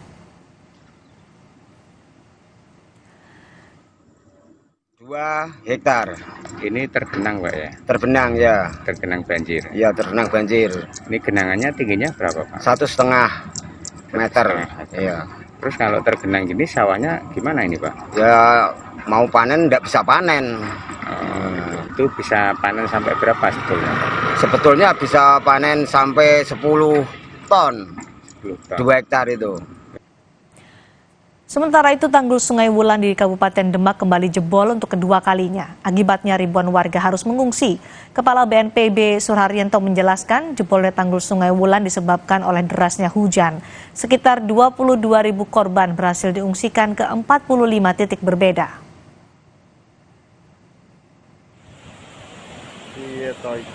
Sudah tertutup itu ya. Ternyata mungkin karena dorongan airnya lebih keras, hujan juga beberapa minggu kemudian datanya lebih ekstrim sehingga jebol lagi di titik yang sama. Ini sekarang sudah beberapa hari ini ditutup. Janjinya dari BBWS itu 5 hari sudah ketutup. Informasi lain, Saudara, Menteri Ketenagakerjaan Ida Fauziah meminta perusahaan mematuhi ketentuan dalam pembayaran THR bagi pekerja atau buruh mereka. Menaker mengimbau pengusaha membayarkan THR lebih awal dari batas waktu yang ditentukan. Menaker menyatakan THR diberikan untuk membantu pekerja atau buruh 7 triliun rupiah untuk pembayaran THR, sementara 50,8 triliun rupiah untuk gaji ke-13. Pembayaran dari THR dan gaji ke-13 sesuai yang disampaikan oleh Pak Mendagri adalah paling cepat ya, bukan paling lambat ya, paling cepat itu adalah 10 hari kerja sebelum hari raya, hari kerja ya, jadi Sabtu Minggu nggak masuk dihitung kan. Untuk gaji ke-13 dibayarkan pada bulan Juni 2024 dan kalau belum dibayarkan pada Juni dapat dibayarkan sesudah bulan Juni. Total keseluruhan pembayaran untuk THR pusat dan daerah akan mencapai 48,7 triliun yang akan dibayarkan dalam 2 minggu yang akan dibayarkan pada bulan Juni. Menteri Perdagangan Zulkifli Hasan, Saudara, meninjau harga kebutuhan pokok di pasar tradisional Kebon Kembang, Kota Bogor, Jawa Barat. Mendak mengklaim harga beras sudah turun. Mendak mengecek satu persatu komoditas, mulai dari beras dan cabai yang harganya sudah turun. Sementara harga telur ayam dan ayam potong masih tinggi. Harga telur ayam masih di kisaran Rp33.000 per kilogram, sementara ayam potong Rp40.000 per ekor. Mendak mengklaim harga beras turun Rp1.000 hingga Rp2.000 per kilogram. Sama telur yang masih stabil tinggi, ya, tapi beras sudah mulai turun, daging harganya stabil, bawang harganya turun, apalagi tadi ya yang kita lihat. Tapi yang saya gembira, beras turunnya sudah banyak, hampir 1.000 per kilo. Nah ya, jadi 17, 15, ada yang 2.000 1 kilo. Alhamdulillah. Mudah-mudahan akhir bulan sampai bulan depan akan panen raya, sehingga kembali akan normal harga beras lokal. Saudara, Presiden Joko Widodo menggelar rapat terbatas dengan Kepala Bappenas dan Dirut Bulog membahas persiapan ketersediaan pangan menjelang Lebaran 2024. Kepala Bappenas Arief Prasetyo Adi menyebut memastikan stok beras cukup. Kepala Bappenas memastikan stok beras cukup sementara harga beras masih dalam relaksasi. Pemerintah belum menentukan angka pasti harga eceran tertinggi beras. Relaksasi harga eceran tertinggi beras yakni Rp14.900 per kilogram dari sebelumnya Rp13.900 per kilogram. Masih dilema katanya Pak. Terus cara mengatasi kita stok cukup kan? Nah, stok beras cukup. Kalau kepastian harganya bagaimana? Kepastian harganya gimana Pak? Harga kan sekarang masih dalam posisi relaksasi ya. dari angka sebelumnya HET 13.900 relaksasi sampai tanggal 23 itu 14.900 ya.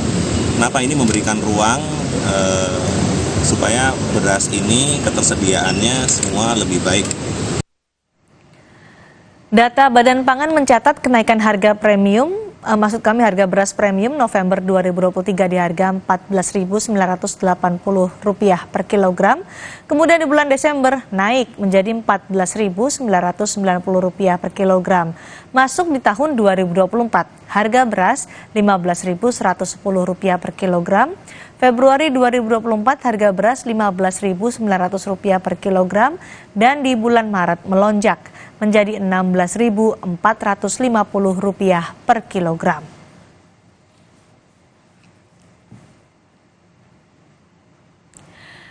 Mahya atau seni lampu yang menerangi malam kota Istanbul, Turki dipajang sepanjang bulan suci Ramadan. Kita akan lihat keindahannya usai jeda di Sapa Indonesia Malam.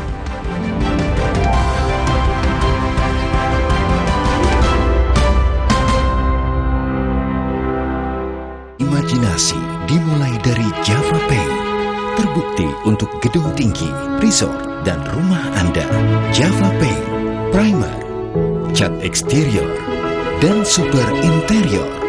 Kini dengan mesin tinting dan teknologi insulated emulsion, 2 derajat lebih sejuk. Java Pay melindungi semua yang Anda cintai.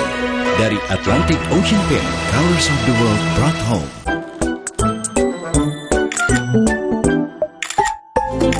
Guys, ada yang baru nih. Permen Milton Sugar Free dengan 3 rasa baru, blackcurrant, lemon, dan mint. Milton, sensasi rasa buah.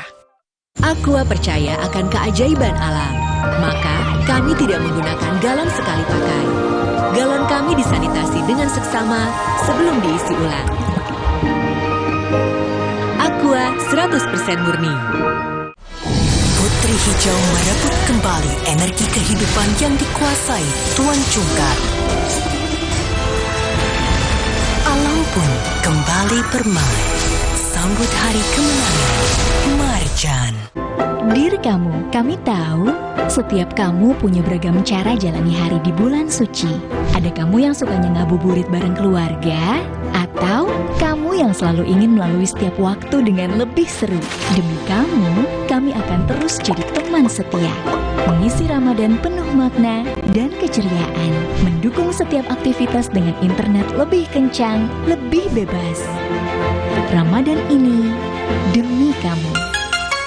Minum segar dingin SDC 1000 untuk Ramadan. Vitamin C 1000 mg. Segar dingin SDC 1000 mengucapkan selamat menunaikan ibadah puasa dari Wings Food. Sedia payung sebelum hujan. Sedia Altex Waterproofer sebelum rembes. Anti rembes. Kan Altex Waterproofer, anti rembes paling the best. Warnanya? Banyak amat. Altex Cat Protector dengan 7 warna natural. Tahan cuaca, anti lumut, anti rembes. Cat Altex Waterproofer anti rembes paling the best.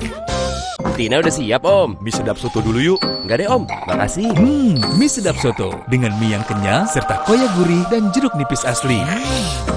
Soal rasa mie sedap soto, lidah nggak bisa bohong. Rasa soto nomor 1 cuma mie sedap soto. Cipta dan Herbal berbagi berkah Ramadan. Beli kemasannya dan kirim kode uniknya. Ramadan penuh berkah, berlimpah hadiah. Beli Cipta dan Herbal hari ini.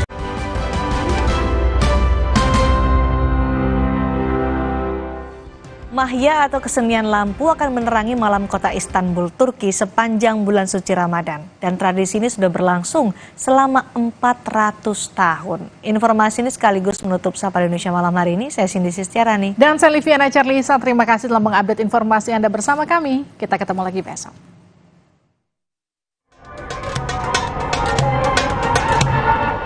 Di bulan suci Ramadan, kota pelabuhan bersejarah Istanbul, Turki bermandikan cahaya.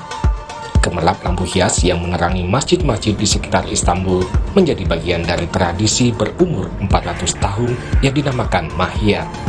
Kesenian lampu ini bukan menggunakan LED, melainkan lampu bolam yang dirangking jadi tulisan dan dibentangkan di atas masjid. Televizyonun, sinemanın, gazetenin olmadığı bir dönemde mahyalar vardı görsel yayın olarak. Bütün insanlarımız akşamları cami gezerek mahya mesajları okurlardı. Bu mesajlardan herkes bir feyiz alır. Tradisi menyambut Ramadan di Turki tak hanya menyemarakkan Ramadan, tapi juga membawa semangat agar bulan Ramadan penuh berkah bagi semua umat muslim.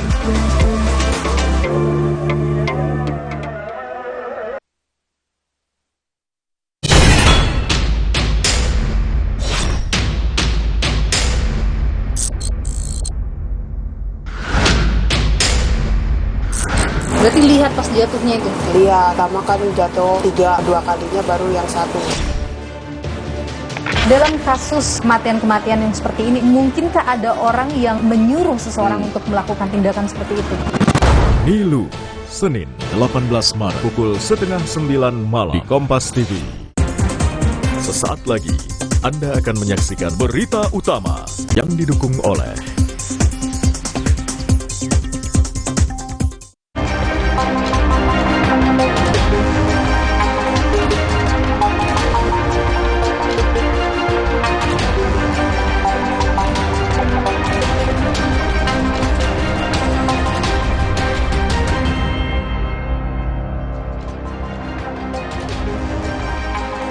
Apa kabar saudara? Selama 1 jam ke depan, Berita Utama akan menyajikan sejumlah informasi menarik bersama dengan saya, Arizona Gali. Dan saya, Valentina Sitorus. Komisi Pemilihan Umum akan segera mengumumkan hasil hitung manual pemilu 2024 usai rekapitulasi tingkat nasional rampung.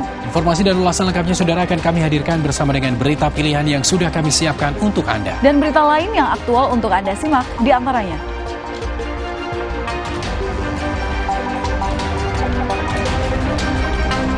Bila setelah lengser, Jokowi menjadi pimpinan koalisi besar pendukung Prabowo, memungkinkan akan muncul dua matahari kembar dan rivalitas antara Jokowi dan Prabowo.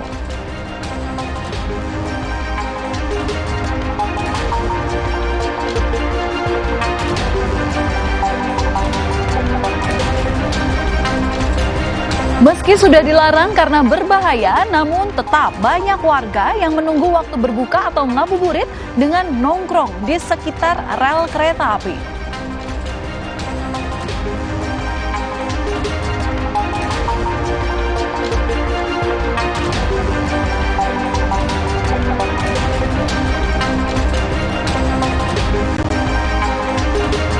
Tebing setinggi 70 meter di Desa Kertawangi, Kabupaten Bandung Barat longsor.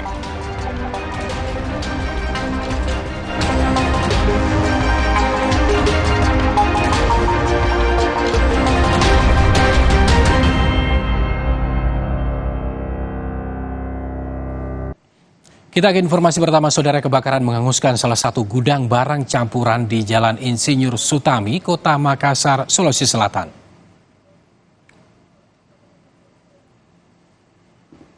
Kebakaran terjadi di gudang bahan campuran di Kecamatan Tamalanrea, Kota Makassar. Dengan menerjunkan 28 armada pemadam kebakaran, petugas berjibaku memadamkan api yang sudah membesar pada Senin pagi. Tidak ada korban jiwa dalam peristiwa ini, sedangkan untuk dugaan penyebab kebakaran belum diketahui.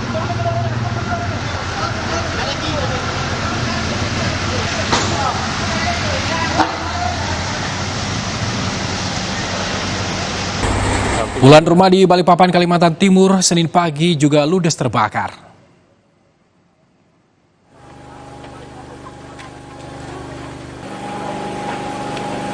Puluhan rumah ini terbakar saat warga tengah melakukan santap sahur. Material rumah yang banyak terbuat dari kayu membuat api dengan cepat membesar. Minimnya sumber air dan kawasan yang padat penduduk sempat membuat petugas kesulitan melakukan pemadaman.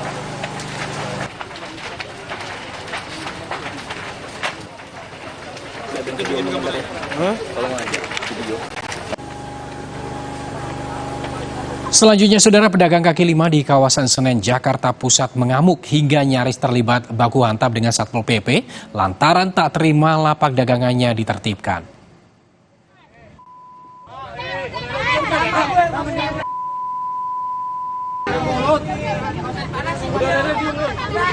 Seorang pedagang kaki lima ini, saudara, emosi kepada petugas Satuan Polisi Pamong Praja yang melakukan penertiban. Aksi protes bahkan nyaris berlanjut dengan baku hantam karena pedagang tak terima petugas mengangkut paksa barang dagangannya.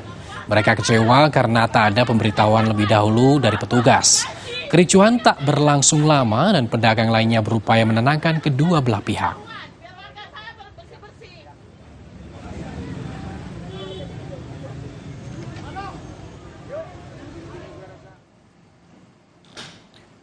Saudara, pelaku balap liar di Lumajang, Jawa Timur kabur saat polisi membubarkan aksi balap liar sembari menunggu berbuka puasa.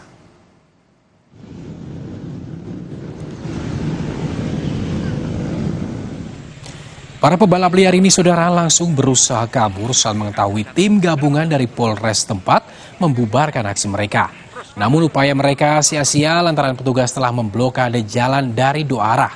Aksi balap liar sembari menunggu berbuka puasa ini dibubarkan karena membuat warga dan pengguna jalan resah.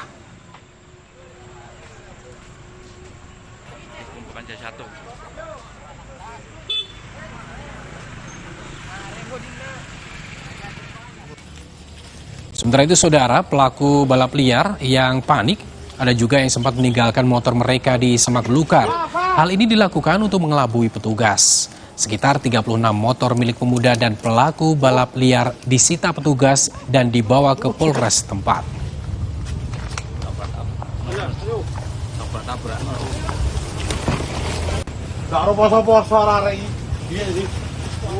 Sorotan lainnya, saudara, aksi bakar ban dan blokir jalan mewarnai demo mahasiswa di depan Bundaran Patung Kuda Gambir, Jakarta Pusat, Senin siang. Mereka menuntut Presiden Jokowi melakukan perubahan untuk demokrasi Indonesia.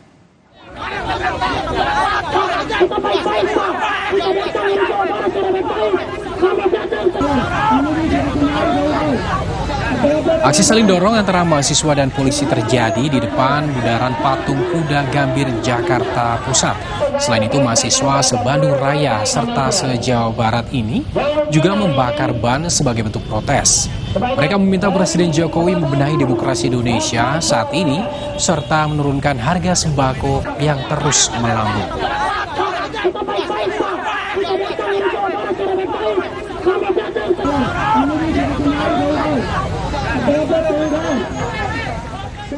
Komisi Pemilihan Umum akan melanjutkan tahapan rekapitulasi penghitungan suara nasional untuk 5 provinsi yakni Jawa Barat, Maluku, Papua, Papua Pegunungan, dan Papua Barat Daya. Malam ini KPU menjadwalkan melakukan rapat pleno rekapitulasi untuk Provinsi Jawa Barat dan Maluku. Sementara itu, Provinsi Papua, Papua Pegunungan, dan Papua Barat Daya dijadwalkan esok hari. KPU pun telah menyelesaikan rekapitulasi PPLN Kuala Lumpur. Proses rekapitulasi diperkirakan selesai besok dan akan segera dibicarakan mengenai penetapan hasil secara nasional. Dalam daftar pemilih tetap atau DPT, laki-laki. B. Pengguna hak pilih. 1. Jumlah pengguna hak pilih dalam daftar pemilih tetap. Saudara, kader dan simpatisan PDIP Sukoharjo, Jawa Tengah ramai-ramai mendatangi kantor DPC PDIP Sukoharjo pada Senin siang.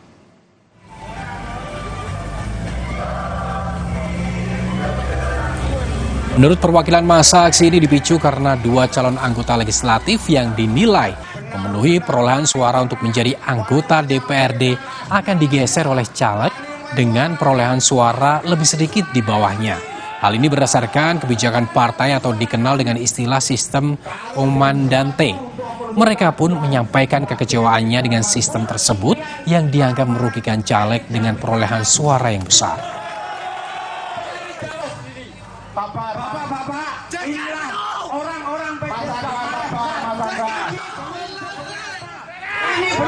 Masa kader dan simpatisan PDI Perjuangan Sukoharjo dari 3 ranting kecamatan yaitu Weru, Mojolaban, dan Baki ini juga sebelumnya mendatangi kantor KPU Sukoharjo.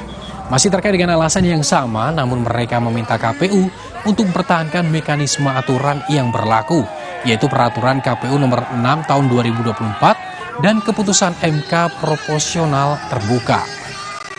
Ketua KPU Sukoharjo Syakbani Eko Raharjo mengatakan, KPU tetap berpegang pada peraturan KPU yang sudah ditetapkan.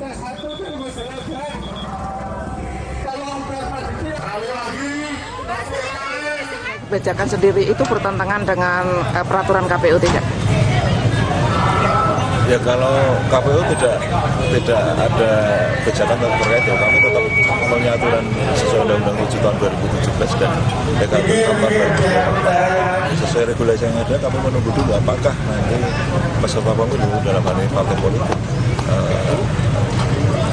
bermasalah dengan hasilnya atau tidak. Nanti kan kita menunggu dulu putusan dari MK. Kalau ternyata bersih, kita bisa melakukan penetapan caleg terpilih melalui rapat pleno. Selanjutnya, Saudara, tim kampanye nasional TKN Prabowo Gibran menyebut pernyataan Bakri Wellindiai dalam sidang Komite HAM PBB CCPR di Jenewa, Swiss merupakan pertanyaan kritis dan bukan menghakimi. Hal ini menanggapi pertanyaan Bakri tentang apakah pemilu di Indonesia dapat berlangsung secara jujur.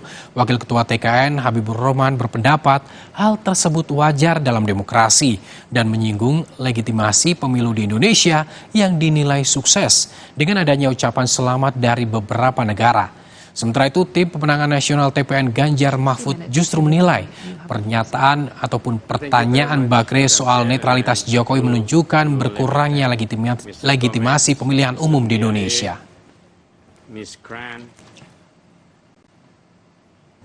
Menurut kami, anggota Komisi HAM PBB tersebut tidak menyampaikan pernyataan yang bersifat judgement. Lebih merupakan pertanyaan yang sifatnya kritis, ya. Apakah pemilu ini bisa berlangsung secara jujur dan lain sebagainya. Banyak negara lain justru pemimpin-pemimpinnya secara jelas, secara resmi dan secara tegas mengatakan bahwa pemilu Indonesia berlangsung dengan sukses. Mereka menyampaikan selamat kepada bangsa dan pemerintah Indonesia. Pernyataan ini maka ini menunjukkan adanya kemunduran demokrasi, kerusakan demokrasi, kehancuran demokrasi. Karena ini adalah merupakan kejahatan atas pemilu, kejahatan atas hak asasi manusia, kejahatan atas demokrasi, kejahatan atas konstitusi. Dan yang kedua yaitu bahwa dengan adanya pernyataan ini, apalagi bersifat internasional dan berkaitan dengan sidang resmi Dewan HAM PBB, maka ini menyentuh soal berkurangnya, hilangnya legitimasi pemilu Pilpres di Indonesia. Sebelumnya, Saudara, anggota Komite Hak Asasi Manusia PBB dari Senegal, Bakri Wellindiai, mempertanyakan mengenai netralitas Presiden Joko Widodo pada Pilpres 2024 terkait pencalonan Gibran Rakabuming Raka sebagai calon wakil presiden. Pertanyaan ini, Saudara, diajukan pada sidang Komite HAM PBB CCPR di Jenewa, Swiss pada 12 Maret lalu. Garansi tepat waktu di Shopee, gratis voucher kalau telat. Garansi tepat waktu di Shopee, belanja sekarang.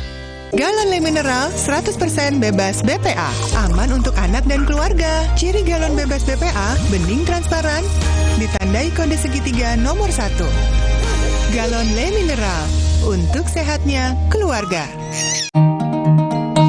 Cat Paragon dong, Mbak. Perlu yang mana? Ekstra daya tutup dan ekstra hemat. Ada Paragon Emulsion atau ada Paragon Premium 1000 yang bisa dibersihkan dan antibakteri. Atau ada Paragon Waterproof, anti bocor dan elastis. Oke, saya beli semuanya. Sekarang Paragon makin banyak variannya. Jangan ada batuk di antara kita. Batuk berdahak, Siladex ME. Batuk pilek, Siladex Cough and Cold. Batuk tidak berdahak, Siladex Antitusif atau Siladex DMP. Siladex, aktif redakan batuk. Produksi Konimex.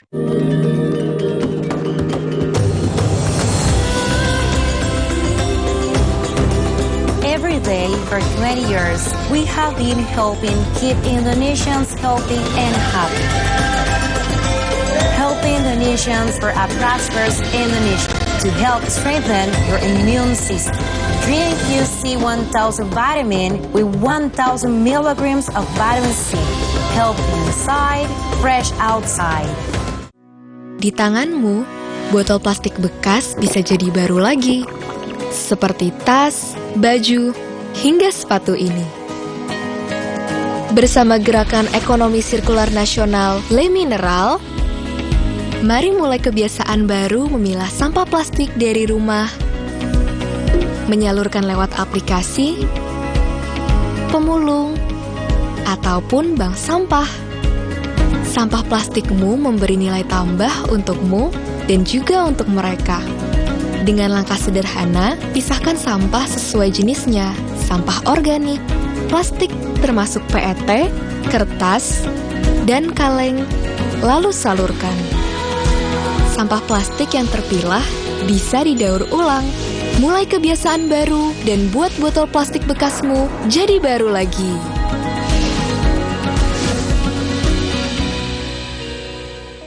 Supaya badan kuat selama puasa, gimana ya? Minum susu steril 7 kurma. Betul, karena kurma kaya antioksidan. Plus susu steril, double khasiat. Enak. Badan segar. Susu steril 7 kurma, double khasiatnya. Percuma punya uang banyak, kalau sakit mah dada sesek, perut melintir. Bikin makan minum nggak enak. Untung sekarang ada SMA, diformulasi oleh Sido Muncul dengan bahan herbal. Aman diminum kapan aja. Zat aktif kurkuminoid dari kunyitnya bantu perbaiki kesehatan lambung. Percaya sama yang herbal. Coba aja. Minum SMA, herbalnya lambung. Hah? Hai. Ada yang viral nih. Pasti top cappuccino. Aroma dan rasanya khas Itali. Karena milky foamnya lebih tebal, melimpah. Ini baru cappuccino. Crunchy choco milknya perfecto. Delicioso. So Italiano. Enak. Top cappuccino yuk. The Italian taste of cappuccino. Dari Wingspot. Enak.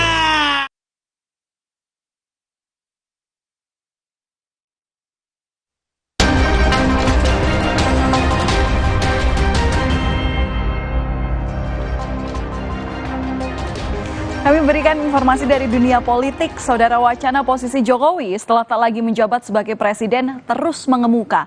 Pada akhir pekan lalu, Partai Solidaritas Indonesia mengusulkan bahwa Jokowi untuk memimpin partai koalisi pemerintahan. Gagasan ini tentu saja berpotensi memunculkan matahari kembar dalam pemerintahan mendatang, di mana dua kekuatan besar akan berhadapan, yakni antara pemimpin koalisi partai dengan presiden yang memimpin pemerintahan. Usulan PSI ini muncul karena menganggap Jokowi ini bisa menjadi sosok yang bisa mempersatukan partai-partai politik untuk menuju Indonesia Emas. Kan kemarin ini Ketua Dewan Pembina PSI sempat ngasih ide itu, yang saya pikir ide bagus juga. Pak Jokowi mungkin bisa menjadi ketua dari koalisi partai-partai, semacam barisan nasional, partai-partai mau melanjutkan atau punya visi yang sama ya, menuju Indonesia Emas gitu. Ya, Pak Jokowi bisa ada di situ sebagai pemersatu. Tentu saja niatnya baik, mengatakan ingin menguatkan. Tapi jangan kemudian niatan ini mengacak-acak sistem tata negara, sistem politik, termasuk otoritas yang dimiliki oleh seorang presiden terpilih. Sekarang saja Pak Prabowo itu kan sudah dilihat dari dua kacamata. Satu, sepenuhnya sebagai seorang presiden, ada yang mengatakan bahwa dia setengah presiden karena setengahnya lagi adalah kekuatan Jokowi. Jangan ditambah beban lagi kemudian dengan mengatakan bahwa akan ada koalisi permanen yang di situ ada Jokowi bahkan berada di atas partai-partai. Buat saya itu tidak adil buat seorang Prabowo. Wakil Ketua Umum Partai Gelora, Fahri Hamzah, tidak sependapat dengan penilaian kehadiran Jokowi dalam koalisi besar partai-partai pendukung pemerintah selanjutnya bisa membuat matahari kembar. Menurut Fahri, penilaian tersebut hanya sebuah kecurigaan yang berlebihan. Ia mengingatkan di periode kedua, Jokowi selalu mendorong agar rekonsiliasi politik terus berjalan. Hal ini bisa dilihat saat Prabowo Gibran menyatakan perlu ada keberlanjutan dari program-program di pemerintahan selanjutnya. Namun di sisi lain, Fahri menilai bahwa transisi kepemimpinan juga menjadi pekerjaan rumah yang perlu diselesaikan. With the system, jadi jangan ada ikhtiar-ikhtiar yang merusak konstitusi dan presidensialisme kita. Dan saya kira itu adalah komitmen kita berbangsa dan bernegara. Tetapi memikirkan bagaimana agar transisi kepemimpinan dari presiden yang satu ke presiden yang lain berjalan secara lebih mulus, itu adalah PR kita bersama. Saudara, gagasan Jokowi akan memimpin partai-partai koalisi pemerintah juga mendapat tanggapan dari calon wakil presiden yang juga merupakan wali kota Solo, Jawa Tengah, Gibran Rakabuming Raka. Menurutnya, sampai saat ini belum ada pembicaraan terkait hal itu. Gibran juga menegaskan semua masih menunggu karena belum ada keputusan resmi terkait hasil pemilu oleh KPU. Pak Jokowi untuk memimpin koalisi, mungkin ada tanggapan, Mas? Belum ada pembicaraan seperti itu ya. Setuju nggak sih Mas? Setuju nggak sih dengan isu itu? Ya, saya belum bisa menanggapi ya. Jadi sejauh ini sebatas usulan-usulan dan wacana saja. Ya silahkan bertanya kepada orang yang mengusulkan ya. Pasangan Capres-Cawapres Prabowo Gibran yang unggul dalam hasil hitung cepat Pilpres Presiden 2024 sebelumnya bertekad untuk merangkul semua pihak di dalam pemerintahannya nanti. Pernyataan ini ditegaskan Prabowo dalam pidatonya di Istora Senayan, Jakarta pada Rabu 14 Februari lalu. Wacana pemerintahan yang mengedepankan persatuan nasional ini pun mendapat tanggapan dari Ketua Bapilu Partai Demokrat Andi Arief. Andi Arief bahkan mengusulkan kepada Prabowo untuk membentuk sekretariat gabungan koalisi pemerintah. Meski belum dibahas, Partai Golkar yang juga mengusung Prabowo Gibran menyatakan keberadaan Setgab bisa membantu Presiden untuk ruang diskusi para petinggi parpol dalam menjalankan roda pemerintahan. Di sisi lain, Partai Gerindra mengaku belum mau membahas wacana ini karena masih harus fokus mengawal hasil rekapitulasi KPU Republik Indonesia, baik Pileg ataupun Pilpres.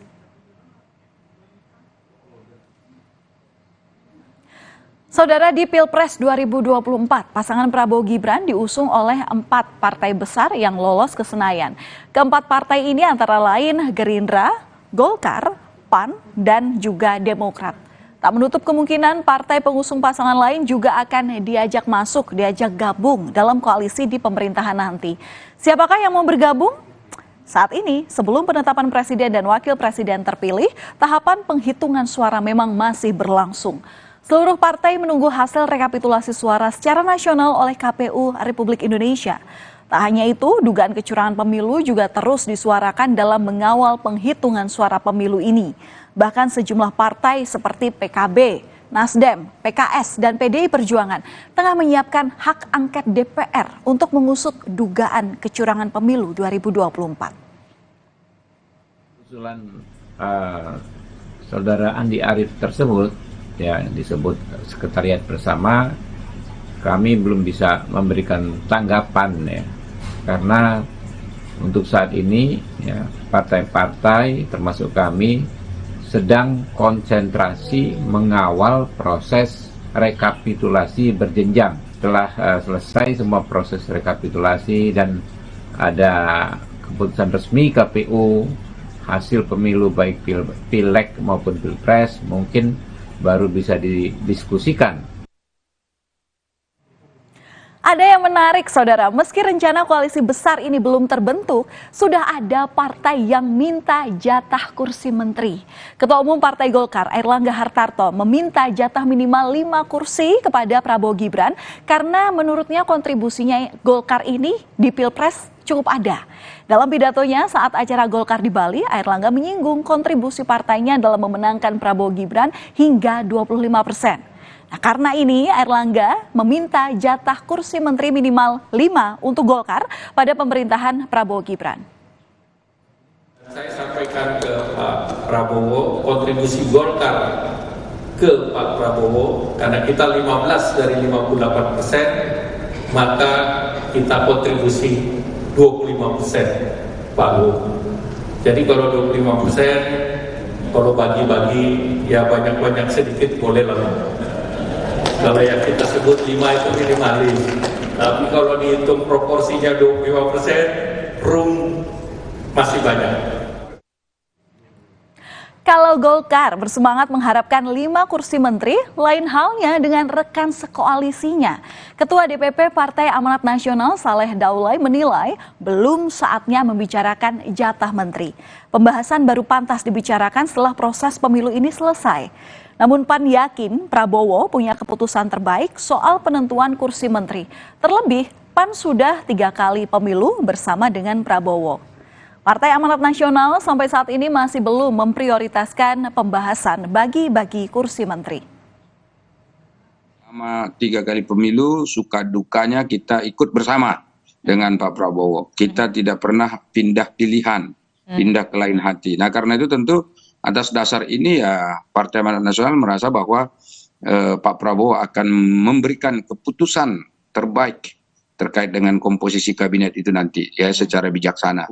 Soal pembicaraan kursi kabinet ini saya kira ya belum menjadi prioritas lah untuk sementara ini. Tapi kalau ada yang mau menyatakan misalnya soal kursi itu ya silakan ya. Tapi bagi PAN ini belum menjadi bagian prioritas untuk dibicarakan begitu.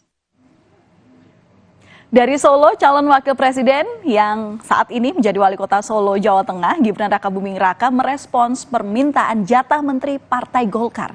Gibran bilang soal kabinet belum dibahas dan akan diputuskan oleh Prabowo Subianto.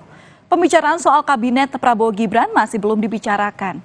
Gibran meminta semua pihak sekali lagi untuk bersabar menunggu pengumuman resmi dari KPU.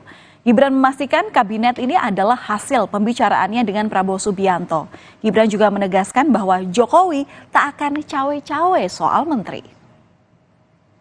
Untuk masalah menteri dan lain-lainnya nanti bisa dibicarakan lagi. Jokowi nanti akan juga ikut menyusun kabinet? Belum ada pembicaraan itu. Yang nyusun ya Pak Prabowo. Dan ikut andil untuk masih pertimbangan itu? Belum ada pembicaraan ke sana. Kalau untuk masalah itu ya selama ini diskusinya dengan saya dan Pak Prabowo antara kami berdua. Saudara, formasi pasca Pilpres sebenarnya lumrah kalau mulai dikalkulasi koalisi yang berpotensi jadi pemenang Pilpres. Namun jika koalisi saja belum terbentuk dan sudah ada partai yang minta jatah kursi, bisa jadi koalisi pemerintahan mendatang akan menjadi gemuk. Tapi yang kini paling menjadi prioritas adalah mengawal suara pemilu. Pasalnya rekapitulasi masih berlangsung dan KPU RI sendiri belum juga memutuskan siapa yang jadi pemenang di Pilpres 2024 ini. Kami akan kembali usai jeda, meski sudah dilarang karena berbahaya, namun tetap saja ada banyak warga yang menunggu waktu berbuka atau ngabuburit dengan nongkrong di sekitar rel kereta api.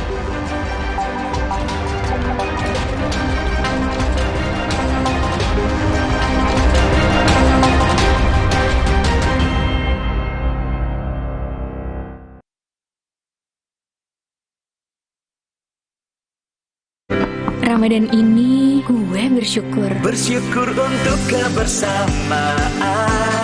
Manis kemenangan. Pasti kita Bersyukur Top Coffee selalu hadir menemani kita dari Wings Food. Kenapa aku pilih Le Mineral? Soalnya cuma ini nih yang masih ada segelnya. Debu jadi nggak akan masuk di sela-sela tutup botolnya. Benar, Le Mineral disegel secara khusus sehingga terjamin kebersihannya. Le Mineral. Tenggorokan kering, sariawan, jerawatan, bau mulut. Minum Adem Sari saat berbuka dan setelah tarawih. Adem Sari yang botol tanpa soda.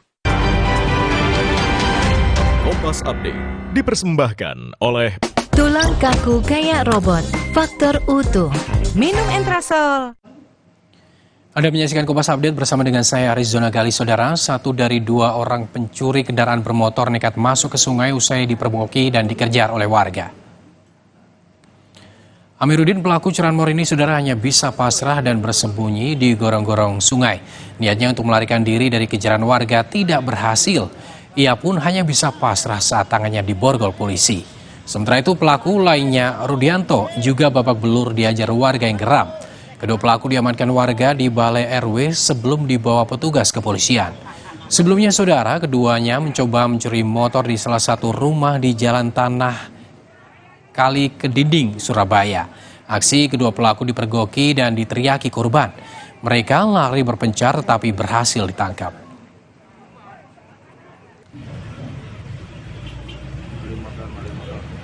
Demikian Kompas Update, saya Arizona Gali. Sampai jumpa.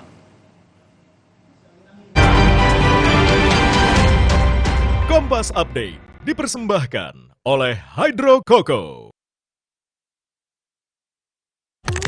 Tulang kaku kayak robot, faktor utuh. Minum Entrasol. Ekstrak buah zaitunnya bantu penyerapan kalsium lebih cepat pada tulang. Berkat Entrasol, jalani ibadah puasa lebih lancar. Entrasol. Ada tradisi sehat berbuka dengan kebaikan air kelapa asli. Hydro Coco, kaya nutrisi, kembalikan kesegaran alami tubuh. Yuk berbuka dengan segarnya air kelapa asli. Hydro Coco. Shopee, yuk pakai SPayLater, beli sekarang bayarnya nanti. Yuk pakai SPayLater, gratis ongkir se-Indonesia. Belinya sekarang, bayarnya nanti. Cat Paragon dong, Mbak. Ekstra daya tutup dan ekstra hemat. Ada Paragon Emulsion atau ada Paragon Waterproof, anti bocor dan elastis. Saya beli semuanya. Paragon makin banyak variannya. Supaya badan kuat selama puasa, gimana ya? Minum susu steril 7 kurma. Betul, karena kurma kaya antioksidan. Plus susu steril double khasiat. Enak. Badan segar. Susu steril 7 kurma double khasiatnya. Yang penting buatku, Samsat untuk latihan kekuatan. Dan orange water atau lemon water agar pulih lebih cepat.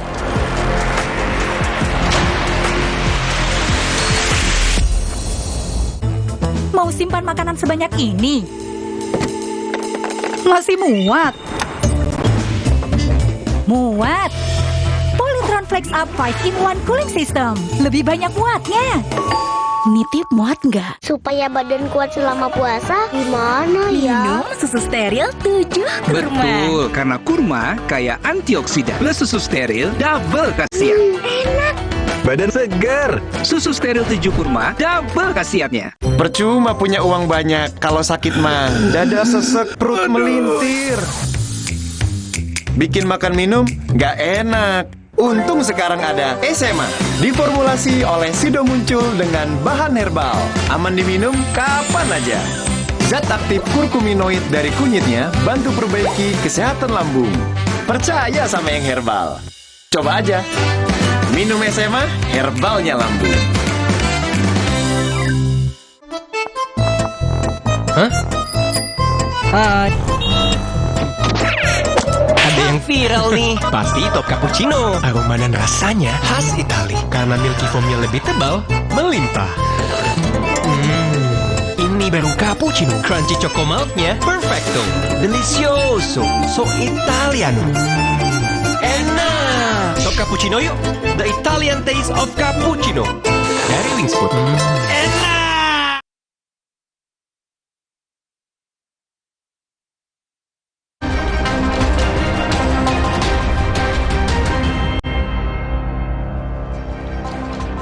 Kembali di berita utama, saudara, saatnya kami memiliki 5 informasi pilihan yang tentunya sangat menarik untuk Anda simak. Kita lihat yang pertama, ada ngabuburit menantang bahaya. Saudara, banyak cara dilakukan masyarakat untuk ngabuburit menunggu waktu berbuka. Namun di Purwakarta, Jawa Barat, warga justru ngabuburit di rel kereta api. Meski sudah dilarang PT KAI karena bahaya, warga tetap kembali ke rel kereta api. Ngabuburit biasa dilakukan oleh masyarakat untuk mengisi waktu menunggu buka puasa. Namun, apa jadinya jika ngabuburit justru dilakukan di area berbahaya? Seperti yang dilakukan warga di Purwakarta, Jawa Barat ini.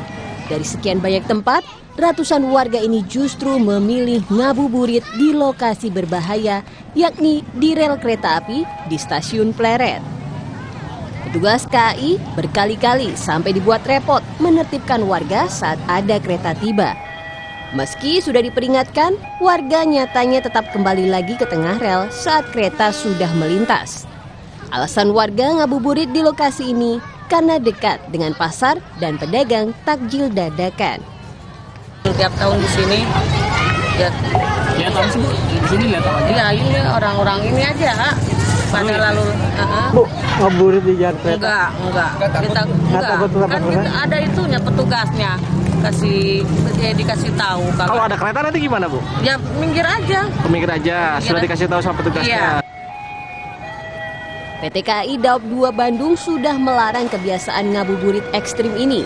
Selain membahayakan keselamatan, kebiasaan ngabuburit di sepanjang rel stasiun itu juga mengganggu perjalanan kereta. Kereta Api Indonesia Persero Daerah Operasi 2 Bandung menghimbau kepada warga masyarakat yang berada di Stasiun Pleret untuk tidak melakukan kegiatan ngabuburit di stasiun karena kegiatan ini membahayakan keselamatan juga melanggar peraturan atau undang-undang. Dalam Undang-Undang Perkeretaapian, jalur kereta api merupakan area yang harus steril dari aktivitas warga. Jika ada warga yang memanfaatkan rel kereta selain untuk perjalanan kereta, bisa didenda dan dipidana. Hendri Irawan, Kompas TV Purwakarta, Jawa Barat.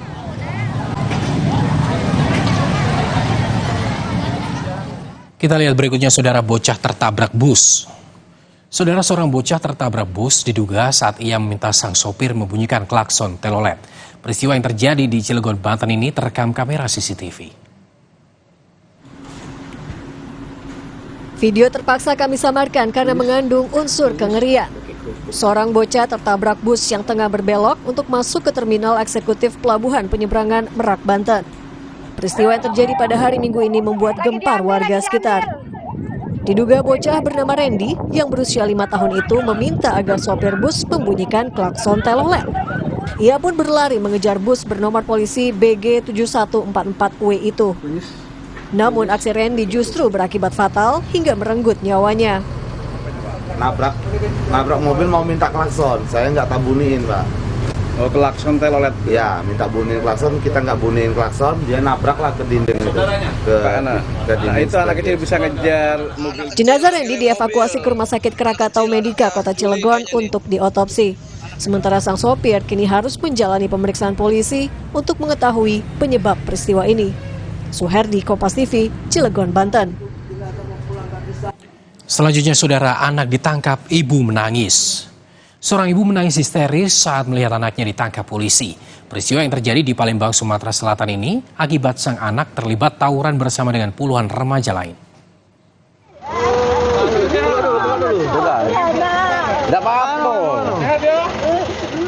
Seorang ibu tak kuasa menahan tangis saat anaknya yang masih remaja digiring oleh polisi. Sang ibu bahkan terus meraung dan memohon agar anaknya tak ditangkap. Namun apa mau dikata, akibat terlibat tawuran, sang anak kini harus berurusan dengan polisi. Peristiwa yang terjadi pada hari Minggu ini belum selesai. Akibat menahan kesedihan, ibu tadi pun jatuh pingsan saat dipertemukan dengan sang anak di Mapolrestabes Palembang.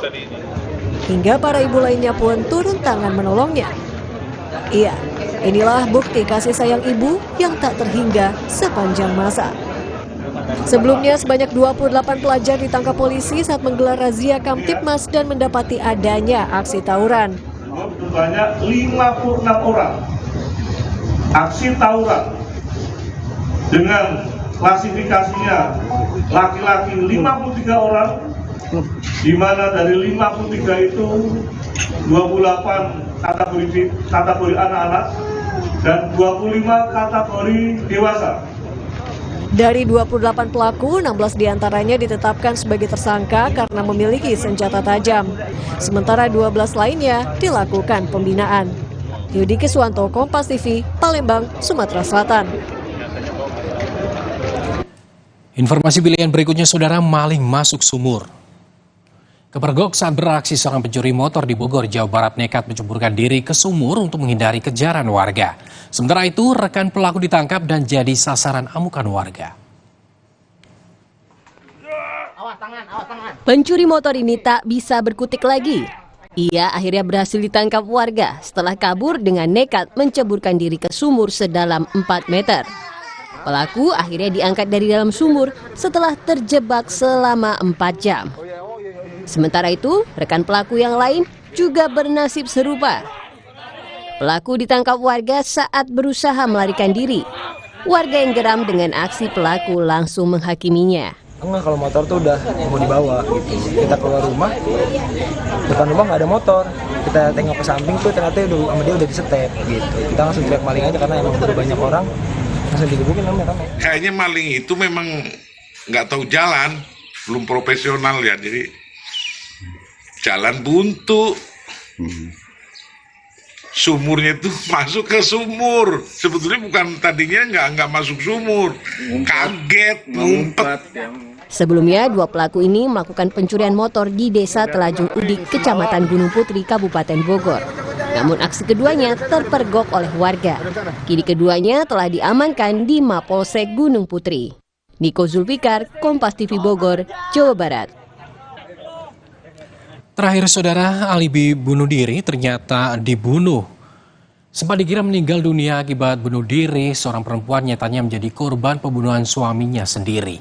Peristiwa ini terjadi di Kabupaten Humbang Hasundutan, Sumatera Utara, dan pelaku pun harus menjalani proses rekonstruksi pada Senin siang. Keceriaan Lisna Manurung tak dapat lagi disaksikan oleh pihak keluarga. Akhir tahun 2023 lalu, jenazah Lisna ditemukan tergantung di dalam rumahnya yang berada di Kabupaten Humbang Hasundutan, Sumatera Utara. Meski sempat dimakamkan, namun pihak keluarga merasa janggal dengan kondisi jenazah yang dipenuhi luka.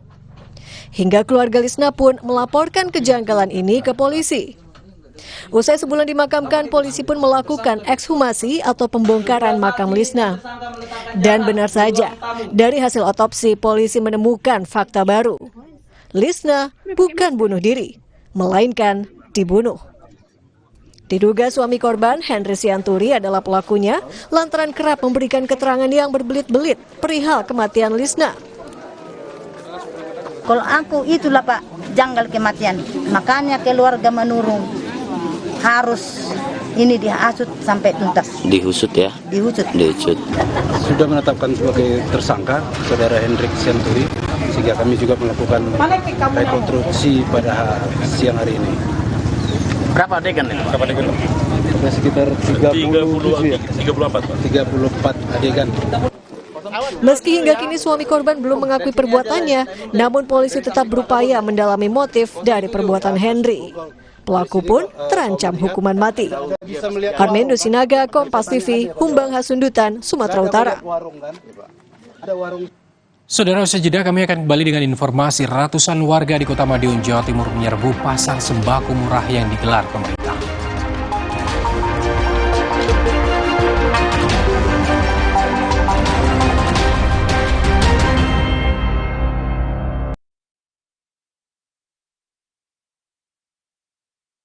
Top Cappuccino, milky foamnya lebih tebal dan crunchy chocomaltnya. Ini baru cappuccino. Beli 2, ekstra 1. Kopi yang delicioso, Top Cappuccino. Enak.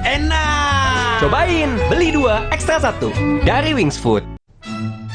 Ayam, nggak usah takut, kan ada Agoda. Agoda. Bisa liburan murah di banyak hotel. Wah, diskonnya sampai 60%. Cuma di Agoda, booking sekarang. Persiapan puasa harus pol, biar aktivitas gak kendor. Ya, jebol. Aduh, sakit mah nongol. Redakan cepat dengan Polisilen. Formula jempol kembali gaspol. Polisilen, pertolongan pertama ketika sakit mah dan kembung. Obatnya orang Indonesia dari Faros. Kenapa aku pilih Le Mineral? Soalnya cuma ini nih yang masih ada segelnya. Debu jadi nggak akan masuk di sela-sela tutup botolnya. Benar, Le Mineral disegel secara khusus sehingga terjamin kebersihannya. Le Mineral. Nyatanya, suara tetesan air nggak akan jadi lagu pengantar tidur yang nyenyak. Makanya soal cat pelapis anti bocor, pilih yang Aku Approve. Aku Approve dan Aku Approve Pro. Aku approve, aku approve. Shopee. Yuk pakai SPayLater. Beli sekarang, bayarnya nanti. Yuk pakai SPayLater. Gratis ongkir se-Indonesia. Belinya sekarang, bayarnya nanti. Saya harus kuat setiap hari. Mulai usia 40, tubuh kehilangan 33% massa otot. Saya minum Ensure Gold dengan dual action. HMB plus triple protein dukung kekuatan otot. Ensure Gold for everyday strength. Ramadan ini gue bersyukur. Bersyukur untuk kebersamaan. Manis kemenangan. Pasti kita Bersyukur Top Coffee selalu hadir menemani kita dari Wings Food. Dunia terus berputar. Begitu banyak hal yang berakhir, namun banyak juga yang kembali dalam bentuk baru, memberi harapan baru. Seperti botol plastikmu yang dapat menjadi barang baru lagi melalui gerakan ekonomi sirkular nasional Le Mineral. Kini, plastik tidak lagi menjadi sampah, namun terus berputar dengan dipilah dan didaur ulang menjadi baru. Semua bisa mengambil peran penting dalam perputaran itu dari hulu ke hilir. Mulai dari kamu yang memilah sampah dari rumah, pemulung yang mengumpulkannya, hingga pekerja pabrik yang mendaur ulang. Bersama gerakan ekonomi sirkular nasional Le Mineral, mari jadikan botol plastikmu jadi baru lagi.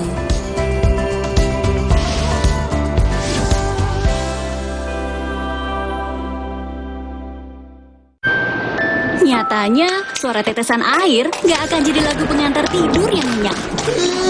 Makanya soal cat pelapis anti bocor, pilih yang Aku Approve.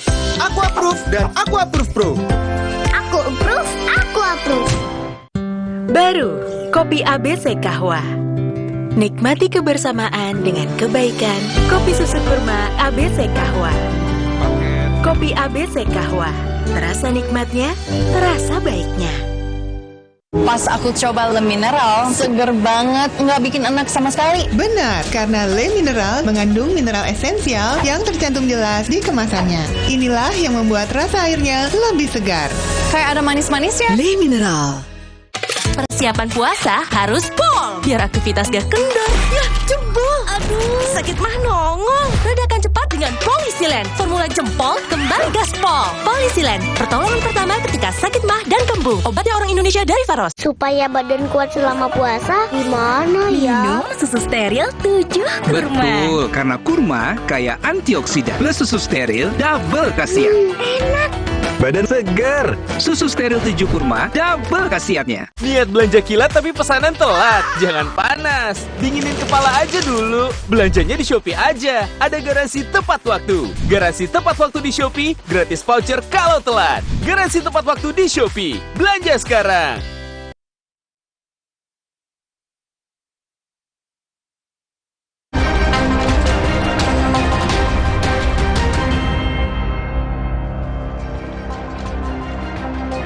Terima kasih Anda masih di Berita Utama, Saudara. Ratusan warga di Kota Madiun, Jawa Timur menyerbu pasar sembako murah yang digelar pemerintah di halaman Stadion Wilis Senin pagi.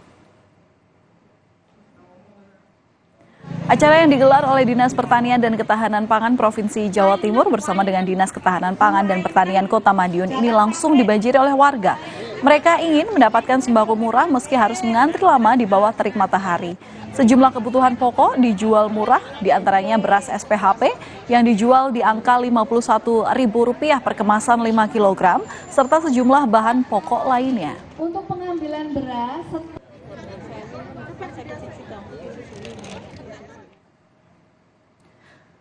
sementara itu, pemerintah Kota Malang juga menggelar operasi pasar di halaman kantor Kelurahan Polehan, Kota Malang, Jawa Timur. Panitia menjual sembako dengan harga lebih murah dari harga pasar. Apalagi harga jelang Lebaran kian melonjak dan membuat warga kian terbebani. Di pasar murah ini warga bisa mendapatkan sembako murah seperti beras SPHP, minyak goreng, gula pasir, tepung terigu hingga bawang merah.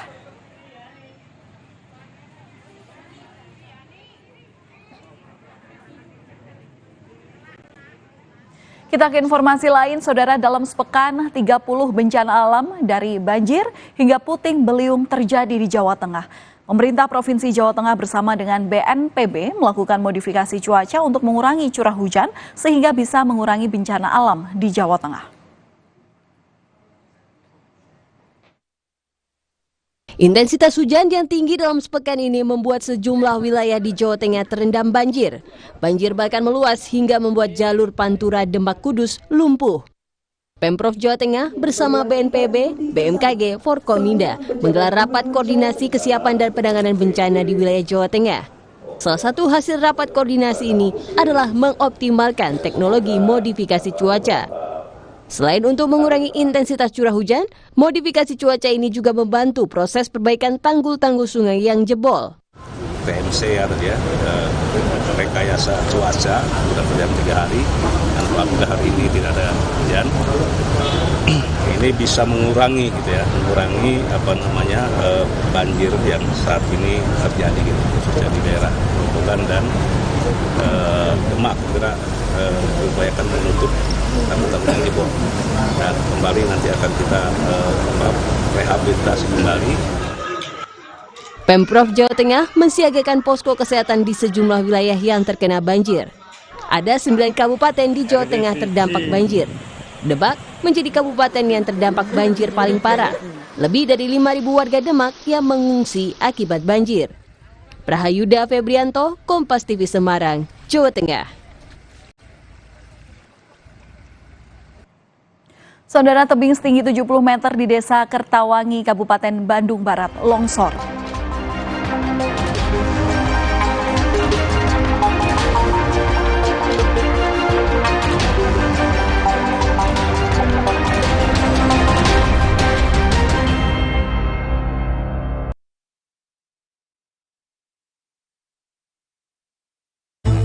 Mau simpan makanan sebanyak ini? Masih muat? Muat! Polytron Flex Up 5-in-1 Cooling System. Lebih banyak muatnya. Nitip muat nggak? Putri Hijau merebut kembali energi kehidupan yang dikuasai Tuan Cungkar. Alam pun kembali bermain. Sambut hari kemenangan. Marjan. Baru, kopi ABC Kahwa. Nikmati kebersamaan dengan kebaikan. Kopi susu kurma ABC Kahwa. Kopi ABC Kahwa. Terasa nikmatnya, terasa baiknya. Persiapan puasa harus pol, biar aktivitas gak kendor. Ya, jebol. Aduh, sakit mah nongol. Redakan cepat dengan Polisilen. Formula jempol kembali gaspol. Polisilen, pertolongan pertama ketika sakit mah dan kembung. Obatnya orang Indonesia dari Faros. Saya harus kuat setiap hari. Mulai usia 40, tubuh kehilangan 33% massa otot. Saya minum Ensure Gold dengan Dual Action. HMB plus triple protein, dukung kekuatan otot. Ensure Gold for everyday strength. Kalau puasa, siang berasa lemas. Kenapa ya, Ma? Saat puasa, tubuh bisa lemas karena kekurangan mineral, Dek. Minum Le Mineral yang mengandung mineral penting buat tubuh selama puasa. Le Mineral, penuhi kebutuhan mineral selama berpuasa. Supaya badan kuat selama puasa, gimana ya? Minum susu steril 7 kurma. Betul, karena kurma kaya antioksidan. Plus susu steril, double khasiat. Enak. Badan segar. Susu steril 7 kurma, double khasiatnya. Putri Hijau merebut kembali energi kehidupan yang dikuasai Tuan Cungkar. Alam pun kembali bermain. Sambut hari kemenangan. Marjan. Persiapan puasa harus pol, biar aktivitas gak kendor. Ya, jebol. Aduh, sakit mah nongol. Redakan cepat dengan Polisilen. Formula jempol kembali gaspol. Polisilen, pertolongan pertama ketika sakit mah dan kembung. Obatnya orang Indonesia dari Faros.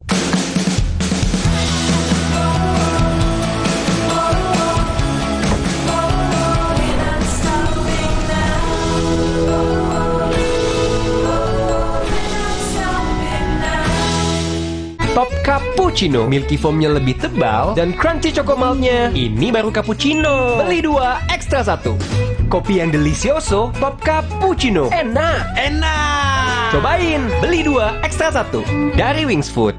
Rumah lebih dari sekedar 4 dinding yang beratap. Rumah penuh dengan momen yang dilalui bersama. Lindungi momen-momen berharga itu bersama Dulux Weather Shield PowerFlex dengan Triple Defense Technology. Cipta dan herbal, berbagi berkah Ramadan. Beli kemasannya dan kirim kode uniknya. Ramadan penuh berkah, berlimpah hadiah. Beli Cipta dan Herbal hari ini. Putri Hijau merebut kembali energi kehidupan yang dikuasai Tuan Cungkar. Alam pun kembali bermain. Sambut hari kemenangan. Marjan. Tina udah siap om. Mie sedap soto dulu yuk. Enggak deh om, makasih. Mie sedap soto dengan mie yang kenyal serta koya gurih dan jeruk nipis asli. Soal rasa mie sedap soto, lidah nggak bisa bohong. Rasa soto nomor 1 cuma mie sedap soto. Jadi boleh dikatakan pencawapresan Gibran ini cacat secara moral begitu, Prof? Sempat nggak Bapak diajak deal-dealan? Ada penemuan uang 30 miliar. Uang apa itu? Nilu, setiap Senin pukul 8:30 malam di Kompas TV. Didukung oleh Rumah lebih dari sekedar 4 dinding yang beratap. Rumah penuh dengan momen yang dilalui bersama. Lindungi momen-momen berharga itu bersama Dulux Weather Shield PowerFlex dengan Triple Defense Technology.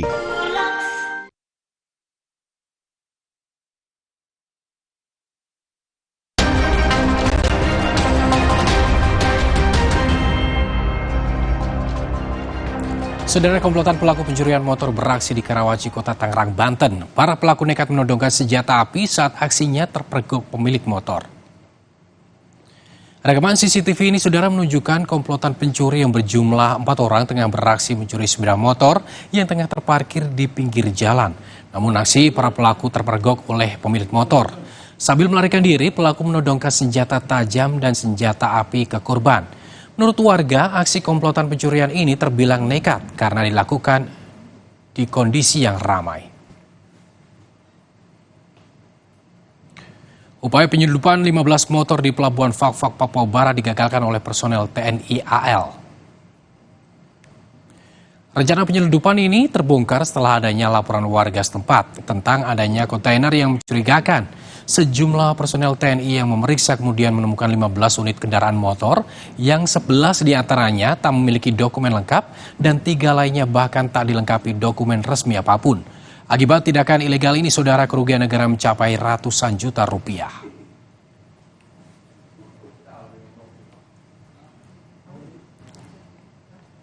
Saudara, tebing setinggi 70 meter dengan lebar 26 meter di Desa Kertawangi, Kecamatan Cisarua, Kabupaten Bandung Barat, longsor pada hari Minggu. Peristiwa longsor tebing ini terjadi usai hujan deras yang mengguyur kawasan Cisarua, Kabupaten Bandung Barat. Tidak ada korban jiwa dalam musibah ini, namun aktivitas warga menjadi terganggu.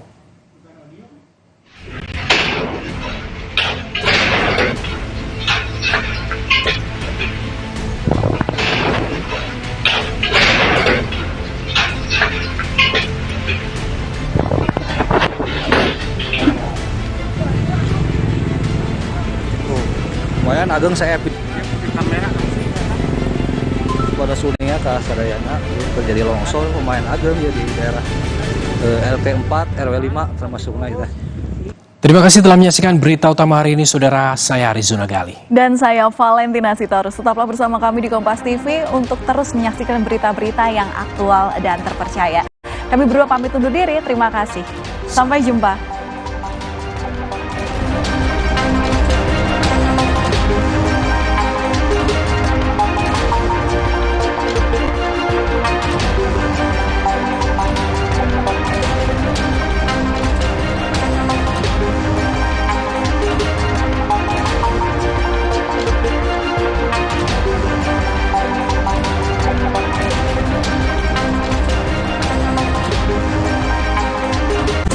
Terima kasih Anda telah menyaksikan berita utama yang didukung oleh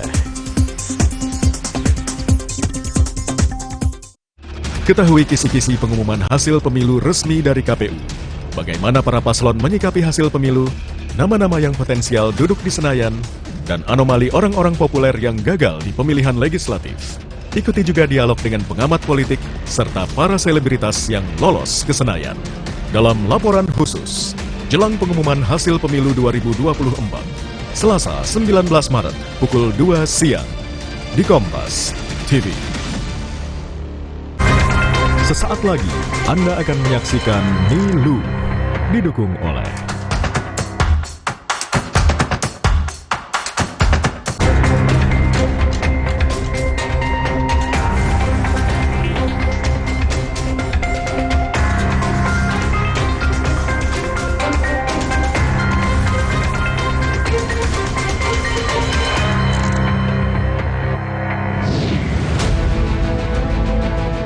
Lagi-lagi satu keluarga ditemukan tewas mengenaskan. Kali ini terjadi di Jakarta Utara. Sekeluarga diduga lompat dari gedung apartemen setinggi lebih dari 70 meter. Mengapa? Apakah tindakan bunuh diri atau ada hal lainnya? Saya, Niluh Puspa, mencari jawabnya.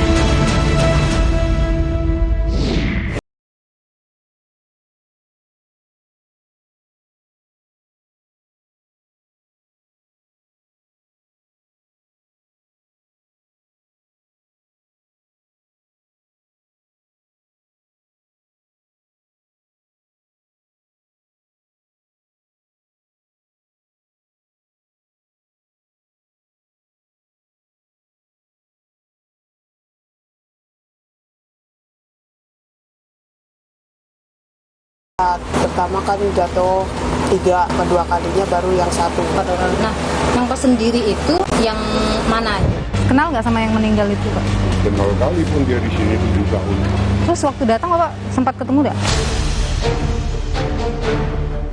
Berdasarkan hasil olah TKP awal, ditemukan memang adanya 4 buah kursi yang sejajar ada di pinggiran tembok yang diduga itu digunakan sebagai alat bantu untuk memanjat dinding. Artinya sampai dengan sekarang polisi belum bisa menyatakan bahwa ini adalah kasus bunuh diri atau ada hal lain di belakangnya, Bu.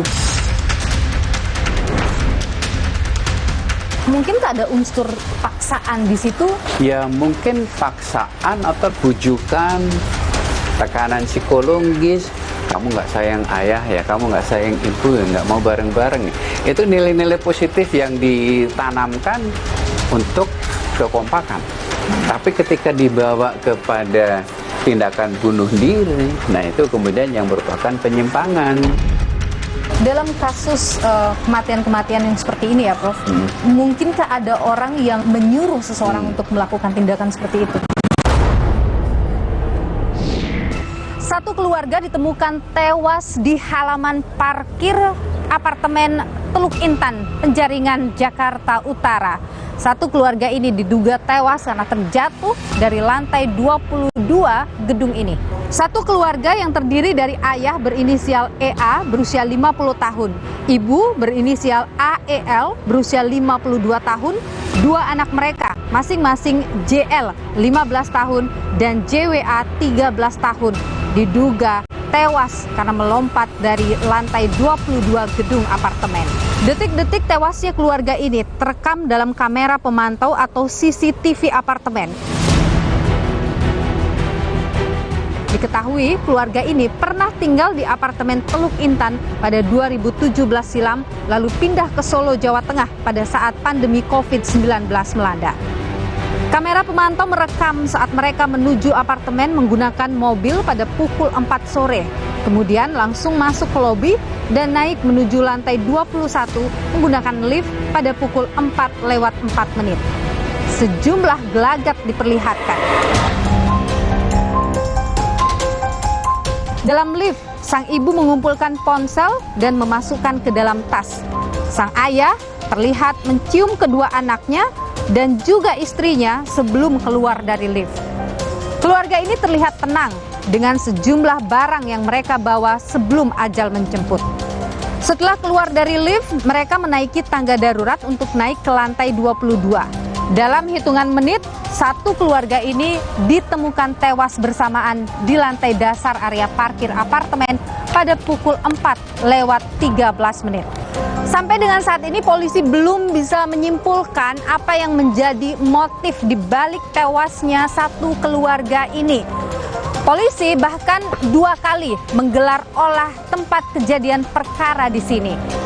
Meski keempat jenazah sudah dikremasi dan abu jenazah sudah dilarung ke laut.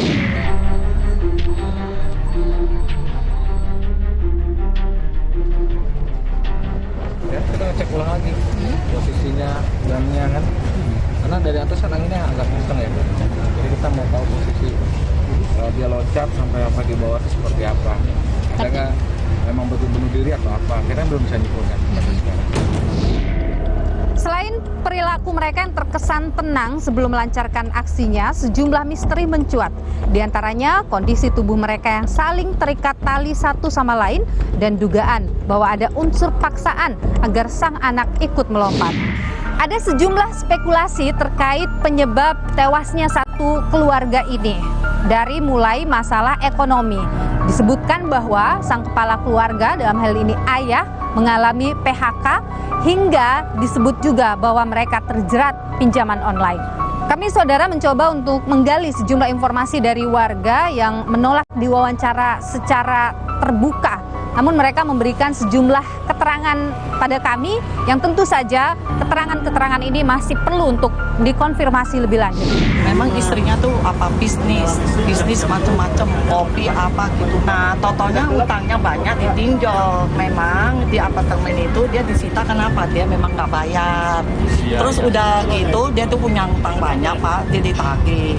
Anaknya tuh udah ngomong gini, Mama, memang utangnya nggak bisa dibayar, nggak bisa dicicil. Anaknya yang perempuan bayarin, Ma, bentar lagi aku udah tamat ya sekolah. Mamanya ngomong begini, katanya gini, lu mau tahu ditangkap polisi, nanti di dalam penjara lu digebukin, mau nggak lu begitu? Karena Pak sebenarnya udah diajak terjun itu anaknya nggak mau terus Pak, mau nggak Pak? Nggak mau tuh taunya dari maksudnya ada di CCTV apa gimana? Sama anaknya direkam. Oh ada rekamannya berarti. Keluarga orang kaya lupa, ini bukan keluarga orang susah. Saling nyapa. Jadi kalau lebaran kiriman, kalau Natal tuker-tukeran. Itu tradisi itu jalan di lantai 16. Di 16 tuh ya. Dia itu ada WA-nya statusnya tentang kehidupan yang gitu. gagal.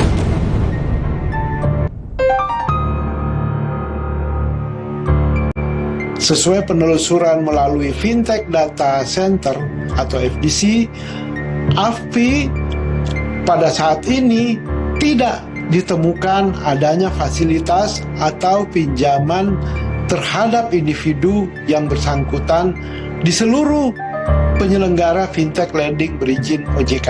Hal ini memperkuat keyakinan bahwa dugaan bunuh diri bukan disebabkan oleh penyelenggara fintech lending yang berizin dan diawasi oleh OJK.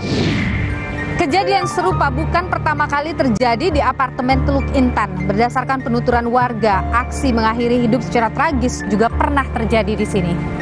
Kasus bunuh diri menjadi fenomena sosial yang marak terjadi, dianggap sebagai solusi untuk mengatasi sebuah masalah. Berdasarkan data Pusat Informasi Kriminal Nasional Pusiknas Polri, ada 971 kasus bunuh diri di Indonesia sepanjang periode Januari hingga Oktober 2023. Angka ini melampaui kasus bunuh diri yang terjadi sepanjang tahun 2022, yakni 900 kasus. Di balik sejumlah kasus bunuh diri yang terjadi, masih ada yang menyimpan tanda tanya hingga saat ini.